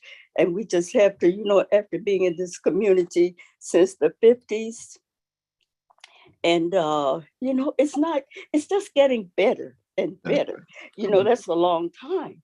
And to over the years and to see how it's progressing and getting better. I just love it. I just love it. And I love you all. I'm not long-winded, but may Allah continue to bless us all and maybe all, you know, he give us in the paradise, you know, because we need it. Assalamu alaikum, everyone. Walaikum assalam, and we love you back. We love you back. Alhamdulillah, alhamdulillah. Yeah, that validates us. Everything we need to hear that, because we don't know the people our age and a lot of them younger. A lot of times they, you know, they wait till we leave the room before they say anything good, you know. But hearing that from you makes it all worthwhile, you know. That we it's just getting better and better all the time, and that's why I'm holding on to Allah's unchanging hand. And we hope and pray to Allah that Allah allows us to do some justice for our responsibility and our debt. That's the word I'm looking for. Our debt. We're indebted to you and those that pioneered the way so that we can be here. That we wouldn't. Alhamdulillah. Alhamdulillah. And you know, I want to say that when I was years ago, when I was flying back to Chicago for the first Sundays, some of my peers and the younger people say, "Man, you going back there with all them old people?" I said, "I love the old people. I have more fun with them than I do with y'all. I love being around them pioneers. I love it. You know, alhamdulillah. We love you. We love standing. You know, so we love you all. You know." Yes. Okay. Up next, we had another question, Brother Melvin Scudder. Assalamu alaikum to everyone. Alaikum. Man, I'm really grateful that I got a chance to see this presentation from everyone, and I want to say that Imam Dadi Muhammad too is really tripping me out because I've actually seen his dad in it, but you know, for the first, I haven't seen him speak a whole lot, and I'm seeing it, and I'm really tripping on him right now. Thank you, brother. You should have seen. You should have seen my barber when I first grew hair on my face. I think he almost got in a car accident. I'm sorry, say that again. I said my barber almost got in a car accident when I sent him a picture of me with hair on my face. Yeah, it's really interesting to see the mannerisms and everything, you know. And I remember hearing your dad say how he started seeing himself in his dad, and how, you know, and we like it. We love to see ourselves in our fathers. You know what I mean? Now, Brother Haddock, you know, I knew his dad too, and you know, I don't know, for those who don't know, you know, Haddock got 9 siblings, you know, and he's the oldest of all of them. He's all of them. And man, you know, look, you got to be strategic because he work in the prisons and he got to deal with a whole bunch of psychology. He got that training right at home. So the presentation, I really enjoyed. Also, the brother who the presentation with the economics and the that was a great presentation as well. I did want to say that when you had put that question out, I think the thing that came to my mind was Imam Muhammad saying that we live in an oppressive, and I'm saying we still live in an oppressive language environment. You know, we still have the burden of myth on us. And that's what I see to be the biggest problem, is that we just have to keep doing dawah. It's going to be a slow process. We have to keep talking to people, whether we're talking Islam or just good common language that we, you know, Imam Muhammad's language have really, really, really helped me personally. And we just have to keep doing that and keep raising people's thinking a little bit at a time, whatever it takes. With this thing ain't going to change until we keep doing it. So I'm grateful, and I'm not going to say no more because I'm long-winded too, but I'm just going to stop right now. Thank you, brother. You ever think about doing the first Sunday? You can use it. There you go. I think you got a lot of help you can offer us. This whole community. Yeah, think about it. Think about it. Sure. Call when you're available. Inshallah. Okay, I'll talk to Brother Haddock about it. You on the hook, brother. You on the hook. Okay. Assalamu alaikum. Hey, but we got witnesses. I know you got something. Okay. Assalamu alaikum. Sister Sally. Yes. Alhamdulillah. I just want to thank Allah for you, my brother, the second person, Brother Adele and Brother Hafiz. And when I think of Brother Hafiz, I think about his family, his father, and all those. And I'm just saying, it's real. Handsome, tall, young brothers, how they would go around Brother Wallace II and be with him when we go to conventions. And it was so beautiful to see our brothers do stand up for goodness and righteousness. And that was so special. And I also want to thank the brother referencing, first of all, I just want to say thank you for family life, because you all do represent that, all the sons that your parents had. And to me, that was so special. When I would come to Chicago, my daughter and I, and you all would be at the door greeting us, all of that was just such a mannerable way we carried ourselves as civilized human beings. And yes, everything you all said, brothers and sisters, is so special. And all the young brothers, what you're doing, you're standing up for righteousness, and I'm just so proud to say a part of you all. May Allah continue to bless you. And I'm going to continue to support all the good that you do, which is, I can't say it's nothing but good, but I'm just grateful to be in this community. Thank you so much. May Allah continue to bless us. Have a good day. Assalamu alaikum. Thank you, Sister Zelly. We love you, and it's always an honor to hear you. You know, you're one of the stalwarts in the community. It's always an honor to hear you come on, and we love you. Thank you for continuing to be our support. Thank you for that. We love you. Thank you. And I also want to mention Brother David, because he's there right with you all. I mean, you all, to me, brothers and sisters, it's just special when we think about it, because many things we see in the streets, we don't see good brothers like you all. And you all, to me, are the leaders. You are examples of goodness. And that's not saying anything but being righteousness for you and out of respect. So I really appreciate all of you. Thank you so much. Assalamu alaikum. We follow Muhammad the Prophet, Rasulullah. I think that's what really makes us special. That we unapologetically followers, and we love Allah and His Messenger. We love to obey Him, and we love to obey God, Allah, and we love to obey His messengers. And we students of Imam W.D. Muhammad, we love him too. We don't apologize for none of that. That's right. Allahu Akbar, alhamdulillah. Some people do, but we don't. No. No, you all soldiers. That's what I call you, my good Muslim soldier brothers. That's what you all are. Yes, ma'am. Okay, I think we have one more comment with Imam Elam. Yes. Oh, I didn't know I had my hand. Yes. Family. I'm so proud of all of y'all. Imam Warfdi Muhammad II, of course, and then Hathik, my brother, like my son. Your father's my brother, man. He's my brother. And Adil, I'm so proud of him. And Taj was on too. I was so happy. The family was there. It was just like a family reunion. Also, Sister Nazel, she probably wanted to make a comment, but she called me and she said she's really proud of you, Imam Warfdi Muhammad II.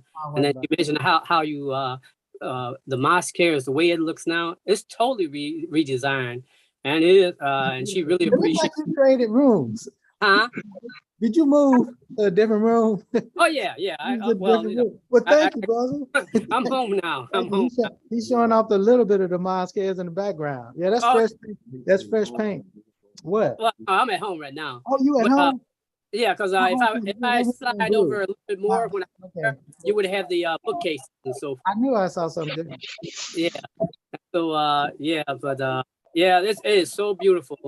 It's just like we're coming out of a whole new mindset from the COVID. We're coming out to a whole new mindset, and just like the mosque here, it's just like it's a brand new day.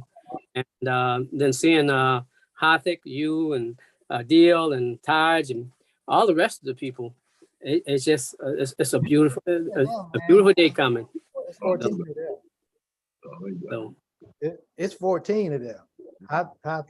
14 of them, yeah. Well, they had the whole tribe when they came in Chicago. What happened, Elam? They always notice the family when they tall like that. What about us little guys? You got like 11 or 12 brothers, don't you? Nah, I'm just kidding. There's only 3 of us in there. It's only 3, I know. I only got a couple too. Yeah. Okay. Yeah. That was it. Looks like that was it on the comments. I'll just double check our YouTube audience. We just have comments and alhamdulillah, such an important and just other believers in the chat. Greetings. So as mentioned, this is the first Sunday prior to our convention. The next first Sunday falls on the convention weekend, which is Labor Day weekend, starting off Friday. It always kicks off with the Friday Salatul Jumu'ah. That's what begins the Muslim convention. This is the 33rd annual Muslim convention that we'll be having this Labor Day weekend, the 2nd through the 4th, by our leader, the Imams. The title is Returning to Fitra, and returning to, our original nature that Allah created us in and for.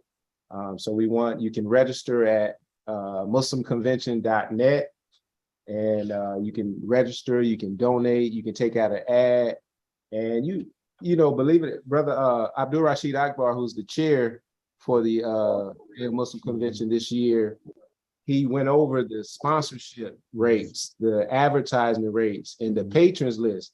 You could be listed on the muslimconvention.net website for just about a year, the cycle year, until we start promoting the next convention as a patron. The patron ads, what did they start at? $10. Yeah, patron ads start at $10, but I thought he was doing what I wanted to do. I obligate you to visit your business persons in your community, the people that you know that wouldn't miss, like you might not miss a couple of dollars, they might not miss a couple $100 or maybe a couple thousand or maybe even a few $1,000s. Go to those people. Don't put that burden on yourself, because we love you and we know how much you love the of Imam W.D. Muhammad. We don't expect you to go out like we used to do in the 70s and even the 80s and during the time around Elijah Muhammad, and beat the streets and go out and try to bring in money and support for the ministry. But you can go to your imams, your leaderships, your masjid, and remind them of their obligation and responsibilities to the ummah, to the larger community, that our success will be based upon how we support one another and how we support the leadership in this in our community. So you go to them with the responsibility and ask them for their support. Now the registration is only $175. Now you're saving plenty of money, not flying on the airplane, not putting your family up on hotels, not spending gas with the gas prices as high as they've been, not driving long periods of time in these cars that can be hot and dangerous. We look at this incidence of COVID as a clear sign from Almighty, that we're spiritual people. We're people that claim that we read the signs and that we hear the warning from God, and we hear and we obey, that we should see this as a clear sign for those that say, oh, well, I can't afford to go. Oh, well, it's too long. My eyesight ain't as like it used to be. Oh, I don't have the money. I got to pay bills. Allah changed all that situation in a blink of an eye. And now all of a sudden we don't have those burdens on us. And what do we give to charity? That's what we should be asking. So you may be on a fixed income, but your brother and your sister, because we all eat. And some of us don't bring the money into the house, but we all sit at the table and eat the food. Okay. So if you one that sit at the table and eat the food and don't bring no money in the house, you take this message to the one that's bringing the money in the house. This is responsibilities for leadership. This is a community of leaders and a community of people interested in the betterment of the community at large and improving our condition for not just ourselves, but our families. And that's what we're all about. That's what our purest intention is to improve the condition of ourselves and our people for future generations and to honor those that sacrificed in the past. So if you have the same mind and the same desire, you should be supporting our efforts and you should be attending.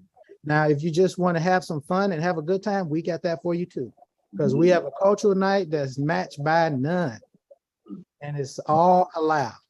Okay, now tell that to those people that say that I can't party because the world is, no, we're not speaking about the world. We're speaking about the community of Imam W.D. Muhammad. It's all halal, and we've been instructed well on how to conduct ourselves in a way that our souls and our minds can be comfortable with as believers in God and people of faith and people who love decency and people who love goodness. So we do have fun. You know, people might not believe that. And somebody told one of my daughter's friends told me the other day, I didn't know your dad was, I thought your dad was just serious. I didn't know he was fun. Yeah, we like to have fun. We just don't do it as often as most people do. We try not to have too much fun because it's too much work to do, too much serious work to do. And if we don't do it, who's going to do it? So we calling you to come have some serious fun with us at this year's annual convention. Oh, 33. This is our 33rd. Christ Jesus. He's a sign of the returning to the nature. Allah said he created Adam from nothing. So why should you question about the creation of Christ Jesus? He created Christ Jesus from Mary. So why do you question the creation when he created Adam from dust? You see, and he lived 30, his ministry, his message was 33 years because they said that Christ Jesus spoke from the cradle. He spoke as a baby. So that's also a very powerful sign. Imam Muhammad's ministry was 33 years as our leader. So those of us with faith and with spiritual, we welcome the opportunity to join the rest of the believers here for this year's annual convention, Labor Day weekend, inshallah, because we believe that there's a lot of good in store for us as a whole and as individuals, God willing, inshallah. And the children have discount prices, so don't forget that. I know a lot of us say, well, why should I pay the discount price for the child when we're all in the living room? A lot of times when you remember that time your mother told you, you better finish that food, I spent good money on it. Yeah. And if they said, well, neighbor dropped it off, y'all want it, y'all eat it. If y'all don't, I don't know what's in it. You know, if you're giving them that kind of food, they might throw it in the trash. But if you're giving them the food that we offering, I believe they'll accept it and show you gratitude. They might help you wash the dishes at the end of the meal. Some of y'all understand what I'm saying. Yeah. Yeah, we're not passing the bucket, but we should not overlook an opportunity to receive the mercy and the blessings of Allah through the charity that we give and the support for what we believe is something that is ours. This is our community. This is our life. This is our future that we're talking about, you know. Yeah. And nobody's judging. You judge yourself. Yeah. I'm done. I see Ma'am Elam look like he got something to say. Yeah. He ready to close out. Well, I usually always buy tickets from all my children. I've been doing it for a long time. No, we're not gonna put you on Front Street, man. Okay. Somebody gonna make you pay them debts you owe. Elam spend all his money on the mosque heirs. We know that. And if he had more, he would spend that. And we have to stop him. I tell him, he'll tell you, I'll be in the airport, I tell him, man, you better put your money back in your pocket. That's right. You've done it. Yes, sir. And I hate to have to tell you that. I'm serious. Keep your money in your pocket. You got a family, you got grandchildren and everything. We love you and we know your sacrifice. We appreciate you. Everybody ain't gonna appreciate you, but we appreciate you over here. Alhamdulillah. I appreciate all of you too. I mean, we're family. I tell you. Indeed. Assalamu alaikum. Wa alaikum assalam. Yeah, I just want to squeeze one quick comment in before we close. I have so thoroughly enjoyed the whole program today, like I do every first Sunday, but it's always so special. It's just a special time and to look forward to the first Sunday programs. Imam Warithuddin Muhammad II, thank you so much from the bottom of my heart, from the bottom of my husband's heart. We thank you so much for carrying on the legacy that your father entrusted you with. And I want to thank all those who are working closely with you, Imam Adil, Imam Elam, the strong brothers and sisters across the country, Sister Najma, Sister Esther, all of us, Sister Dr. Adrian, myself too. I thank you so much Brother Hazard the second, Imam Hazard the second. Your lecture today was, your khutbah today was beautiful. It was thought provoking. It was provocative. It made us continue to think and know that we have to stand. We have to move forward. We can't sit still. And all the comments that came up from the different ways that we, the believers, perceived and internalized what you had to say. From those comments, some of the comments I saw and what I heard you say, inshallah, there's no way that we can be stagnant. We won't be stagnant. We have to keep moving forward, alhamdulillah. So I just want to say thank you, and took me a while to work up the nerve to come in and make a comment. But I thank you, and assalamu alaikum. Thank you, Sister Farkana. Your nerves are excellent. You've been serving our community. She's one of these people where her spirit transcends her physical. That's right. And I wanted to say, now that I got that out the way, that her husband, Thomas, he's another one. Yeah. Another one, man. This guy is like, he's amazing. I don't know if y'all like art, like I can appreciate art. Adil was just saying he got a piece that's on that promotion ad the Sister Farrakhan put together, that it looks like you looking at a photograph, the way the light hits every leaf in the background. It's like a fall scene in a forest. And the way that light hits, man, you can't tell it's not a photograph, but it's a freehand paint. Yeah, he's a brilliant artist, extremely talented. Yeah. And we thank Allah for you all, special people. Yep. Alhamdulillah, alhamdulillah. My husband did just say it was a photograph. Oh, that's a photograph? Yeah. He said Thomas painted that. Oh, so that's a photograph. Not the people, the one in the forest, that was a photograph? Yes, I altered it. Oh, you made it look like a painting. Oh, no, don't give up your secrets, man. But I was laying it on heavy. I was laying it on heavy. Okay. Assalamu alaikum. Thank you. All right, but thanks for sharing that secret with me. Now I won't be so quick to.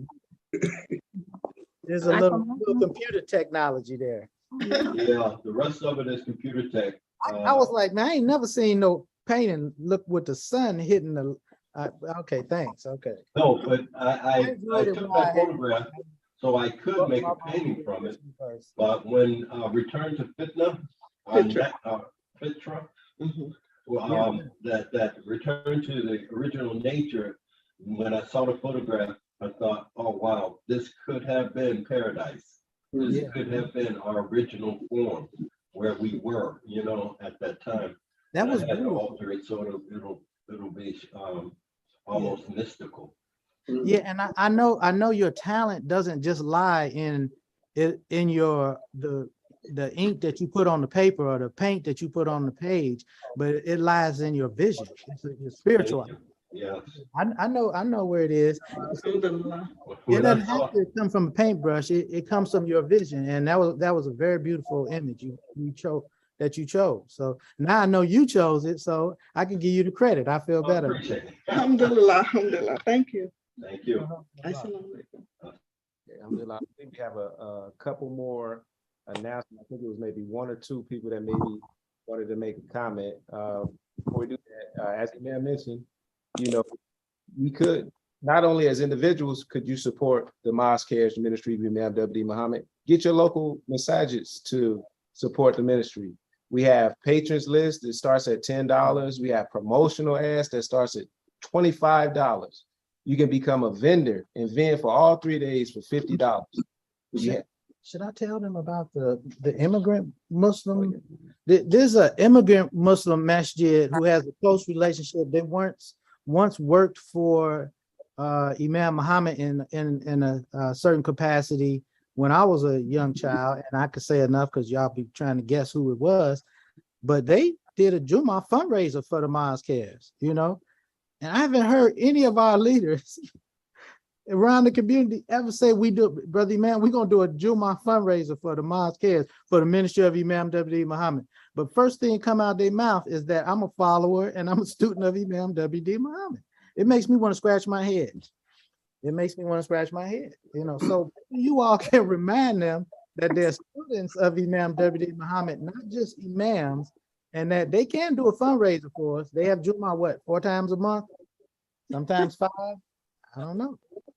I'm done trying to ask them for help. We've invited them for 15 years, begged many of the leaders for many years, just to see how they're doing and what's going on. We don't even get a phone call or a card saying that they are still, that they're alive, some of them, but they still have my father's name on their lips because they figure it can get them $1.50 instead of $1. I don't know. See there? I'm guessing. See, Allahu I'm Akbar. like, you know, you touched the nerve. And see, Haddock just said 90%, but I believe Imam Muhammad said 80%. Haddock is putting a sharper knife on him. So even if we said 80%, Imam Muhammad, while he was living, said 80% of these imams don't support me. And then here's his son, the grandson of the Honorable Elijah Muhammad, the son of Imam Muhammad. He's not going to be misleading our minds. He's telling us something so we can look at each other seriously and diagnose some of these people are counterfeit with their intentions. Yeah, they don't. So They if the send $5, Pakistani, man. Not a monthly, not even a monthly donation of $2. I got donors that's in mental institutions, nursing homes, prison, that's sending more money than the majority of our so-called leaders that you can see displayed all across the Muslim Journal newspaper anytime you want to look at them. And they sent $2 in. Ask them. Wow. Wow. Allahu Akbar. Assalamu alaikum. Sister Nigel, I know you have an announcement about the Dean suit. Go ahead with your announcement, and then we'll take 1 or 2 more comments because there's some people that had their hands up, and then we'll close out with the Imam, final remarks from the Imam, and then Imam will close us out. So after Sister Najma, I believe we had Brother Melvin had his hand up, and there may be 1 or 2 more people who had a question or comment, and then we'll go back to close out with Imam Muhammad II. Alhamdulillah. Assalamu alaikum. Just wanted to say a few words in regards to our Dean Soup newsletter from the Mosque Cares. On behalf of Sister Tahira and myself, we want to thank those of you who have been regular supporters so far of the Dean Soup, sending us articles, and Sister Mahassan sending quotes, and her daughter sending articles. Sister Camila Furkan, a regular article that she has there, Brother David, Sister Chef Tawanda, and Brother Edward. We want to thank all of you for your support. It keeps the Dean Soup going. And also this month, on behalf of Prophet Moses, may Allah be pleased with him, during the 10th day of Muharram, the day of Ashura, when he crossed the Red Sea and got free of Pharaoh. Our featured book is Moses and the Parting of the Red Sea. Imam Wadi Muhammad, our most recent publication. That's our publication, featured publication for this month. So post from that book, get the book. Assalamu alaikum. I like my son. That's in our catalog, B73. That means that's our 73rd book. Wow. We all have all 73 of them on our shelves. Yeah, ever try to count them? Sometimes I gather mine and try to see if I have all of them, but that's my responsibility. I got to make sure I have them all if I need to reproduce them. Yeah. Alhamdulillah, thank you. Thank you, Brother Warren, for that deal. May Allah bless you. Appreciate your support and your love and your hard, tireless work. And yes, Dean Soup, it was initially thought of, but you actually brought it to what we initially intended for the name Dean Soup, which we copywrote some time ago with the intention of doing exactly what you all have achieved today. When my wife, if she was here today, she would be really happy. She would say, yeah, that's what you said you wanted to do. But I don't know what happened. I guess because, 1 person, 2 people working on a big project like that, plus a million other things she was working on. She couldn't do it all, you know. And we had trouble, and so don't feel bad. We had trouble getting articles for Graceline, which we also have the copyright for that, Graceline magazine. And she practically single-handedly did it. So I'm sure she's somewhere smiling. You know, they say in heaven, if she can see us, I'm sure she's happy and comfortable. I know she's better off than we are. I love her. We love her so much. Yes, sir. And she's happy. Yes. And the Progressive magazine, I have about 4 or 5 copies of Progressions that your father did. Too. And the Oculus, I got them. I know. Yeah. Hey, if we ever need to, those are our references. Believe it or not, when Robert and I was putting together a magazine, we referenced what he said when he was introducing those magazines. I think Imam Elam might have given me the first tape or the first transcript of Imam Muhammad when he said what the intentions for a publication should be, or what WDM publication should be all about. And, you know, I was sitting there in the audience when he said it. So of course I bear witness. Yeah. And this is what he wanted. He wanted us to do what we're doing. And also in the future, we hope to expand and grow to have even interests outside of our personal interests. But right now, I think we need a little healing right now. And I think what you all have done, the articles that you put in the Dean Soup, in the Dean Soup article, what do we call them? That's like a article, not a blog. Newsletter, pardon me, the Dean Soup newsletter. What we put in there, I think it's just what we need. It's got the perfect mix, the flavor is just right. I don't think we change the recipe one bit. Thank you, Brother Warren. Assalamu alaikum, Tahira. Alaikum assalam. You know, I'm watching on YouTube, so it's a delayed. So I jumped on Zoom when I heard Dean. So I'm like, did I miss anything, Sister Najma? Go ahead. Whatever's on your heart, let it go. Do they know that we are like giving Dean Soup a facelift, as they call it? We're setting up a new website, and this is going to be really an engaging and exciting new website for Dean Soup, and we're just looking forward to launching that, inshallah, by the end of this week. So just look out for our new website. This is exciting. So that's really all that I wanted to just say. Look forward to Dean Soup news website launching by the end of this week, inshallah. Yeah. I was just saying, congratulating you all and thanking you all. And I was just letting everybody know we must have the right chefs in the kitchen, the right cooks with all the right ingredients and the right season, because Dean Soup is exactly what we need. It's the medicine we need, and we're enjoying it thoroughly. And I was just telling Sister Nadra, I said, we don't need to change the recipe one bit. Just keep doing what you're doing.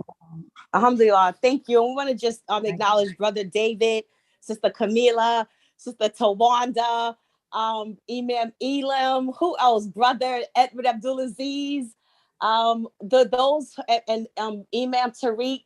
Like, thank you all for contributing your articles. And we just want to encourage all of the believers who can hear us. Like, we welcome you to contribute to Dean Soup. Like, you all have something to say. You are experts in your own field, whether it's fashion or therapy or martial arts, like whatever you do best. Like, please contribute a paragraph or two. If you feel a little subconscious about your grammar, don't worry, because Sister Najma, she's the editing queen. So we just welcome you to be a part of contributing to the work that's being done, inshallah. Okay, assalamu alaikum.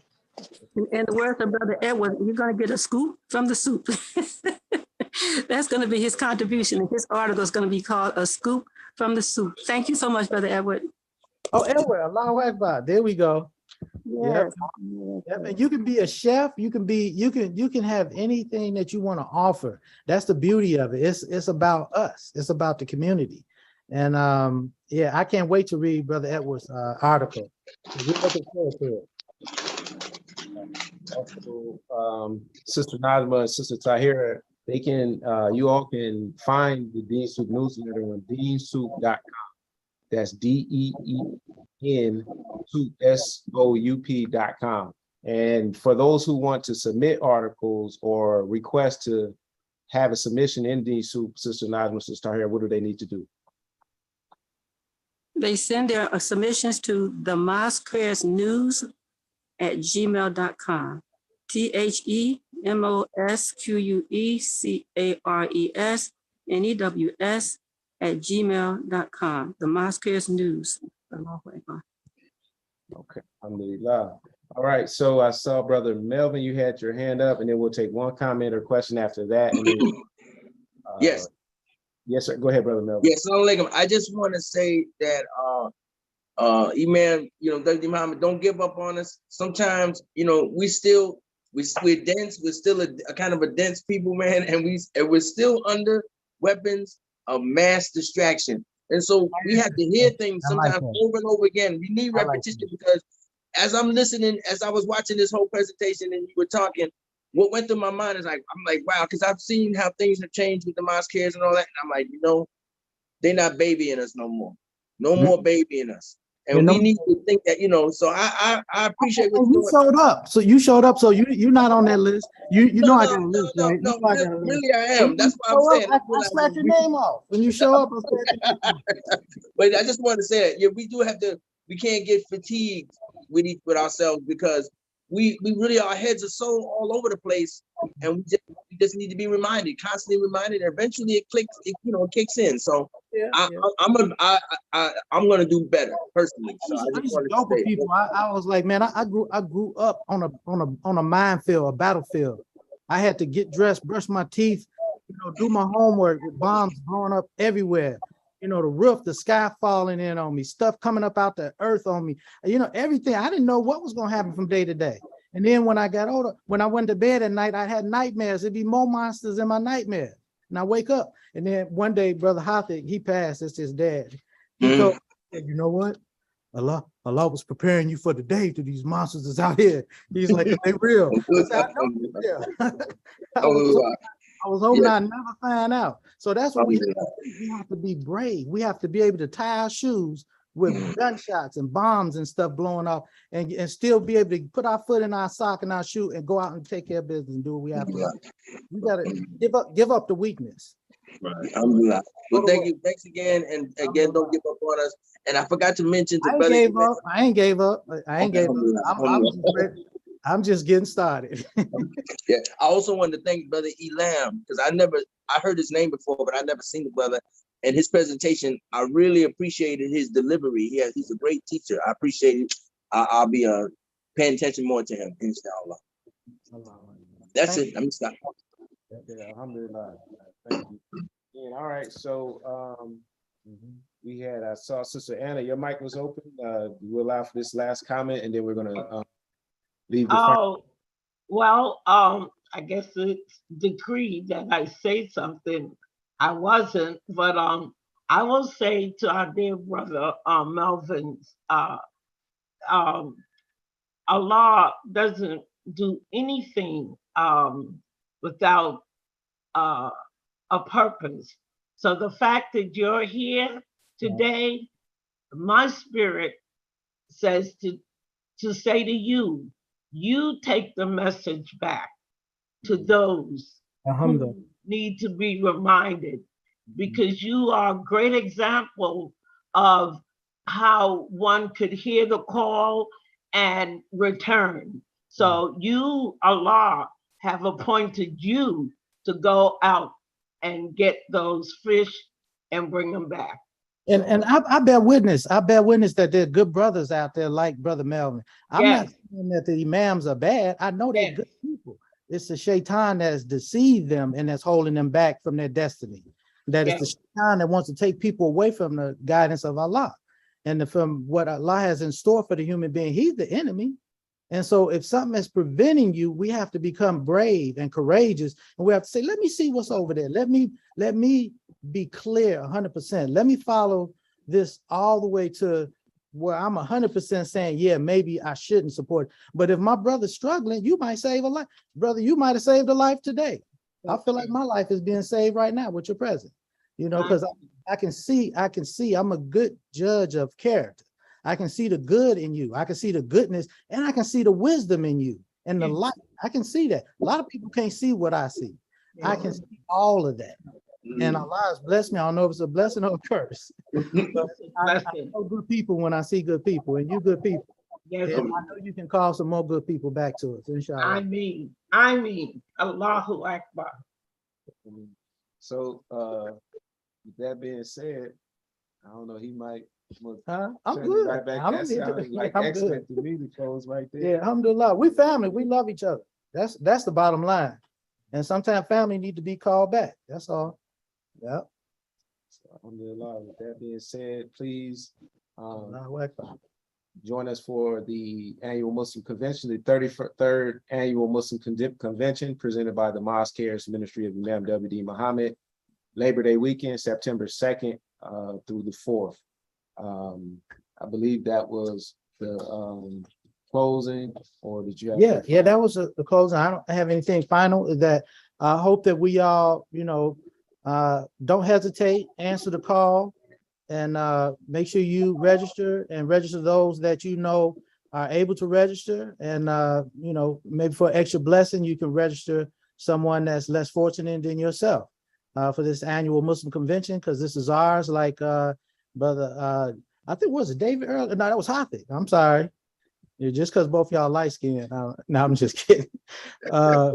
Hafiz said that we're new people. We named ourselves. We named ourselves, and we don't apologize for that. I'm still a Bilalian. I got a bumper sticker on my curb. My car is sitting on the curb right now. That's right. My house, you're gonna see I am a Bilalian bumper sticker on my car. That's what I want to make sure it wasn't the old sticker that say "Call me Bilali." No, I got the new school sticker that says "I am a Bilali." Yeah. Yeah, I don't apologize either. Alhamdulillah. Thank you, Brother Hafiz.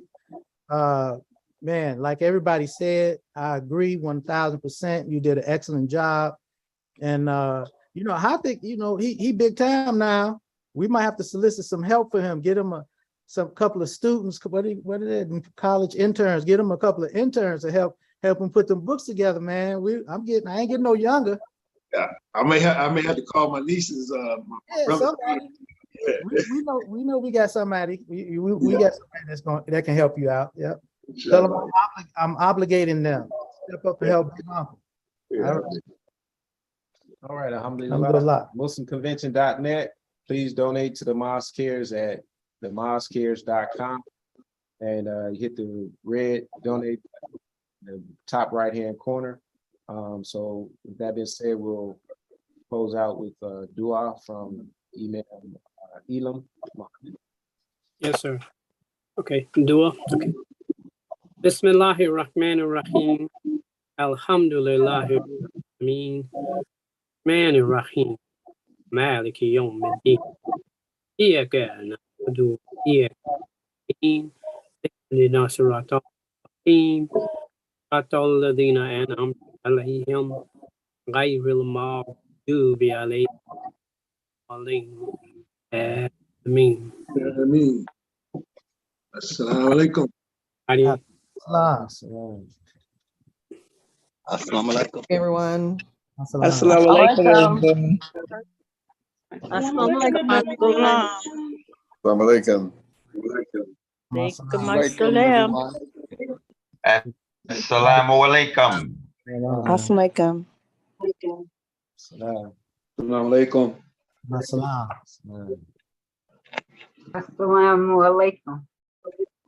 Assalam. Assalamu alaikum.